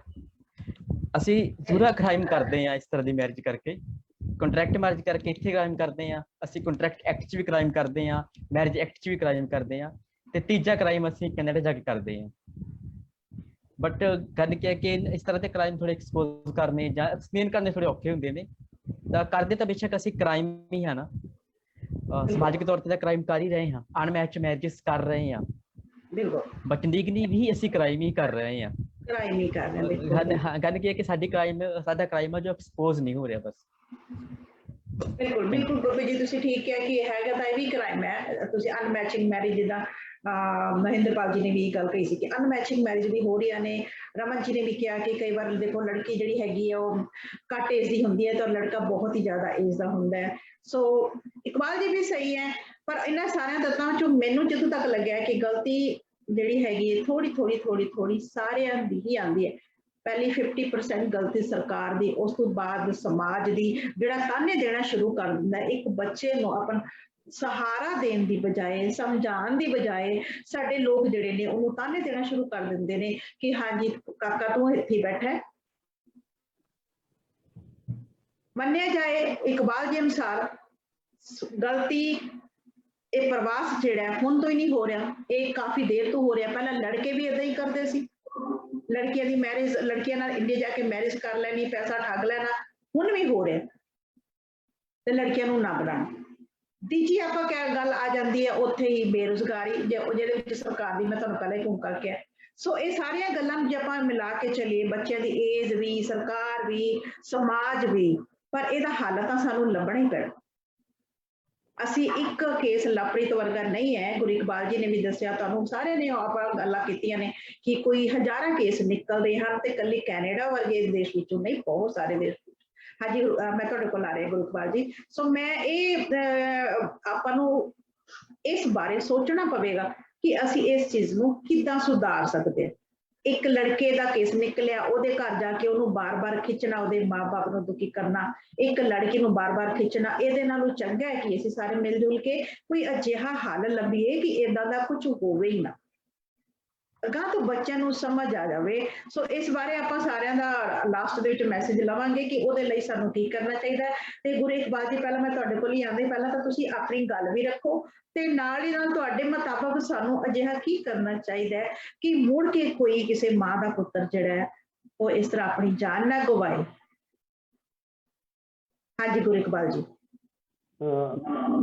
ਮੈਂ ਪਹਿਲਾਂ ਤਾਂ ਕਿ ਅੱਜ ਹੀ ਮੈਂ ਜੋ ਮੈਡਮ ਮਨੀਸ਼ਾ ਗੁਲਾਟੀ ਨੇ, ਜੋ ਕਿ ਵੂਮਨ ਕਮਿਸ਼ਨ ਦੇ ਚੇਅਰਮੈਨ ਨੇ, ਉਹਨਾਂ ਨਾਲ ਗੱਲਬਾਤ ਕਰਕੇ ਆਇਆ ਤੇ ਉਹਨਾਂ ਨੇ ਜਿਹੜੀ ਜਾਣਕਾਰੀ ਦਿੱਤੀ ਹੈ, ਜਿਹੜੇ ਉਹਨਾਂ ਨੇ ਦੱਸਿਆ ਹੈ ਕਿ ਤੁਸੀਂ ਸੁਣ ਕੇ ਹੈਰਾਨ ਰਹਿ ਜਾਓਗੇ ਕਿ 200 ਦੇ ਕਰੀਬ ਡੇਲੀ ਉਹ ਇਸ ਤਰ੍ਹਾਂ ਦੇ ਜਿਹੜੇ ਕੇਸਿਸ ਆ ਉਹ ਦੇਖ ਰਹੇ ਨੇ। ਪਹਿਲੀ ਗੱਲ ਤਾਂ ਇਹ ਮੈਂ ਤੁਹਾਨੂੰ ਦੱਸਣਾ ਚਾਹੁੰਦਾ ਕਿ ਲਗਾਤਾਰ ਇੰਨੀ ਵੱਡੀ ਗਿਣਤੀ ਦੇ ਵਿੱਚ ਜਿਹੜੇ ਕੇਸ ਨਿਕਲ ਕੇ ਸਾਹਮਣੇ ਆ ਰਹੇ ਹੈ, ਜਿਨ੍ਹਾਂ ਦੀ ਗਿਣਤੀ ਹੈ ਉਹ ਮਤਲਬ ਹੈਰਾਨੀਜਨਕ ਹੈ ਕਿ ਇੱਕ ਲਵਪ੍ਰੀਤ ਦੀ ਮੌਤ ਹੋ ਜਾਣ ਤੋਂ ਬਾਅਦ ਕਿੰਨੇ ਹੋਰ ਲੋਕਾਂ ਨੂੰ ਹੌਸਲਾ ਮਿਲਿਆ ਕਿ ਉਹਨਾਂ ਦੀ ਜੋ ਜ਼ਿੰਦਗੀ ਨਾਲ ਜਿਹੜੇ ਬੰਦੇ ਨੇ ਖਿਲਵਾੜ ਕੀਤਾ, ਚਾਹੇ ਉਹ ਲੜਕਾ ਚਾਹੇ ਲੜਕੀ ਹੈ, ਉਹਦੇ ਖਿਲਾਫ ਕਾਨੂੰਨੀ ਕਾਰਵਾਈ ਹੋ ਸਕਦੀ ਹੈ। ਸੋ ਇਸ ਬਾਬਤ ਉਹਨਾਂ ਨੇ ਉੱਠ ਕੇ ਆਉਣਾ ਸ਼ੁਰੂ ਕਰਤਾ, ਕਿਉਂਕਿ ਥਾਣਿਆਂ ਦੇ ਵਿੱਚ ਚੱਕਰ ਖਾਧੇ ਲੋਕਾਂ ਨੇ ਕਚਹਿਰੀਆਂ ਦੇ ਵਿੱਚ ਚੱਕਰ ਖਾਧੇ, ਕਿਤੋਂ ਵੀ ਉਹਨਾਂ ਨੂੰ ਇਨਸਾਫ ਨਹੀਂ ਮਿਲਿਆ। ਇਨਸਾਫ ਨਾ ਮਿਲਣ ਕਾਰਨ ਉਹਨਾਂ ਵੱਲੋਂ ਸਬਰ ਦਾ ਘੁੱਟ ਭਰ ਕੇ ਆਪਣੇ ਘਰਾਂ ਦੇ ਵਿੱਚ ਬਹਿ ਗਏ ਸੀ। ਤੇ ਇਸ ਕੇਸ ਦੇ ਹਾਈਲਾਈਟ ਹੋਣ ਨਾਲ ਜਿਸ ਤਰ੍ਹਾਂ ਇਸ ਕੇਸ ਨੂੰ ਇੱਕ ਵਾਰ ਪੂਰੀ ਤਰ੍ਹਾਂ ਨਾਲ ਚੱਕਿਆ ਗਿਆ, ਕਿਉਂਕਿ ਦੇਖੋ ਜਿਨ੍ਹਾਂ ਦਾ ਪੁੱਤ ਗਿਆ ਦੁੱਖ ਉਹਨਾਂ ਨੂੰ ਹੀ ਆ, ਬਾਕੀ ਕਿਸੇ ਨੂੰ ਭਾਵੇਂ ਉਹਨਾਂ ਵਿੱਚ ਮੈਂ ਵੀ ਸ਼ਾਮਲ ਹਾਂ ਕਿ ਅਸੀਂ ਸਿਰਫ ਗੱਲਾਂ ਕਰਨ ਜੋਗੇ ਹਾਂ, ਅਸੀਂ ਗੱਲਾਂ ਕਰ ਸਕਦੇ, ਤੇ ਦੁੱਖ ਤਾਂ ਮੇਨ ਉਸੇ ਪਰਿਵਾਰ ਨੂੰ ਹੈ ਜਿਨ੍ਹਾਂ ਦਾ ਪੁੱਤ ਵਿਛੜਿਆ। ਪਰ ਇਸ ਜਾਨ ਦੇ ਜਾਣ ਨਾਲ ਜਾਂ ਕਹਿ ਲਓ ਲਵਪ੍ਰੀਤ ਦੇ ਸੁਸਾਈਡ ਕਰਨਾ, ਹੋਰ ਬਹੁਤ ਸਾਰੇ ਲੋਕ ਹੈ ਜਿਹੜੇ ਨਿਕਲ ਕੇ ਸਾਹਮਣੇ ਆ ਰਹੇ ਆ, ਲਗਾਤਾਰ ਉਹ ਆਪਣੀਆਂ ਸ਼ਿਕਾਇਤਾਂ ਭੇਜ ਰਹੇ ਆ, ਥੱਬਿਆਂ ਦੇ ਥੱਬੇ ਜਿਹੜੇ ਹੈਗੇ ਆ ਵੂਮਨ ਕਮਿਸ਼ਨ ਕੋਲੇ ਪਹੁੰਚ ਰਹੇ ਆ। ਸੋ ਅਗਲੀ ਗੱਲ ਤੁਸੀਂ ਕਹੀ ਹੈ ਕਿ ਇਸ ਨੂੰ ਰੋਕਿਆ ਕਿਵੇਂ ਜਾ ਸਕਦਾ ਹੈ, ਇਹਨਾਂ ਗੱਲਾਂ ਤੋਂ ਪੰਜਾਬ ਦੀ ਨੌਜਵਾਨੀ ਨੂੰ ਬਚਾਇਆ ਕਿਵੇਂ ਜਾ ਸਕਦਾ ਹੈ। ਦੇਖੋ ਪਹਿਲੀ ਗੱਲ ਤਾਂ ਇਹ ਹੈ ਕਿ ਜਿਵੇਂ ਆਪਾਂ ਜਿਹੜੇ ਕਾਰਨ ਆਪਾਂ ਡਿਸਕਸ ਕੀਤੇ ਆ, ਉਹਦੇ ਵਿੱਚ ਬੇਰੁਜ਼ਗਾਰੀ ਜਿਹੜੇ ਸਭ ਤੋਂ ਵੱਡਾ ਕਾਰਨ ਹੈ। ਬੇਰੁਜ਼ਗਾਰੀ ਨੂੰ ਦੂਰ ਕਰਨਾ ਚਾਹੀਦਾ ਕਿ ਇੱਥੇ ਰੁਜ਼ਗਾਰ ਦੇ ਮੌਕੇ ਪੈਦਾ ਹੋਣ, ਬੱਚਿਆਂ ਨੂੰ ਇਸ ਤਰੀਕੇ ਨਾਲ ਸਮਝਾਇਆ ਜਾਵੇ ਕਿ ਇੱਥੇ ਵੀ ਕਾਮਯਾਬੀ ਹਾਸਲ ਕੀਤੀ ਜਾ ਸਕਦੀ ਹੈ, ਰੁਜ਼ਗਾਰ ਪੈਦਾ ਕੀਤੇ ਜਾ ਸਕਦੇ ਆ। ਸੋ ਉਸ ਤੋਂ ਬਾਅਦ ਸਰਕਾਰਾਂ ਨੂੰ ਵੀ ਇਸ ਪ੍ਰਤੀ ਜਿਹੜੀ ਸਖਤੀ ਆ ਉਹ ਵਰਤਣੀ ਚਾਹੀਦੀ ਆ। ਅਗਰ ਕੋਈ ਵੀ ਬੱਚਾ ਇਸ ਤਰ੍ਹਾਂ ਦੀ ਕਾਰਵਾਈ ਕਰਦਾ ਜਾਂ ਕੋਈ ਪਰਿਵਾਰ ਇਸ ਤਰ੍ਹਾਂ ਦੀ ਕਾਰਵਾਈ ਕਰਦਾ, ਜੇ ਬੱਚਾ ਬਾਹਰ ਆ ਤਾਂ ਉਹਦੇ ਮਾਪੇ ਤਾਂ ਇੱਥੇ ਹੀ ਆ, ਉਹਦੀ ਫੈਮਿਲੀ ਤਾਂ ਇੱਥੇ ਹੀ ਆ, ਉਹਨਾਂ ਨੂੰ ਇਸ ਤਰੀਕੇ ਨਾਲ ਕਾਨੂੰਨੀ ਸਕੰਜੇ ਦੇ ਵਿੱਚ ਲਿਆਉਣਾ ਚਾਹੀਦਾ ਤਾਂ ਜੋ ਬੱਚੇ ਨੂੰ ਇਸ ਗੱਲ ਦਾ ਡਰ ਹੋਵੇ ਕਿ ਮੈਂ ਕੋਈ ਕਾਰਵਾਈ ਕਰੂੰਗਾ ਜਾਂ ਕੋਈ ਇੱਦਾਂ ਦੀ ਗਲਤੀ ਕਰੂੰਗਾ ਤਾਂ ਮੇਰੇ ਮਾਪਿਆਂ ਨੂੰ ਉੱਥੇ ਕਾਨੂੰਨੀ ਸਕੰਜੇ ਦੇ ਵਿੱਚ ਲੈ ਲਿਆ ਜਾਊਗਾ। ਉਸ ਤੋਂ ਬਾਅਦ ਜਿਹੜਾ ਅਗਲਾ ਇਹਦੇ ਵਿੱਚ ਹੈਗਾ ਉਹ ਇਹ ਹੈ ਕਿ ਬੱਚਿਆਂ ਨੂੰ ਹੀ ਸਮਝਾਉਣਾ ਚਾਹੀਦਾ ਕਿ ਬੱਚੇ ਜੇ ਬਾਹਰ ਜਾਣਾ ਤਾਂ ਉਹ ਆਪਣੇ ਦਮਖਮ ਤੇ ਜਾਣ, ਆਪਣੀ ਪੜ੍ਹਾਈ ਦੇ ਬੇਸ ਤੇ ਜਾਣ, ਆਪਣੇ ਖੁਦ ਪੈਰਾਂ ਸਿਰ ਹੋ ਕੇ ਜਾਣ, ਤੇ ਨਾਲ ਹੀ ਨਾਲ ਉਹਨਾਂ ਨੂੰ ਜੇਕਰ ਵਿਆਹ ਕਰਕੇ ਭੇਜਿਆ ਵੀ ਜਾਂਦਾ, ਜਿਵੇਂ ਤੁਸੀਂ ਪਹਿਲਾਂ ਗੱਲ ਕੀਤੀ ਕਿ ਕੁੜੀਆਂ ਨੂੰ ਇਕੱਲੇ ਭੇਜਣਾ ਮੁਸ਼ਕਲ ਹੈ, ਤਾਂ ਮਾਂ ਪਿਓ ਹੈ ਆਪਣੀਆਂ ਧੀਆਂ ਨੂੰ, ਆਪਣੇ ਪੁੱਤਰਾਂ ਨੂੰ, ਆਪਣੇ ਬੱਚਿਆਂ ਨੂੰ ਇੰਨਾ ਕੁ ਪੱਕੇ ਕਰਕੇ ਭੇਜਣ, ਉਹਨਾਂ ਰਿਸ਼ਤਿਆਂ ਬਾਰੇ ਇੰਨੀ ਕੁ ਜਾਣਕਾਰੀ ਦੇ ਕੇ ਭੇਜਣ ਕਿ ਉਹ ਕਿਸੇ ਵੀ ਕਿਸਮ ਦੀ ਕੋਈ ਗਲਤੀ ਹੈ ਉਹ ਨਾ ਕਰਨ। ਸੋ ਮੇਰੇ ਹਿਸਾਬ ਨਾਲ ਜਿੰਨੀ ਕੁ ਮੇਰੀ ਸਮਝ ਹੈ, ਜਿੰਨੀ ਕੁ ਮੇਰੀ ਸੋਚ ਹੈ, ਜਿੰਨਾ ਕੁ ਮੈਂ ਸਮਝਦਾ ਉਸ ਹਿਸਾਬ ਨਾਲ ਇਹੀ ਜਿਹੜੇ ਹੈਗੇ ਹੱਲ ਹੈ ਉਹ ਹੋ ਸਕਦੇ। ਬਾਕੀ ਇਹ ਚੀਜ਼ ਰੁਕਣ ਵਾਲੀ ਨਹੀਂ ਹੈ। ਜੇ ਆਪਾਂ ਸੋਚਾਂਗੇ ਨਾ ਇਸ ਤੋਂ ਬਾਅਦ ਰੁਕ ਜਾਵੇਗੀ, ਹਾਂ ਰੁਕਦੀ ਨਹੀਂ ਹੈ, ਇਹ ਤੇ ਤਰੀਕੇ ਬਦਲ ਜਾਣਗੇ, ਇਹਦੇ ਢੰਗ ਬਦਲ ਜਾਣਗੇ, ਇਹਦੇ ਵਿੱਚ ਨਵੀਆਂ ਅਮੈਂਡਮੈਂਟਸ ਆ ਜਾਣਗੀਆਂ, ਜਿਹੜੇ ਕੰਟਰੈਕਟ ਹੋਣੇ ਆ ਉਹ ਅਲੱਗ ਤਰੀਕੇ ਨਾਲ ਕੀਤੇ ਜਾਣਗੇ, ਪਾਸਪੋਰਟ ਦੇ ਵਿੱਚ ਨਾਮ ਦੀ ਐਂਟਰੀ ਕਰਵਾਈ ਜਾਵੇਗੀ। ਜਿਹੜੇ ਸੋ ਮੈਨੀ ਥਿੰਗਸ ਜਿਹੜੇ ਕਿ ਲੀਗਲ ਤੌਰ ਤੇ ਹੁੰਦੇ, ਇਹਦਾ ਇੱਕ ਰੂਪ ਵੱਖਰਾ ਵੇਖਣ ਨੂੰ ਮਿਲ ਸਕਦਾ ਤੇ ਇਹ ਕਾਰਵਾਈ ਜਿਹੜੀ ਰੁਕਣ ਵਾਲੀ ਹੈ ਨਹੀਂ ਹੈ। ਜੀ ਬਿਲਕੁਲ ਇਕਬਾਲ ਜੀ, ਤੁਸੀਂ ਠੀਕ ਹੈ ਕਿ ਇਹ ਰੁਕਣ ਵਾਲੀ ਨਹੀਂ ਹੈ ਤੇ ਹੁਣ ਤੋਂ ਨਹੀਂ ਹੈ, ਬੜੀ ਦੇਰ ਤੋਂ ਹੁੰਦੀ ਆਈ ਹੈ। ਹੁਣ ਸੋਸ਼ਲ ਮੀਡੀਆ, ਜਿੱਦਾਂ ਕਿ ਤੁਹਾਡੇ ਕਹਿਣ ਮੁਤਾਬਕ ਸਾਰਿਆਂ ਨੂੰ ਪਤਾ ਹੈ ਕਿ ਸੋਸ਼ਲ ਮੀਡੀਆ ਦੇ ਰਾਹੀਂ ਅੱਜ ਕੱਲ੍ਹ ਸਾਰਿਆਂ ਦੇ ਕੋਲ ਫੋਨ ਨੇ ਤੇ ਗੱਲ ਜਲਦੀ ਫੈਲ ਜਾਂਦੀ ਹੈ ਤੇ ਹਾਈਲਾਈਟ ਹੋ ਗਈ ਹੈ। ਅਦਰਵਾਈਜ਼ ਇਹ ਕੋਈ ਨਵੀਂ ਗੱਲ ਨਹੀਂ ਹੈ, ਬਹੁਤ ਦੇਰ ਤੋਂ ਇਹ ਜਿਹੜੀ ਬੁਰਾਈ ਹੈ ਸਾਡੇ ਸਮਾਜ ਦੇ ਵਿੱਚ ਹੈਗੀ ਹੈ ਤੇ ਚੱਲ ਰਹੀ ਹੈ, ਤੇ ਇਹਨੂੰ ਰੋਕਣਾ ਬਹੁਤ ਜ਼ਰੂਰੀ ਹੈ। ਤੇ ਮੈਨੂੰ ਲੱਗਦਾ ਵੀ ਨਹੀਂ ਕਿ ਇਹਨੂੰ ਰੋਕਣਾ ਇੰਨਾ ਆਸਾਨ ਹੈ। ਸੋ ਇਸ ਵਿਸ਼ੇ ਦੇ ਉੱਪਰ 2-2 ਮਿੰਟ ਸਾਰੇ ਆਪਣੇ ਆਪਣੇ ਜੋ ਮੈਸੇਜ ਦੇਣਾ ਚਾਹੋਗੇ ਤੁਸੀਂ ਸਾਰੇ ਕਿ ਕਿਸ ਤਰ੍ਹਾਂ ਆਪਾਂ ਇਹਨੂੰ ਰੋਕ ਸਕਦੇ, ਜਿਵੇਂ ਇਕਬਾਲ ਜੀ ਨੇ ਆਪਣਾ ਦਿੱਤਾ। ਸੋ ਆਪਾਂ ਦੇ ਮਹਿੰਦਰਪਾਲ ਜੀ, ਤੁਸੀਂ ਆਪਣਾ ਇਸ ਬਾਰੇ ਕੀ ਕਹਿਣਾ ਚਾਹੋਗੇ ਕਿ ਇਹਨੂੰ ਕਿਵੇਂ ਰੋਕਿਆ ਜਾ ਸਕਦਾ ਹੈ? ਮਹਿੰਦਰ ਜੀ, ਤੁਹਾਡਾ ਜਿਹੜਾ ਮਾਈਕ ਹੈ ਮਿਊਟ ਹੈ, ਇਸ ਕਰਕੇ ਨਾ ਤੁਹਾਡੀ ਆਵਾਜ਼ ਨਹੀਂ ਆ ਰਹੀ ਹੈ। ਹਾਂਜੀ ਹਾਂਜੀ, ਸਤਿ ਸ਼੍ਰੀ ਅਕਾਲ। ਅੱਛਾ ਮੈਮ, ਮੈਂ ਇਕਬਾਲ ਜੀ ਦੀਆਂ ਗੱਲਾਂ ਨਾਲ ਸਾਰੀਆਂ ਨਾਲ ਸਹਿਮਤ ਹਾਂ ਲਗਭਗ, ਕਿਉਂਕਿ ਉਹਨਾਂ ਨੇ ਸਾਰੇ ਜਿਹੜੇ ਇਹਦੇ ਕਾਰਨ ਆ ਉਹਨਾਂ ਦੇ ਹੱਲ ਮੰਗੇ ਆ ਪਹਿਲਾਂ। ਹਾਂਜੀ ਜਿਸ ਤਰ੍ਹਾਂ ਬੇਰੁਜ਼ਗਾਰੀ ਦਾ ਹੱਲ ਹੋਵੇ, ਸਰਕਾਰ ਪੱਧਰ ਤੇ ਜੋ ਗਲਤੀਆਂ ਹੋ ਰਹੀਆਂ ਉਹਨਾਂ ਦਾ ਉਹ ਸਰਕਾਰ ਆਪਣੇ ਜਿਹੜੀਆਂ ਗਲਤੀਆਂ ਨੂੰ ਸੁਧਾਰੇ। ਤੇ ਉਹਦੇ ਨਾਲ ਨਾਲ ਨਾ ਇੱਕ, ਕਿਉਂਕਿ ਇੱਕ ਬੁਰਾਈ ਬਣ ਚੁੱਕੀ ਆ, ਆਪਾਂ ਇਸ ਨੂੰ ਮੰਨ ਚੁੱਕੇ ਆ ਵੀ ਇੱਕ ਬੁਰਾਈ ਬਣ ਗਈ ਹੈ। ਕਿਉਂਕਿ ਜਦੋਂ ਕੋਈ ਘਟਨਾ ਇੱਕ ਪਹਿਲੀ ਜਾਂ ਦੂਜੀ ਵਾਰੀ ਵਾਪਰਦੀ ਹੈ ਤਾਂ ਉਹ ਘਟਨਾ ਹੁੰਦੀ ਹੈ, ਪਰ ਜਦੋਂ ਵਾਰ-ਵਾਰ ਵਾਪਰਦੀ ਹੈ ਤਾਂ ਬੁਰਾਈ ਬਣ ਜਾਂਦੀ ਹੈ। ਤੋ ਇਹਨੂੰ ਰੋਕਣ ਵਾਸਤੇ ਜਿਸ ਤਰ੍ਹਾਂ ਨਸ਼ੇ ਹੈ ਜਾਂ ਹੋਰ ਬੁਰਾਈਆਂ ਆਪਾਂ ਗਿਣਦੇ ਹਾਂ, ਲਾਮਤਾਂ ਜਿਹੜੀਆਂ ਸਾਡੇ ਸਮਾਜ ਦੇ ਵਿੱਚ ਹੈਗੀਆਂ, ਜਿਵੇਂ ਉਹਨਾਂ ਦੇ ਨਾਲ ਨਜਿੱਠ ਰਹੇ ਹਾਂ, ਸੇਮ ਤਰੀਕਾ ਸਾਨੂੰ ਇਹਦੇ ਨਾਲ ਨਜਿੱਠਣ ਲਈ ਵੀ ਅਪਣਾਉਣਾ ਪਊਗਾ। ਸਾਨੂੰ ਇਹ ਆਪਣੀਆਂ ਪਿੰਡਾਂ ਦੀਆਂ ਸੱਥਾਂ ਦੇ ਵਿੱਚ ਚਰਚਾ ਦਾ ਵਿਸ਼ਾ ਬਣਾਉਣਾ ਪਊਗਾ। ਵੱਧ ਤੋਂ ਵੱਧ ਲੋਕਾਂ ਦੇ ਵਿੱਚ, ਸਮਾਜ ਸੇਵੀ ਲੋਕਾਂ ਨੂੰ ਵੀ ਆਪਦੇ ਫਰਜ਼ ਪਹਿਚਾਨਣੇ ਪੈਣਗੇ ਵੀ ਉਹ ਇਹਦੇ ਨਾਲ ਸੰਬੰਧਿਤ ਜਿਹੜੀਆਂ ਹੈਗੀਆਂ ਇਹਦੇ ਕੌਨਸੀਕੁਐਂਸਿਸ ਹੈ, ਸਿੱਟੇ ਨਿਕਲ ਰਹੇ ਆ, ਉਹਨਾਂ ਨੂੰ ਲੈ ਕੇ ਲੋਕਾਂ ਦੇ ਵਿੱਚ ਜਾਣ। ਕਿਉਂਕਿ ਸਾਡਾ ਜਿਹੜਾ ਭਾਈਚਾਰਾ ਖਤਮ ਹੋਣ ਦੇ ਨਾਲ ਕਈ ਬੁਰਾਈਆਂ ਸਾਡੇ ਸਮਾਜ ਦੇ ਵਿੱਚ ਘਰ ਕਰ ਰਹੀਆਂ। ਸਾਡਾ ਆਪਸ ਦੇ ਵਿੱਚ ਜਿਹੜਾ ਹੈਗਾ ਭਾਈਚਾਰਾ ਘਟਿਆ ਹੋਇਆ, ਪਹਿਲਾਂ ਵਾਲੀ ਗੱਲ ਨਹੀਂ ਰਹੀ। ਹੁਣ ਅਸੀਂ ਆਪਦੇ ਕਿਸੇ ਸਰੀਕੇ ਕਬੀਲੇ ਜਾਂ ਪਿੰਡ ਦੇ ਵਿੱਚ ਗੱਲਬਾਤ ਬਹੁਤ ਘੱਟ ਸ਼ੇਅਰ ਕਰਦੇ ਹਾਂ। ਜ਼ਿਆਦਾਤਰ ਲੋਕਾਂ ਨੂੰ ਤਾਂ ਉਦੋਂ ਹੀ ਪਤਾ ਲੱਗ ਜਾਂਦਾ ਜਦੋਂ ਕਿਸੇ ਦਾ ਬੱਚਾ ਬਾਹਰ ਚਲਾ ਜਾਂਦਾ। ਬਾਹਰ ਚਲਾ ਜਾਂਦਾ। ਜਦੋਂ ਹਾਂਜੀ, ਜਦ ਇਹੀ ਗੱਲਾਂ ਜੇਕਰ ਪਹਿਲਾਂ ਆਪਾਂ ਕਿਸੇ ਨਾਲ ਡਿਸਕਸ ਕਰੀਏ, ਕਿਉਂਕਿ ਲੋਕਾਂ ਨੂੰ ਲੱਗਦਾ ਕਿ ਸ਼ਾਇਦ ਭਾਨੀ ਮਾਰ ਦੇਣਗੇ, ਜੇ ਹੋ ਜੂ ਉਹ ਹੋ ਜੂ। ਇਹ ਕਿਤੇ ਨਾ ਕਿਤੇ ਜਿਹੜੀ ਸਾਡੇ ਆਪਸ ਦੇ ਵਿੱਚ ਅਸੁਰੱਖਿਆ ਦੀ ਭਾਵਨਾ ਜਾਂ ਸਾਡਾ ਭਾਈਚਾਰਾ ਘਟਣਾ, ਉਹ ਵੀ ਇਹਨਾਂ ਅਲਾਮਤਾਂ ਨੂੰ ਜਿਹੜਾ ਉਹ ਵਾਜਾ ਮਾਰ ਰਿਹਾ, ਇਹਨਾਂ ਜਿਹੜਾ ਹੈਗਾ ਬੁਰਾਈਆਂ ਨੂੰ ਲੈ ਕੇ ਆ ਰਿਹਾ। ਸੋ ਸਾਨੂੰ ਜਿਹੜਾ ਹੈਗਾ ਸਾਰਿਆਂ ਨੂੰ ਹੀ ਆਪਦੀ ਇੱਕ ਜ਼ਿੰਮੇਵਾਰੀ ਪਹਿਚਾਨਣੀ ਪਏਗੀ, ਕਿਉਂਕਿ ਕਿਸੇ ਨੂੰ ਵੀ ਬੁਰਾਈ ਨੂੰ ਖਤਮ ਕਰਨ ਵਾਸਤੇ ਹਰ ਇੱਕ ਨੂੰ ਆਪਣਾ ਰੋਲ ਨਿਭਾਉਣਾ ਪੈਂਦਾ ਹੈ। ਜੇਕਰ ਅਸੀਂ ਇਹ ਸੋਚੀ ਜਾਈਏ ਵੀ ਮੈਂ ਤਾਂ ਕੁਛ ਨਾ ਕਰਾਂ ਬਾਕੀ ਸਾਰੇ ਕੁਛ ਕਰਨ, ਤਾਂ ਉਹ ਵੀ ਇੱਕ ਕਹਿ ਲਓ ਕਿ ਵੀ ਇਮਾਨਦਾਰੀ ਵਾਲੀ ਗੱਲ ਨਹੀਂ ਹੈਗੀ। ਸੋ ਸਾਨੂੰ ਸਾਰਿਆਂ ਨੂੰ ਹੀ ਅੱਗੇ ਆਉਣਾ ਪਏਗਾ, ਸਮਾਜ ਸੇਵੀ ਜਥੇਬੰਦੀਆਂ ਵੀ ਅੱਗੇ ਆਉਣ, ਸਰਕਾਰਾਂ ਵੀ ਆਉਣ, ਆਮ ਲੋਕ ਵੀ ਜਿਹੜੇ ਹੈਗੇ ਆ ਸਮਝਣ, ਤੇ ਜਿੱਥੇ ਉਹਨਾਂ ਨੂੰ ਵੈਰੀਫਿਕੇਸ਼ਨ ਦੀ ਲੋੜ ਹੈ ਉੱਥੇ ਆਪਦੇ ਸਮਾਜ ਦੇ ਵਿੱਚੋਂ ਵੈਰੀਫਾਈ ਵੀ ਕਰਨ। ਜਿਹੜਾ ਇਹ ਜਲਦੀ ਕਾਹਲੀ ਜਾਂ ਬਾਹਰ ਜਾਣ ਦੇ ਨਾਂ ਤੇ ਅਸੀਂ ਅੰਨੇ ਹੋ ਜਾਣਾ, ਇਹ ਗੱਲਾਂ ਜਿਹੜੀਆਂ ਅਸੀਂ ਥੋੜ੍ਹੀਆਂ ਜਿਹੀਆਂ ਆਪਦੇ ਕੰਟਰੋਲ ਦੇ ਵਿੱਚ ਲਈਏ, ਤਾਂ ਇਹ ਜਿਹੜੀ ਬੁਰਾਈ ਜਿਹੜੀ ਹੈਗੀ ਆ ਘਟ ਜਾਏਗੀ। ਘੱਟ ਚੁੱਕੀ, ਬਿਲਕੁਲ। ਥੈਂਕ ਯੂ ਮਹਿੰਦਰ ਜੀ। ਸੋ ਆਪਾਂ ਗੱਲ ਕਰਦੇ ਰਮਨ ਜੀ ਤੁਸੀਂ ਕੀ ਮੈਸੇਜ ਦੇਣਾ ਚਾਹੋਗੇ ਸਾਨੂੰ ਇਸ ਬਾਰੇ, ਮਤਲਬ ਕੀ ਹੱਲ ਅਸੀਂ ਸਾਡੇ ਮੁਤਾਬਕ ਹੋ ਸਕਦਾ ਕਿ ਅਜਿਹੇ ਜਿਹੜੇ ਕਿੱਸੇ ਨੇ ਦੁਬਾਰਾ ਨਾ ਆਉਣ? ਦੇਖੋ ਮੈਮ, ਸਾਰਿਆਂ ਨਾਲੋਂ ਪਹਿਲਾਂ ਤਾਂ ਸਾਰਿਆਂ ਨਾਲੋਂ ਜਿਹੜਾ ਵੱਧ ਅਧਿਕਾਰ ਸਰਕਾਰਾਂ ਦੇ ਹੱਥ ਦੇ ਵਿੱਚ ਹੈ।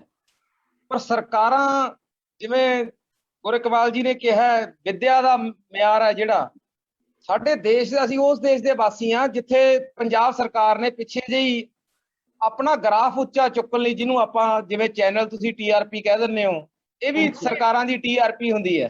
ਸਰਕਾਰਾਂ ਨੇ ਆਪਣਾ TRP ਵਧਾਉਣ ਵਾਸਤੇ ਆਪਣੇ ਵਿਦਿਆ ਦਾ ਜੋ ਮਿਆਰ ਹੈ ਉਹ ਝੂਠਾ ਹੀ ਉੱਤੇ ਚੱਕ ਦਿੱਤਾ ਕਿ ਪੰਜਾਬ ਹੈ ਜੋ 18ਵੇਂ ਨੰਬਰ ਤੋਂ ਤੀਸਰੇ ਨੰਬਰ ਤੇ ਆ ਗਿਆ। ਸਿਰਫ ਕਿਸ ਵਾਸਤੇ? ਆਪਣਾ TRP ਵਧਾਉਣ ਵਾਸਤੇ। ਇਸ ਕਰਕੇ ਸਰਕਾਰਾਂ ਇਸ ਵੱਲ ਨੂੰ ਕੁਝ ਨਹੀਂ ਕਰ ਰਹੀਆਂ।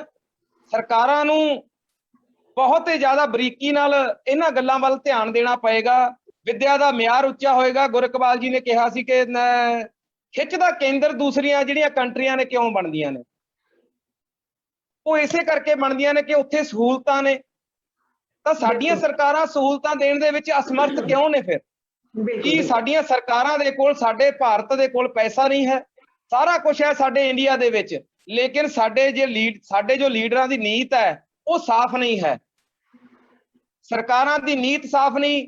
ਸਾਡਾ ਸਮਾਜ ਕੀ ਕਰੇਗਾ ਜੇ ਉਹਨਾਂ ਨੂੰ ਸਹੂਲਤਾਂ ਨਹੀਂ ਮਿਲ ਰਹੀਆਂ, ਉਹਨਾਂ ਨੂੰ ਸਾਰੀਆਂ ਸੁਵਿਧਾਵਾਂ ਨਹੀਂ ਮਿਲ ਰਹੀਆਂ, ਤਾਂ ਸਾਡਾ ਸਮਾਜ ਵੀ ਨਿੱਘਰਦਾ ਜਾਂਦਾ ਦਿਨੋਂ ਦਿਨ। ਤਾਂ ਉਹ ਕਿੱਧਰ ਨੂੰ ਜਾਵੇ ਸਮਾਜ ਵੀ, ਕਿੱਧਰ ਨੂੰ ਸੋਚੀਏ? ਲੋਕਾਂ ਦੇ ਤਾਨੇ ਮਿਹਣਿਆਂ ਦੇ ਵਿੱਚ ਜੇ ਅਸੀਂ ਧਿਆਨ ਦੇਣ ਲੱਗ ਗਏ, ਅੱਜ ਦੀ ਜੋ ਨੌਜਵਾਨੀ ਹੈ, ਇੱਕ ਜ਼ਰੂਰ ਮੈਂ ਤੁਹਾਡੇ ਮਾਧਿਅਮ ਰਾਹੀਂ ਕਹੂੰਗਾ ਪੰਜਾਬ ਦੀ ਨੌਜਵਾਨੀ ਨੂੰ ਕਿ ਸਮਾਜ ਦੇ ਤਾਨੇ ਮਿਹਣਿਆਂ ਦੇ ਮਗਰ ਨਾ ਤੁਸੀਂ ਜਾਓ। ਸਮਾਜ ਨੇ, ਇਹ ਸਮਾਜ ਹੈ ਜੋ, ਇਹ ਸਮਾਜ ਨਹੀਂ ਕਦੇ ਵੀ ਕਿਸੇ ਨੂੰ ਬਖਸ਼ਦਾ ਹੁੰਦਾ। ਸਮਾਜ ਤਾਂ ਕਦੇ ਆਪਣੇ ਨੂੰ ਨਹੀਂ ਬਖਸ਼ਦਾ, ਤਾਂ ਦੂਸਰੇ ਨੂੰ ਉਹਨੇ ਕੀ ਬਖਸ਼ਣਾ? ਕਿਉਂਕਿ ਹਰ ਇੱਕ ਦੇ ਮੂੰਹ ਨੂੰ ਖੂਨ ਲੱਗਿਆ ਕਿ ਪੈਸਾ ਕਿਸ ਤਰ੍ਹਾਂ ਮਿਲੇ। ਲੋਕਾਂ ਦੀ ਲਾਸ਼ ਦੇ ਉੱਪਰ, ਇੰਡੀਆ ਦੇ ਵਿੱਚ ਲੋਕਾਂ ਦੀ ਲਾਸ਼ ਦੇ ਉੱਪਰ ਦੀ ਲੰਘ ਕੇ ਲੋਕ ਪੈਸਾ ਕਮਾ ਲੈਂਦੇ ਨੇ। ਇਹ ਤਾਂ ਫੇਰ ਕੋਈ ਛੋਟੀਆਂ ਗੱਲਾਂ ਨੇ। ਇਸ ਕਰਕੇ ਸਰਕਾਰਾਂ ਨੂੰ ਹੀ ਬੜਾ ਸੁਹਿਰਦ ਹੋਣਾ ਪਏਗਾ ਇਹਨਾਂ ਗੱਲਾਂ ਨੂੰ ਲੈ ਕੇ ਕਿ ਸਾਡੀਆਂ ਜਿਹੜੀਆਂ ਇਹ ਨੌਜਵਾਨੀ ਜਿਹੜੀ ਸਾਡੀ ਖਰਾਬ ਹੋ ਰਹੀ ਹੈ। ਨਸ਼ੇ ਦੀ ਵੀ ਗੱਲ ਹੋਈ ਸੀ ਵਿੱਚ ਨੂੰ, ਗੱਲ ਕੀਤੀ ਸੀ ਤੁਸੀਂ। ਨਸ਼ਾ ਵੀ ਸਾਡਾ ਜਿਹੜਾ ਪੰਜਾਬ ਦੇ ਅੰਦਰ ਦਲਦਲ ਦੀ ਤਰ੍ਹਾਂ ਨਸ਼ੇ ਦੇ ਅੰਦਰ ਜਵਾਨੀ ਹੋ ਚੁੱਕੀ ਹੈ। ਕਈ ਵਾਰ ਕਈ ਗੱਲਾਂ ਤੋਂ ਇਸ ਵੱਲ ਵੀ ਅਸੀਂ ਦਿਮਾਗ ਨੂੰ ਅਸੀਂ ਆਪਣੇ ਨੂੰ ਸੋਚ ਕੇ ਥਰਾਮਾ ਦੇ ਲੈਂਦੇ ਆ ਕਿ ਜਿਹੜੇ ਪੰਜਾਬ ਦੇ ਨੌਜਵਾਨ ਬਾਹਰ ਜਾ ਰਹੇ ਨੇ, ਇਸ ਗੱਲ ਨੂੰ ਲੈ ਕੇ ਤਾਂ ਕਿਤੇ ਨਾ ਕਿਤੇ ਮਾਪਿਓ ਇੱਧਰ ਵੀ ਸੋਚਦਾ ਹੋਏਗਾ ਕਿ ਸਾਡਾ ਜੋ ਇੱਥੇ ਦਾ ਸਮਾਜ ਹੈ ਜਾਂ ਜਿਹਨੂੰ ਆਪਾਂ ਇਹ ਕਹਿ ਦਿੰਦੇ ਆ ਕਿ ਸਾਡੀ ਸੁਸਾਇਟੀ ਹੈ, ਉਹ ਬੜੀ ਗੰਦੀ ਹੋ ਚੁੱਕੀ ਹੈ। ਉਹ ਇਸ ਕਰਕੇ ਕਿਉਂਕਿ ਹਰ ਇੱਕ ਪੰਜਾਬੀ ਨਸ਼ੇ ਦਾ ਆਦੀ ਹੋ ਚੁੱਕਿਆ ਹੈ। ਇਹ ਸੱਚਾਈ ਹੈ। ਸਰਕਾਰਾਂ ਆਪਣੇ ਨੰਬਰ ਬਣਾਉਣ ਦੀਆਂ ਮਾਰੀਆਂ ਇਹਨਾਂ ਗੱਲਾਂ ਵੱਲ ਨੂੰ ਧਿਆਨ ਨਹੀਂ ਦਿੰਦੀਆਂ। ਬੜਾ ਕੁਝ ਕਰਨਾ ਪਏਗਾ, ਕੋਈ ਛੋਟੀ ਖੇਡ ਨਹੀਂ ਹੈ। ਪੰਜਾਬ ਸਰਕਾਰ ਕੋਈ ਵੀ ਹੋਵੇ, ਭਾਰਤ ਦੀ ਸਰਕਾਰ ਕੋਈ ਵੀ ਹੋਵੇ, ਇਹਨਾਂ ਲੋਕਾਂ ਦੇ ਵਿੱਚ ਸੁਧਾਰ ਲਿਆਉਣ ਵਾਸਤੇ ਸਰਕਾਰਾਂ ਨੂੰ ਬਹੁਤ ਕੁਝ ਕਰਨਾ ਪਏਗਾ। ਸਰਕਾਰਾਂ ਤਾਂ ਹੀ ਕਰ ਸਕਦੀਆਂ ਨੇ ਜੇ ਉੱਥੇ ਚੁਣੇ ਹੋਏ ਜਿਹੜੇ ਨੁਮਾਇੰਦੇ ਨੇ ਉਹ ਆਪਣੇ ਦੇਸ਼ ਲਈ, ਆਪਣੇ ਪ੍ਰਦੇਸ਼ ਲਈ ਕੁਰਬਾਨੀ ਦੇਣ ਦੇ ਜਜ਼ਬੇ ਦੇ ਨਾਲ ਉੱਥੇ ਸੀਟਾਂ ਤੇ ਬੈਠਣ ਕਿ ਅਸੀਂ ਆਹ ਕੁਝ ਆਪਣੇ ਦੇਸ਼ ਲਈ ਕਰਨਾ ਹੈ, ਤਾਂ ਹੀ ਕਿਤੇ ਜਾ ਕੇ ਸੁਧਾਰ ਹੋਏਗਾ। ਆ ਜੋ ਆਪਾਂ ਉਪਰਾਲਾ ਕਰ ਰਹੇ ਹਾਂ, ਤੁਸੀਂ ਜੋ ਇਹ ਉਪਰਾਲਾ ਕਰ ਰਹੇ ਹੋ, ਇਹ ਤਾਂ ਸਿਰਫ ਆਮ ਲੋਕਾਂ ਨੂੰ ਇੱਕ ਸੰਦੇਸ਼ ਦੇਣ ਲਈ ਹੈ, ਉਹਨਾਂ ਨੂੰ ਲੀਹ ਤੇ ਚਾੜਨ ਲਈ ਹੈ। ਬਹੁਤ ਕੁਝ ਕਰਨ ਦੀ ਲੋੜ ਹੈ, ਜਿਹਦੀ ਹਲੇ ਜਦ ਕਿ ਮੈਂ ਸਮਝਦਾ ਕਿ ਸ਼ੁਰੂਆਤ ਵੀ ਹਲੇ ਤੱਕ ਹੋਈ ਨਹੀਂ ਕਿ ਸਾਡਾ ਸਮਾਜ ਉਧਰ ਨੂੰ ਧਿਆਨ ਦੇਵੇ। ਜੀ ਧੰਨਵਾਦ Raman ji, thank you so much. ਸੋ ਮਨਪ੍ਰੀਤ ਜੀ, ਤੁਸੀਂ ਕੀ ਸੋਚਦੇ ਹੋ, ਤੁਹਾਡਾ ਕੀ ਮੈਸੇਜ ਦੇਣਾ ਚਾਹੋਗੇ ਜਨਤਾ ਨੂੰ ਕਿ ਇਸ ਸਭ ਤੋਂ ਅਸੀਂ ਕਿਵੇਂ ਬਚ ਸਕਦੇ ਹਾਂ, ਕਿਵੇਂ ਅਸੀਂ ਰੋਕ ਸਕਦੇ ਹਾਂ ਕਿ ਅਜਿਹੇ ਕੇਸ ਦੁਬਾਰਾ ਨਾ ਹੋਣ? ਮਨਪ੍ਰੀਤ ਜੀ, ਤੁਹਾਡਾ ਮਾਈਕ ਮਿਊਟ ਹੈ। ਜੀ ਬਿਲਕੁਲ, ਜਿਵੇਂ ਜੀ ਹੁਣ ਆਵਾਜ਼ ਬਿਲਕੁਲ ਆ ਰਹੀ ਹੈ ਜੀ। ਮੈਂ ਆਪਣਾ ਮੈਸੇਜ ਨਾ ਕੱਲ ਇਹ ਚਾਹੂੰਗੀ, ਜਿਵੇਂ ਤੁਸੀਂ ਕੀਤੀ, ਜਿਵੇਂ ਲਵਿਤ ਨੂੰ ਤਾਨੇ ਮੇੜੇ ਦਿੱਤੇ ਜਾ ਰਹੇ ਜੀ, ਚਲੇ ਗਏ ਉਹਦੇ ਹਨਾ, ਇਹ ਗੱਲ ਵੀ ਧਿਆਨਯੋਗ ਹੈ ਕਿ ਉਹਨਾਂ ਦੇ ਪੇਰੈਂਟਸ ਨੂੰ ਵੀ ਤਾਨੇ ਮੇੜੇ ਤੱਕ ਨਾ ਹੁਣ ਦਿੱਤੇ ਜਾਣ, ਬਾਅਦ ਵਿੱਚ ਕੁੜੀ ਦੇ ਪੇਰੈਂਟਸ ਨੂੰ ਤਾਨੇ ਮੇੜੇ ਨਾ ਦਿੱਤੇ ਜਾਣ। ਕਿਉਂਕਿ ਇੱਕ ਵੀ ਦੇਖੀ ਸੀ ਜਿੱਥੇ ਉਹਦੇ ਫਾਦਰ ਸਾਹਿਬ ਦੀ ਕੁੜੀ ਹੈਗੀ, ਉਹਦੇ ਫਾਦਰ ਸਾਹਿਬ ਨਾ ਕੁਝ ਜ਼ਿਆਦਾ ਨੂੰ ਮਾਯੂਸ ਫੀਲ ਕਰ ਰਿਹਾ ਸੀ, ਰੋ ਹੁੰਦਾ। ਬੇਸ਼ੱਕ ਗਲਤ ਹੈ ਹੋ ਗਿਆ, ਉਹਦੀ ਜਿਹੜੇ ਨੂੰ ਨਾ ਬਣਾਇਆ ਜਾਏ। ਉਹ ਉਹਨਾਂ ਨੇ ਆਪਣੀ ਧੀ ਪੁੱਤ ਗਵਾਇਆ, ਆਪਣੇ ਲਈ ਉਹ ਈਜ਼ੀ ਹੋ ਸਕਣ, ਉਹਨਾਂ ਦੀਆਂ ਲੱਤਾਂ ਨਾ ਖਿੱਚੋ, ਉਹਨਾਂ ਦੀਆਂ ਬਾਹਾਂ ਫੜੋ। ਇਹ ਸਮਾਂ ਇਹ ਹੈ। ਬਿਲਕੁਲ ਮਨਪ੍ਰੀਤ ਜੀ, ਬਿਲਕੁਲ ਸਹੀ ਕਿਹਾ। ਮਨਪ੍ਰੀਤ ਦਾ ਸ਼ਾਇਦ ਇੰਟਰਨੈਟ ਦੀ ਪ੍ਰੋਬਲਮ ਹੈ, ਪਰ ਇਹਨਾਂ ਦੀ ਗੱਲ ਬਿਲਕੁਲ ਸਹੀ ਹੈ ਕਿ ਇਸ ਵਕਤ ਲੜਕੀ ਦੇ ਮਾਂ-ਬਾਪ ਹੈ ਚਾਹੇ ਲੜਕੇ ਦੇ ਮਾਂ-ਬਾਪ ਹੈ, ਉਹਨਾਂ ਨੂੰ ਉਹਨਾਂ ਦੀਆਂ ਬਾਹਾਂ ਫੜਨ ਦੀ ਲੋੜ ਹੈ, ਨਾ ਕਿ ਉਹਨਾਂ ਦੀ ਲੱਤਾਂ ਖਿੱਚਣ ਦੀ। ਸੋ ਗੁਰਪ੍ਰੀਤ ਜੀ, ਤੁਸੀਂ ਕੀ ਸੋਚਦੇ ਹੋ ਕਿ ਕਿਸ ਤਰ੍ਹਾਂ ਆਪਾਂ ਇਸ ਸਭ ਦਾ ਹੱਲ ਲੱਭਿਆ ਜਾ ਸਕਦਾ ਹੈ? ਹਾਂਜੀ, ਸਤਿ ਸ਼੍ਰੀ ਅਕਾਲ। ਇੱਕ ਤਾਂ ਜੀ ਫਸਟ ਆਫ ਆਲ ਤਾਂ ਇੱਕ ਆਇਲਸ ਜ਼ਰੂਰੀ ਇਹਨਾਂ ਨੇ ਕਰ ਦਿੱਤੀ ਹੈ, ਕਿਉਂਕਿ ਹਰ ਵਿਚ ਵਾਸਤੇ ਆ। ਤਾਂ ਮੈਨੂੰ ਲੱਗਦਾ ਕਿ ਕੰਡੀਸ਼ਨ ਆਫ ਆਇਲਸ ਘੱਟੋ ਘੱਟ ਗ੍ਰੈਜੂਏਸ਼ਨ ਤਾਂ ਹੋਣੀ ਚਾਹੀਦੀ ਆ, ਕਿਉਂਕਿ ਜਦੋਂ ਤੱਕ ਬੱਚਾ ਗ੍ਰੈਜੂਏਸ਼ਨ ਕਰਦਾ ਤਾਂ ਇਨਫ ਮੈਚਿਓਰ ਹੋ ਜਾਂਦਾ, ਖੁਦਾਤਾ ਨੂੰ ਕੁਛ ਸਮਝ ਸਕਦਾ ਵਾ। ਤੇ ਸੈਕਿੰਡ ਗੱਲ, ਏਜ ਆਫ ਮੈਰਿਜ, ਉਹਦੇ ਬਾਰੇ ਵਿਚਾਰ ਚਰਚਾ ਕੀਤੀ ਜਾਣੀ ਚਾਹੀਦੀ ਹੈ। ਉਹਤੇ ਵਿਚਾਰ ਚਰਚਾ ਕਮੇਟੀ ਬਣ ਕੇ ਕਿ ਉਹ ਏਜ ਆਫ ਮੈਰਿਜ ਇਨਕਰੀਜ਼ ਕੀਤੀ ਜਾਵੇ, 19 ਤੋਂ 21 ਕੀਤੀ ਜਾਵੇ ਜਾਂ 23 ਤੋਂ 25 ਕੀਤੀ ਜਾਣੀ ਚਾਹੀਦੀ ਆ। ਸੈਕਿੰਡ, ਜੇ ਸਪਾਊਸ ਵੀਜ਼ੇ ਦੀ ਗੱਲ ਕਰੀਏ ਤਾਂ ਮੈਨੂੰ ਇਹ ਲੱਗਦਾ ਕਿ ਸਪਾਊਸ ਵੀਜ਼ੇ ਵਾਸਤੇ ਘੱਟੋ ਘੱਟ ਕੰਡੀਸ਼ਨ ਇਹ ਤਾਂ ਹੋਵੇ ਕਿ ਆਪਣੇ ਸਪਾਊਸ ਨਾਲ ਕਮ ਸੇ ਕਮ ਬੰਦਾ 2 ਜਾਂ 3 ਸਾਲ ਤਾਂ ਰਵੇ, ਕਿਉਂਕਿ ਉਹਨਾਂ 3 ਸਾਲ 'ਚ ਪਰਿਵਾਰ 'ਚ ਕੋਈ ਮਿਲੂਗਾ, ਆਪਣੇ ਸਪਾਊਸ ਨੂੰ ਸਮਝਣ ਦਾ ਮੌਕਾ ਮਿਲ ਸਕਦਾ ਇਹਨਾਂ 2-3 ਸਾਲ 'ਚ। ਤੀਜੀ ਗੱਲ ਆਪਾਂ ਇਹ ਕਰਦੇ ਜੇ ਇੱਕ ਸਕਾਲਰਸ਼ਿਪ ਟੈਸਟ ਜ਼ਰੂਰ ਬੱਚੇ ਨੂੰ ਸੋਚਣਾ ਚਾਹੀਦਾ, ਜੇ ਜਾਣਾ ਹੀ ਆ ਪੜ੍ਹਾਈ ਦੇ ਬੇਸ ਤਾਂ ਯੂਨੀਵਰਸਿਟੀਜ਼ ਜਾਂ ਕਾਲਜਸ ਜੋ ਸਕਾਲਰਸ਼ਿਪ ਦਿੰਦੇ ਨੇ, ਬੱਚੇ ਨੂੰ ਉਹਨਾਂ ਵੱਲ ਧਿਆਨ ਦੇਣਾ ਚਾਹੀਦਾ। ਚੌਥੀ ਗੱਲ, ਮੋਸਟ ਆਫ ਕੇਸ ਵੱਧ ਗਏ, ਆਪਾਂ ਮੰਨਦੇ ਨੇ ਹਾਈਪੋਥੈਟੀਕਲੀ ਕਿ ਇਹੋ ਜਿਹਾ ਜੇ ਕੇਸ ਹੋ ਵੀ ਜਾਂਦਾ, ਫਰਾਡ ਕੇਸ ਹੋ ਜਾਂਦਾ, ਤਾਂ ਜਿਹੜੀ ਸਾਡੀ 420 ਆ ਉਹ ਸਿਰਫ ਇੱਕ ਸਜ਼ਾ ਦਾ ਪ੍ਰਾਵਧਾਨ ਕਰ ਦਿੰਦੀ ਆ, ਪਰ ਉਹਦੇ 'ਚ ਰਿਕਵਰੀ ਰਾਈਟ ਕੋਈ ਵੀ ਹੈ ਨਹੀਂ। ਉਹਦੇ ਵਾਸਤੇ ਇਨਸਾਨ ਨੂੰ ਇੱਕ ਸਿਵਲ ਕੇਸ ਅਲੱਗ ਤੋਂ ਪਾਉਣਾ ਪੈਂਦਾ। ਪਹਿਲਾਂ ਤੋਂ ਹੀ ਪਰੇਸ਼ਾਨ ਇਨਸਾਨ ਕੋਰਟਾਂ 'ਚ ਹੋਰ ਘੁੰਮਦਾ। ਤੁਸੀਂ ਕੈਨੇਡਾ ਦਾ ਇਮੀਗ੍ਰੇਸ਼ਨ ਐਂਡ ਰਿਫਿਊਜੀ ਐਕਟ ਪੜ੍ਹੋਗੇ, ਉਹਦੇ 'ਚ ਸਜ਼ਾ ਬਹੁਤ ਘੱਟ ਆ। 3 ਸਾਲ 5 ਸਾਲ 3 ਸਾਲ 5 ਸਾਲ, ਪਰ ਜੁਰਮਾਨੇ ਬਹੁਤ ਹਾਈ ਉਸ ਕੈਨੇਡਾ ਦੇ ਇਮੀਗ੍ਰੇਸ਼ਨ ਐਂਡ ਰਿਫਿਊਜੀ ਐਕਟ 'ਚ $10,000 ਤੋਂ ਲੈ ਕੇ $50,000 ਤੱਕ ਦੇ ਜੋ ਨੇ ਜੁਰਮਾਨੇ ਉੱਥੇ ਹੈਗੇ ਨੇ। ਤਾਂ ਸੇਮ ਇੱਥੇ ਕਹਿੰਦਾ ਕਿ ਸਾਨੂੰ IPC ਦੇ ਅੰਡਰ ਹੀ ਨਾ ਇੱਕ ਰਿਕਵਰੀ ਰਾਈਟ ਦੇ ਦੇਣਾ ਚਾਹੀਦਾ ਉਹਨਾਂ ਨੂੰ, ਤਾਂ ਕਿ ਪਹਿਲਾਂ ਤੋਂ ਹੀ ਪਰੇਸ਼ਾਨ ਇਨਸਾਨ ਜੋ ਇਹਨਾਂ ਨੂੰ ਖੱਜਲ ਖੁਆਰੀ ਹੋ ਚੁੱਕੀ ਹੈ ਉਸ ਨੂੰ ਆਪਣੇ ਪੈਸੇ ਰਿਕਵਰ ਕਰਨ ਵਾਸਤੇ ਕਚਹਿਰੀਆਂ 'ਚ ਆਪਣਾ ਧੱਕੇ ਨਾ ਖਾਣੇ ਪੈਣ ਜਾਂ ਖੱਜਲ ਖੁਆਰੀ ਨਾ ਕਰਾਉਣੀ ਪਵੇ। ਫਿਰ ਵਕੀਲਾਂ ਦੀ ਫੀਸ ਵੀ ਉਹਨੂੰ ਪੇ ਕਰਨੀ ਪੈਂਦੀ ਆ, ਇੰਨੀ ਅਮਾਊਂਟ ਪੇ ਕਰਦਾ ਵਾ, ਜਿਹਦੇ ਕੋਲ ਕੁਛ ਬਚਿਆ ਹੀ ਨਹੀਂ ਉਹ ਫੀਸ ਕਿੱਥੋਂ ਪੇ ਕਰ ਦੇਗਾ। ਫੀਸ ਕਿੱਥੋਂ ਕਰ ਦੇਗਾ, ਬਿਲਕੁਲ ਬਿਲਕੁਲ ਗੁਰਪ੍ਰੀਤ ਜੀ ਬਿਲਕੁਲ ਸਹੀ ਕਿਹਾ। ਸੋ ਸਾਡੇ ਅੱਜ ਜਿੰਨੀ ਵੀ ਆਪਾਂ ਗੱਲਬਾਤ ਕੀਤੀ ਇਹਦੇ ਵਿੱਚੋਂ ਕਾਫੀ ਸਾਰੀਆਂ ਗੱਲਾਂ ਸਾਹਮਣੇ ਆਈਆਂ ਨੇ, ਜਿਹਦੇ ਬਾਰੇ ਐਂਡ ਦੇ ਵਿੱਚ ਮੈਂ ਪਹਿਲਾਂ ਤਾਂ ਸਾਰਿਆਂ ਦਾ ਧੰਨਵਾਦ ਕਰਦੇ ਹਾਂ ਕਿ ਤੁਸੀਂ ਸਾਰਿਆਂ ਨੇ ਬਹੁਤ ਹੀ ਅੱਛੀ ਤਰ੍ਹਾਂ ਐਕਸਪਲੇਨ ਕੀਤਾ, ਬੜਾ ਅੱਛਾ ਮੈਸੇਜ ਦਿੱਤਾ। ਸੋ ਹੁਣ ਮੈਂ ਇਸ ਬਾਰੇ ਜਿਹੜੀਆਂ ਗੱਲਾਂ ਸਾਹਮਣੇ ਆਈਆਂ ਨੇ ਉਹ ਸਾਰਾ ਸਾਹਮਣੇ ਰੱਖਣਾ ਚਾਹਾਂਗੀ ਕਿ ਪਹਿਲੀ ਗਲਤੀ ਜਿਹੜੀ ਆਉਂਦੀ ਹੈ ਉਹ ਆਉਂਦੀ ਹੈ ਸਰਕਾਰ ਦੀ। 50% ਦੀ ਗਲਤੀ ਸਰਕਾਰ ਦੀ ਇਸ ਕਰਕੇ ਕਿਉਂਕਿ ਸਰਕਾਰ ਨੇ ਦੇਸ਼ ਦੇ ਵਿੱਚ ਬੱਚਿਆਂ ਦੀ ਬੇਰੁਜ਼ਗਾਰੀ ਇੰਨੀ ਕੁ ਵੱਧ ਚੁੱਕੀ ਹੈ ਕਿ ਬੱਚਿਆਂ ਦੇ ਕੋਲ ਜੌਬਸ ਨਹੀਂ ਹੈ। ਕੁਝ ਕਾਨੂੰਨ ਇਸ ਤਰ੍ਹਾਂ ਦੇ ਨੇ ਕਿ ਉਹਨਾਂ ਦੀ ਏਜ ਦੀ ਸੀਮਾ ਜਿਹੜੀ ਹੈ ਉਹ ਵਧਾਉਣੀ ਚਾਹੀਦੀ ਹੈ। ਜਿੱਦਾਂ ਹੁਣੇ ਆਪਾਂ ਨੂੰ ਗੁਰਪ੍ਰੀਤ ਜੀ ਨੇ ਵੀ ਕਿਹਾ ਕਿ ਇਹਨਾਂ ਦੀ ਜਿਹੜੀ ਏਜ ਹੈ ਬੱਚਿਆਂ ਦੀ ਏਜ ਹੈ ਘੱਟ ਤੋਂ ਘੱਟ ਲੜਕੇ ਦੀ ਏਜ ਜਿਹੜੀ ਹੈ 25 ਸਾਲ ਹੋਣੀ ਚਾਹੀਦੀ ਹੈ ਤੇ ਲੜਕੀ ਦੀ 21 ਸਾਲ ਹੋਣੀ ਚਾਹੀਦੀ ਹੈ। ਦੂਜੀ ਜਿਹੜੀ ਇਹਦੇ ਵਿੱਚ ਆ ਜਾਂਦੀ ਹੈ ਗਲਤੀ ਉਹ ਆ ਜਾਂਦੀ ਹੈ ਸਾਡੇ ਸਮਾਜ ਦੀ। ਜਦੋਂ ਬੱਚਾ ਕੋਈ ਏਦਾਂ ਦੀ ਗਲਤੀ, ਚਲੋ ਉਹਨਾਂ ਦਾ ਵਿਆਹ ਹੋ ਗਿਆ ਕੁਝ ਵੀ ਹੋ ਗਿਆ, ਉਹ ਤਾਨੇ ਮਿਹਣੇ ਦੇਣੇ ਸ਼ੁਰੂ ਕਰ ਦਿੰਦੇ, ਬੱਚੇ ਅੰਡਰ ਪ੍ਰੈਸ਼ਰ ਆ ਜਾਂਦੇ। ਤੀਸਰੀ ਗੱਲ ਜਿਹੜੀ ਆ ਜਾਂਦੀ ਹੈ ਕਿ ਸਾਡੇ ਮੇਨ ਗੱਲ ਜਿਹੜੀ ਮੈਂ ਤੁਹਾਨੂੰ ਦੱਸਾਂ ਕਿ ਪੇਰੈਂਟਸ, ਜਿਵੇਂ ਸਾਰਿਆਂ ਨੇ ਇਸ ਹੁਣੇ ਚਰਚਾ ਦਾ ਵਿਸ਼ਾ ਵੀ ਆਪਾਂ ਬਣਾਇਆ ਸੀ ਕਿ ਪੇਰੈਂਟਸ ਜਿਹੜੇ ਨੇ ਆਪਣੇ ਸੁਪਨੇ ਪੂਰੇ ਕਰਨ ਵਾਸਤੇ ਆਪਣੇ ਬੱਚਿਆਂ ਨੂੰ ਛੋਟੀ ਛੋਟੀ ਉਮਰ ਦੇ ਵਿੱਚ ਕੋਈ ਏਜ ਗਾਇਬ ਨਹੀਂ ਦੇਖਦੇ, ਕੋਈ ਸਟੱਡੀ ਗੈਪ ਨਹੀਂ ਦੇਖਦੇ, ਕੋਈ ਇਹ ਨਹੀਂ ਦੇਖਦੇ ਕਿ ਸਾਡਾ ਬੱਚਾ ਕਿੰਨਾ ਪੜ੍ਹਿਆ, ਲੜਕੀ ਕਿੰਨੀ ਪੜ੍ਹੀ ਹੈ, ਲੜਕਾ ਕਿੰਨਾ ਪੜ੍ਹਿਆ, ਅਨਮੈਚਡ ਮੈਰਿਜ ਕਰਵਾ ਦਿੰਦੇ ਆ ਸਿਰਫ ਬਾਤ ਦੀ ਖਾਤਰ, ਲਾਲਚ। ਉਹਨੂੰ ਵਿਆਹ ਕਹਿ ਦਿੰਦੇ ਆ, ਉਹ ਅਸਲ ਵਿੱਚ ਵਿਆਹ ਨਹੀਂ ਹੈ। ਵਿਆਹ ਦੀ ਇੱਕ ਮਰਿਆਦਾ ਹੁੰਦੀ ਹੈ, ਵਿਆਹ ਇੱਕ ਜਨਮ ਦਾ ਬੰਧਨ ਹੁੰਦਾ ਹੈ। ਗੁਰੂ ਘਰ ਦੀ ਪਵਿੱਤਰਤਾ ਦੇ ਹਜ਼ੂਰੀ ਦੇ ਵਿੱਚ ਜਦੋਂ ਰਸਮਾਂ ਪੜ੍ਹੀਆਂ ਜਾਂਦੀਆਂ ਨੇ ਤਾਂ ਉਹਦੇ ਵਿੱਚ ਹੁੰਦਾ ਕਿ ਉਮਰ ਭਰ ਦਾ ਸਾਥ ਲੜਕੀ ਨੇ ਨਿਭਾਉਣਾ ਹੁੰਦਾ। ਅੱਜ ਕੱਲ੍ਹ ਉਹ ਲੜਕੀਆਂ ਨਹੀਂ ਨਿਭਾਉਂਦੀਆਂ ਕਿਉਂਕਿ ਉਹ ਵਿਆਹ ਸੋਚ ਕੇ ਨਹੀਂ ਕੀਤੇ ਜਾਂਦੇ, ਨਾ ਲੜਕੇ ਨਿਭਾਉਂਦੇ ਨਾ ਲੜਕੀਆਂ ਨਿਭਾਉਂਦੀਆਂ, ਕਿਉਂਕਿ ਉਹ ਕੰਟਰੈਕਟ ਗਿਣੇ ਜਾਂਦੇ। ਤੁਸੀਂ ਬਾਹਰ ਜਾਣ ਦੀ ਖਾਤਰ ਇੱਕ ਲੜਕੀ ਮੈਰਿਜ ਕਰਦੀ ਹੈ, ਇੱਕ ਗਰੀਬ ਲੜਕੀ ਆਈਲੈਟਸ ਕਰ ਲੈਂਦੀ ਹੈ ਤੇ ਉਹਨੂੰ ਤਲਾਸ਼ ਹੁੰਦੀ ਹੈ ਕੋਈ 25-30 ਲੱਖ ਰੁਪਇਆ ਖਰਚ ਦੇਵੇ ਤੇ ਉਹ ਬਾਹਰ ਚਲੇ ਜਾਵੇ। ਇੱਕ ਲੜਕਾ ਜਿਹੜਾ ਆਈਲੈਟਸ ਕਲੀਅਰ ਨਹੀਂ ਕਰ ਪੈਂਦਾ ਉਹ ਇਸ ਚੀਜ਼ ਇੱਕ ਲੜਕੀ ਦੀ ਤਲਾਸ਼ ਕਰਦਾ ਹੈ ਕਿ ਕੋਈ ਮੈਨੂੰ ਗਰੀਬ ਲੜਕੀ ਮਿਲ ਜਾਵੇ ਜੇ ਤੇ ਮੈਂ ਪੈਸਾ ਲਗਾ ਕੇ ਉਹਨੂੰ ਬਾਹਰ ਭੇਜ ਦਿਆਂ ਤੇ ਉਹ ਮੈਨੂੰ ਬੁਲਾ ਲਵੇ। ਸੋ ਇਹਦੇ ਵਿੱਚ ਪੇਰੈਂਟਸ ਦਾ ਰੋਲ ਕਿਸ ਤਰ੍ਹਾਂ ਆਉਂਦਾ ਹੈ ਕਿ ਬੱਚਾ, ਦੇਖੋ ਤੁਸੀਂ ਪੰਜਾਬ ਦੇ ਵਿੱਚੋਂ ਹੀ ਇਹ ਕੇਸ ਨਿਕਲ ਰਿਹਾ,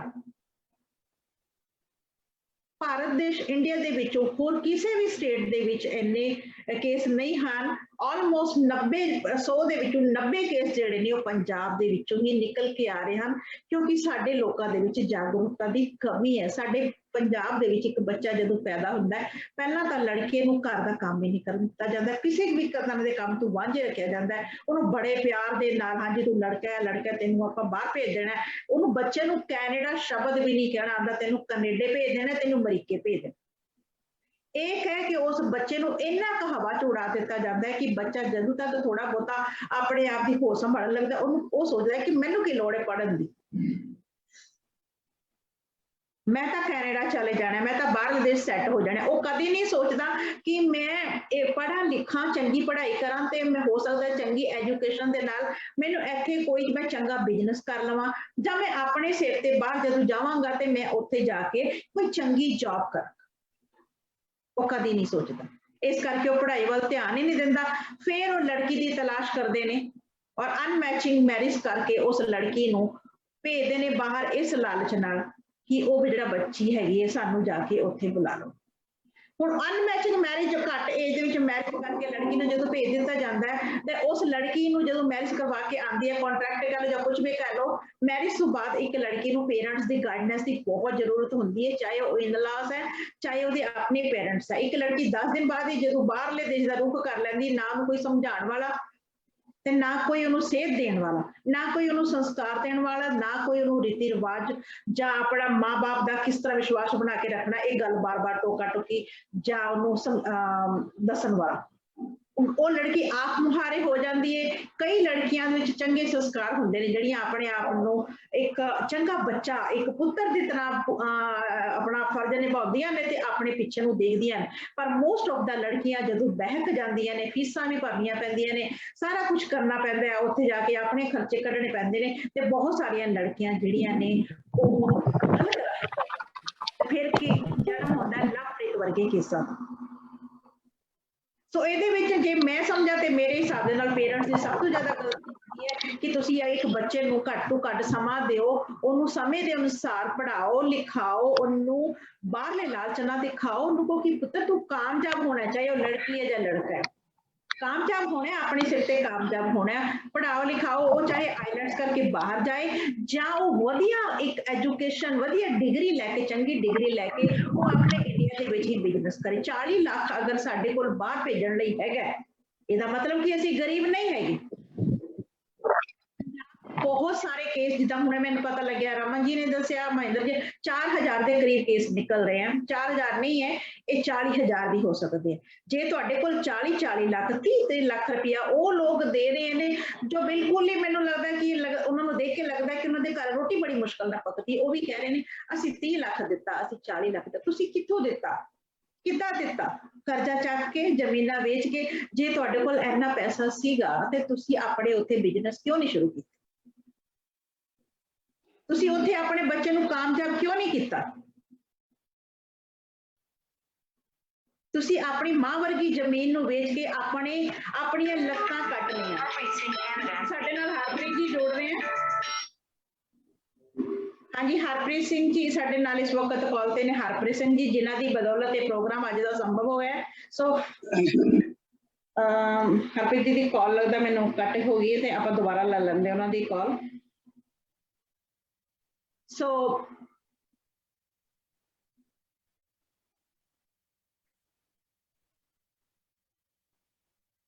ਹਰਪ੍ਰੀਤ ਜੀ ਦੀ ਕਾਲ ਜਿਹੜੀ ਹੈ ਉਹ ਕੱਟੀ ਗਈ ਹੈ। ਆਈ ਡੋਂਟ ਨੋ ਕਿ ਕੋਈ ਇੰਟਰਨੈਟ ਦੀ ਪ੍ਰੋਬਲਮ ਹੋਈ ਹੈ ਜਾਂ ਕਿਸ ਤਰ੍ਹਾਂ ਪ੍ਰੋਬਲਮ ਹੋਈ ਹੈ, ਪਰ ਉਹਨਾਂ ਦੀ ਮਿਹਨਤ ਦੇ ਨਾਲ ਅੱਜ ਦਾ ਪ੍ਰੋਗਰਾਮ ਜਿਹੜਾ ਅਸੀਂ ਕਰ ਰਹੇ ਹਾਂ।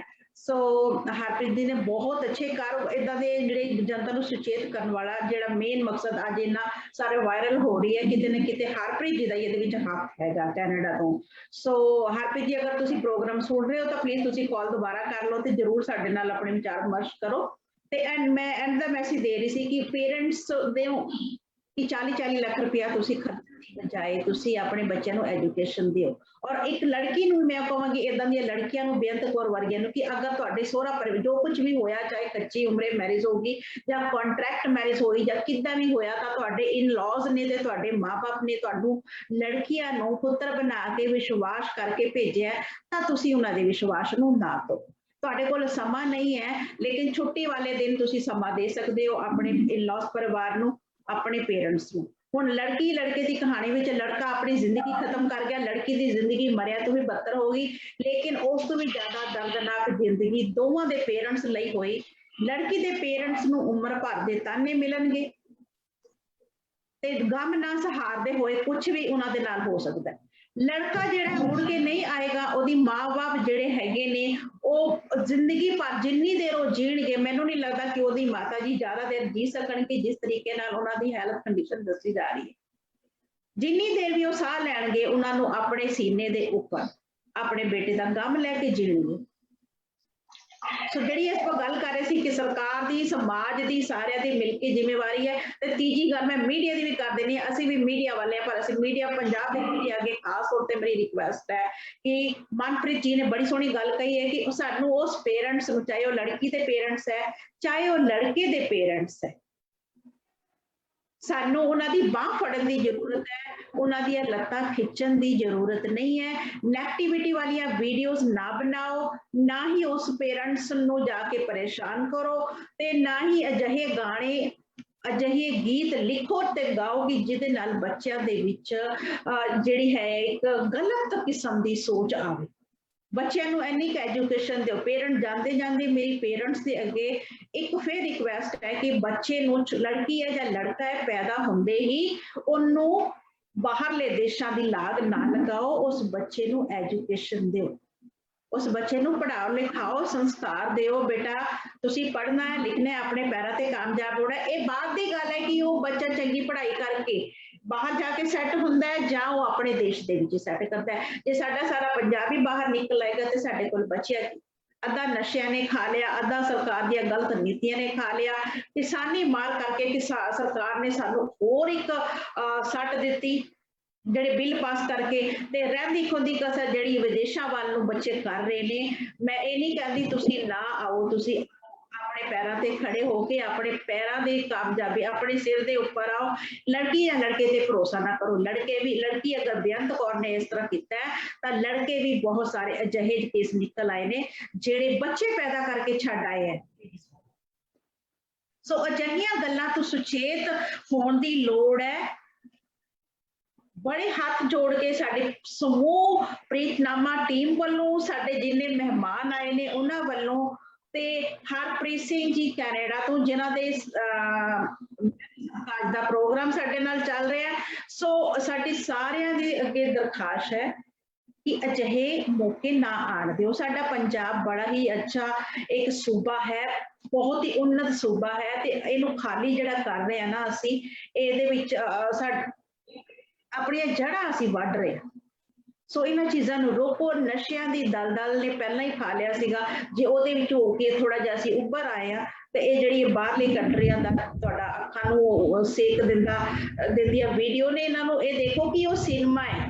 ਅਗਰ ਫੋਟੋਗ੍ਰਾਫੀ ਜਿੱਦਾਂ ਕਿ ਆਪਾਂ ਨੂੰ ਇਕਬਾਲ ਫਰਹਾਦੀ ਪਾਕਿਸਤਾਨ ਤੋਂ ਜੁੜੇ ਸੀ, ਉਹਨਾਂ ਨੇ ਕਿਹਾ ਕਿ ਸ਼ੋਸ਼ੇਬਾਜ਼ੀ, ਬਿਲਕੁਲ ਸਾਡੀ ਇਹ ਸ਼ੋਸ਼ੇਬਾਜ਼ੀ ਹੈ। ਇੱਥੇ ਕੁਝ ਬੱਚੇ ਇਸ ਤਰ੍ਹਾਂ ਦੇ ਵੀ ਹੈਗੇ ਨੇ ਜਿਹੜੇ ਲੇਬਰ ਕੰਮ ਕਰਦੇ ਨੇ ਪਰ ਬੀਚ ਤੇ ਜਾ ਕੇ ਜਾਂ ਬਾਜ਼ਾਰਾਂ ਦੇ ਵਿੱਚ ਜਾ ਕੇ ਜਾਂ ਚੰਗੀਆਂ ਬਿਲਡਿੰਗਾਂ ਦੇ ਅੱਗੇ ਜਾ ਕੇ ਫੋਟੋ ਇਸ ਤਰ੍ਹਾਂ ਪ੍ਰਦਰਸ਼ਨ ਕਰਦੇ ਨੇ ਕਿ ਉਹਨਾਂ ਕੋਲ ਬੜਾ ਪੈਸਾ। ਇੱਕ ਹਾਸੋਹੀਣੀ ਗੱਲ ਦੱਸਦੀ ਹੈ ਕਿ ਸਾਡੀ ਇੱਕ ਫੈਮਿਲੀ ਦੇ ਵਿੱਚ ਕੋਈ ਇੰਡੀਆ ਗਿਆ, ਮੈਂ ਉਹਨਾਂ ਨੂੰ ਦੱਸਿਆ ਤਾਂ ਉਹ ਕਹਿੰਦੇ ਕਿ ਸਾਡੇ ਤਾਂ ਉੱਥੇ ਪਾਣੀ ਵੀ ਨਹੀਂ ਪੀਂਦੇ ਜੀ, ਕੋਕ ਪੀਂਦੇ ਸਾਡੇ ਉੱਥੇ ਏਦਾਂ ਕਰਦੇ। ਬੜੀਆਂ ਹਾਸੋਹੀਣੀ ਉਹਨਾਂ ਨੇ ਗੱਲਾਂ ਸੁਣਾਈਆਂ ਜਦ ਕਿ ਉਹ ਸੱਚਾਈ ਦੇ ਨਾਲੋਂ 100% ਡਿਫਰੈਂਟ ਸੀਗੇ। ਸੋ ਮੇਰੀ ਇਹ ਸਾਰਿਆਂ ਅੱਗੇ ਰਿਕਵੈਸਟ ਹੈ ਜਾਂਦੇ ਜਾਂਦੇ ਕਿ ਪਲੀਜ਼ ਤੁਸੀਂ ਇਸ ਚੀਜ਼ ਨੂੰ ਰੋਕੋ। ਆਪਣੇ ਬੱਚੇ ਨੂੰ ਗਾਈਡੈਂਸ ਦਿਓ, ਐਜੂਕੇਸ਼ਨ ਦਿਓ, ਸੰਸਕਾਰ ਦਿਓ ਤੇ ਜੇ ਇਸ ਤਰ੍ਹਾਂ ਦੀ ਕੋਈ ਹੁਣ ਤੱਕ ਜਿਹੜੇ ਕੇਸਿਸ ਤਾਂ ਹੋ ਗਏ ਨੇ ਉਹਨਾਂ ਬੱਚਿਆਂ ਨੂੰ ਅੰਡਰ ਪ੍ਰੈਸ਼ਰ ਨਾ ਕਰੋ। ਉਹਨਾਂ ਦੇ ਚਾਚੇ ਤਾਏ, ਉਹਨਾਂ ਦੇ ਆਂਢੀ ਗੁਆਂਢੀ ਰਿਸ਼ਤੇਦਾਰਾਂ ਅੱਗੇ ਹੱਥ ਜੋੜ ਕੇ ਬੇਨਤੀ ਹੈ ਕਿ ਬੱਚੇ ਨੂੰ ਮਿਹਣਾ ਨਾ ਦਿਓ ਕਿ ਤੂੰ ਕੈਨੇਡਾ ਨਹੀਂ ਗਿਆ, ਤੂੰ ਅਮਰੀਕੇ ਪਹੁੰਚਿਆ ਨਹੀਂ, ਤੂੰ ਆਸਟ੍ਰੇਲੀਆ ਪਹੁੰਚਿਆ ਨਹੀਂ। ਉਹਨੂੰ ਥੋੜਾ ਪੇਸ਼ੈਂਸ ਰੱਖਣ ਵਾਸਤੇ ਕਹੋ, ਉਹਨੂੰ ਸਮਝਾਓ। ਅਗਰ ਕੋਈ ਲੜਕੀ ਵੀ ਧੋਖਾ ਕਰਦੀ ਹੈ ਜਾਂ ਲੜਕਾ ਵੀ ਧੋਖਾ ਕਰਦਾ ਹੈ ਤਾਂ ਵੀ ਉਹਨੂੰ ਸਮਝਾਓ ਕਿ ਬੇਟਾ ਪੈਸਾ ਕਮਾਇਆ ਜਾ ਸਕਦਾ ਹੈ, ਜ਼ਿੰਦਗੀ ਦੁਬਾਰਾ ਨਹੀਂ ਆਉਂਦੀ। ਸੋ ਇਸ ਚੀਜ਼ ਨੂੰ ਧਿਆਨ 'ਚ ਰੱਖੋ। ਤੇ ਸਾਡਾ ਅੱਜ ਦਾ ਪ੍ਰੋਗਰਾਮ ਅਸੀਂ ਜ਼ਰੂਰ ਜਾਰੀ ਰੱਖਾਂਗੇ। ਅਸੀਂ ਆਪਣਾ ਹੋਕਾ ਦਿੰਦੇ ਰਵਾਂਗੇ। ਜ਼ਰੂਰ ਅਗਲਾ ਪ੍ਰੋਗਰਾਮ ਲੈ ਕੇ ਫਿਰ ਤੁਹਾਡੇ ਸਾਰਿਆਂ ਨਾਲ ਜੁੜਾਂਗੇ। ਸਾਰੇ ਹੀ ਮਹਿਮਾਨਾਂ ਦਾ ਬਹੁਤ ਬਹੁਤ ਸ਼ੁਕਰੀਆ। ਬਹੁਤ ਸੋਹਣੇ ਵਿਚਾਰ ਤੁਸੀਂ ਆਪਣੇ ਰੱਖੇ ਆ ਤੇ ਬਹੁਤ ਸੋਹਣੇ ਸੁਝਾਅ ਵੀ ਦਿੱਤੇ ਆ ਤੇ ਇਹ ਪ੍ਰੋਗਰਾਮ ਖਤਮ ਹੋਣ ਵਾਲਾ ਨਹੀਂ ਹੈ। ਗੁਰੂ ਇਕਬਾਲ ਜੀ ਦੀ ਗੱਲ ਬਿਲਕੁਲ ਸਹੀ ਹੈ ਕਿ ਇਹ ਖਤਮ ਹੋਣ ਵਾਲਾ ਨਹੀਂ ਹੈ, ਇਹ ਚੱਲਦਾ ਹੀ ਰਹਿਣਾ। ਹਾਈਲਾਈਟ ਹੋ ਗਿਆ ਅਲੱਗ ਗੱਲ ਹੈ, ਪਰ ਸਾਡਾ ਅਸੀਂ ਵੀ ਚੱਲਦੇ ਰਹਿਣਾ, ਅਸੀਂ ਵੀ ਹੋਕਾ ਦਿੰਦੇ ਹੀ ਰਹਿਣਾ ਕਿ ਅਜਿਹੀਆਂ ਬੁਰਾਈਆਂ ਨੂੰ ਸਮਾਜ ਦੇ ਵਿੱਚੋਂ ਖਤਮ ਕੀਤਾ ਜਾਵੇ। ਸੋ ਜਿੰਨੇ ਵੀ ਮੇਰੇ ਵੀਰ ਭੈਣਾਂ ਨੇ ਦੇਖਿਆ, ਪਲੀਜ਼ ਇਹ ਪ੍ਰੋਗਰਾਮ ਨੂੰ ਮਸਟ ਸ਼ੇਅਰ ਕਰਨਾ, ਵਾਚਫੁਲ ਕਰਨਾ ਤੇ ਅਗਾਂਹ ਵੀ ਸਾਡੇ ਨਾਲ ਜੁੜੇ ਰਹਿਣਾ। ਫਿਰ ਲੈ ਕੇ ਆਵਾਂਗੇ ਅਗਲੇ ਸ਼ੁੱਕਰਵਾਰ ਹੋਰ ਪ੍ਰੋਗਰਾਮ ਇਸੇ ਵਿਸ਼ੇ ਦੇ ਵਿੱਚ। ਸੋ ਜਿਹੜੇ ਵੀ ਮੇਰੇ ਵੀਰ ਭੈਣਾਂ ਨੇ ਕੋਈ ਵਿਚਾਰ ਵਿਮਰਸ਼ ਕਰਨਾ ਹੋਵੇ ਉਹ ਸਾਡੇ ਨਾਲ ਕੰਟੈਕਟ ਕਰ ਸਕਦੇ ਨੇ। ਮੈਂ ਪਹਿਲਾਂ ਵੀ ਕਿਹਾ ਸੀ, ਨੰਬਰ ਵੀ ਸਾਰਿਆਂ ਦੇ ਕੋਲ ਹੈ ਤੇ ਜ਼ਰੂਰ ਕਰਨਾ। ਇਸ ਵਕਤ ਸਾਰਿਆਂ ਨੂੰ ਸਤਿ ਸ਼੍ਰੀ ਅਕਾਲ। ਇੰਨੀ ਹੀ ਗੱਲ ਦੇ ਨਾਲ ਜੁੜੇ ਰਹਿਣਾ ਜੀ ਪ੍ਰੀਤਨਾਮਾ ਦੇ ਨਾਲ। ਥੈਂਕ ਯੂ, ਧੰਨਵਾਦ ਜੀ ਸਾਰਿਆਂ ਦਾ। ਸਤਿ ਸ਼੍ਰੀ ਅਕਾਲ ਜੀ ਸਾਰਿਆਂ ਨੂੰ।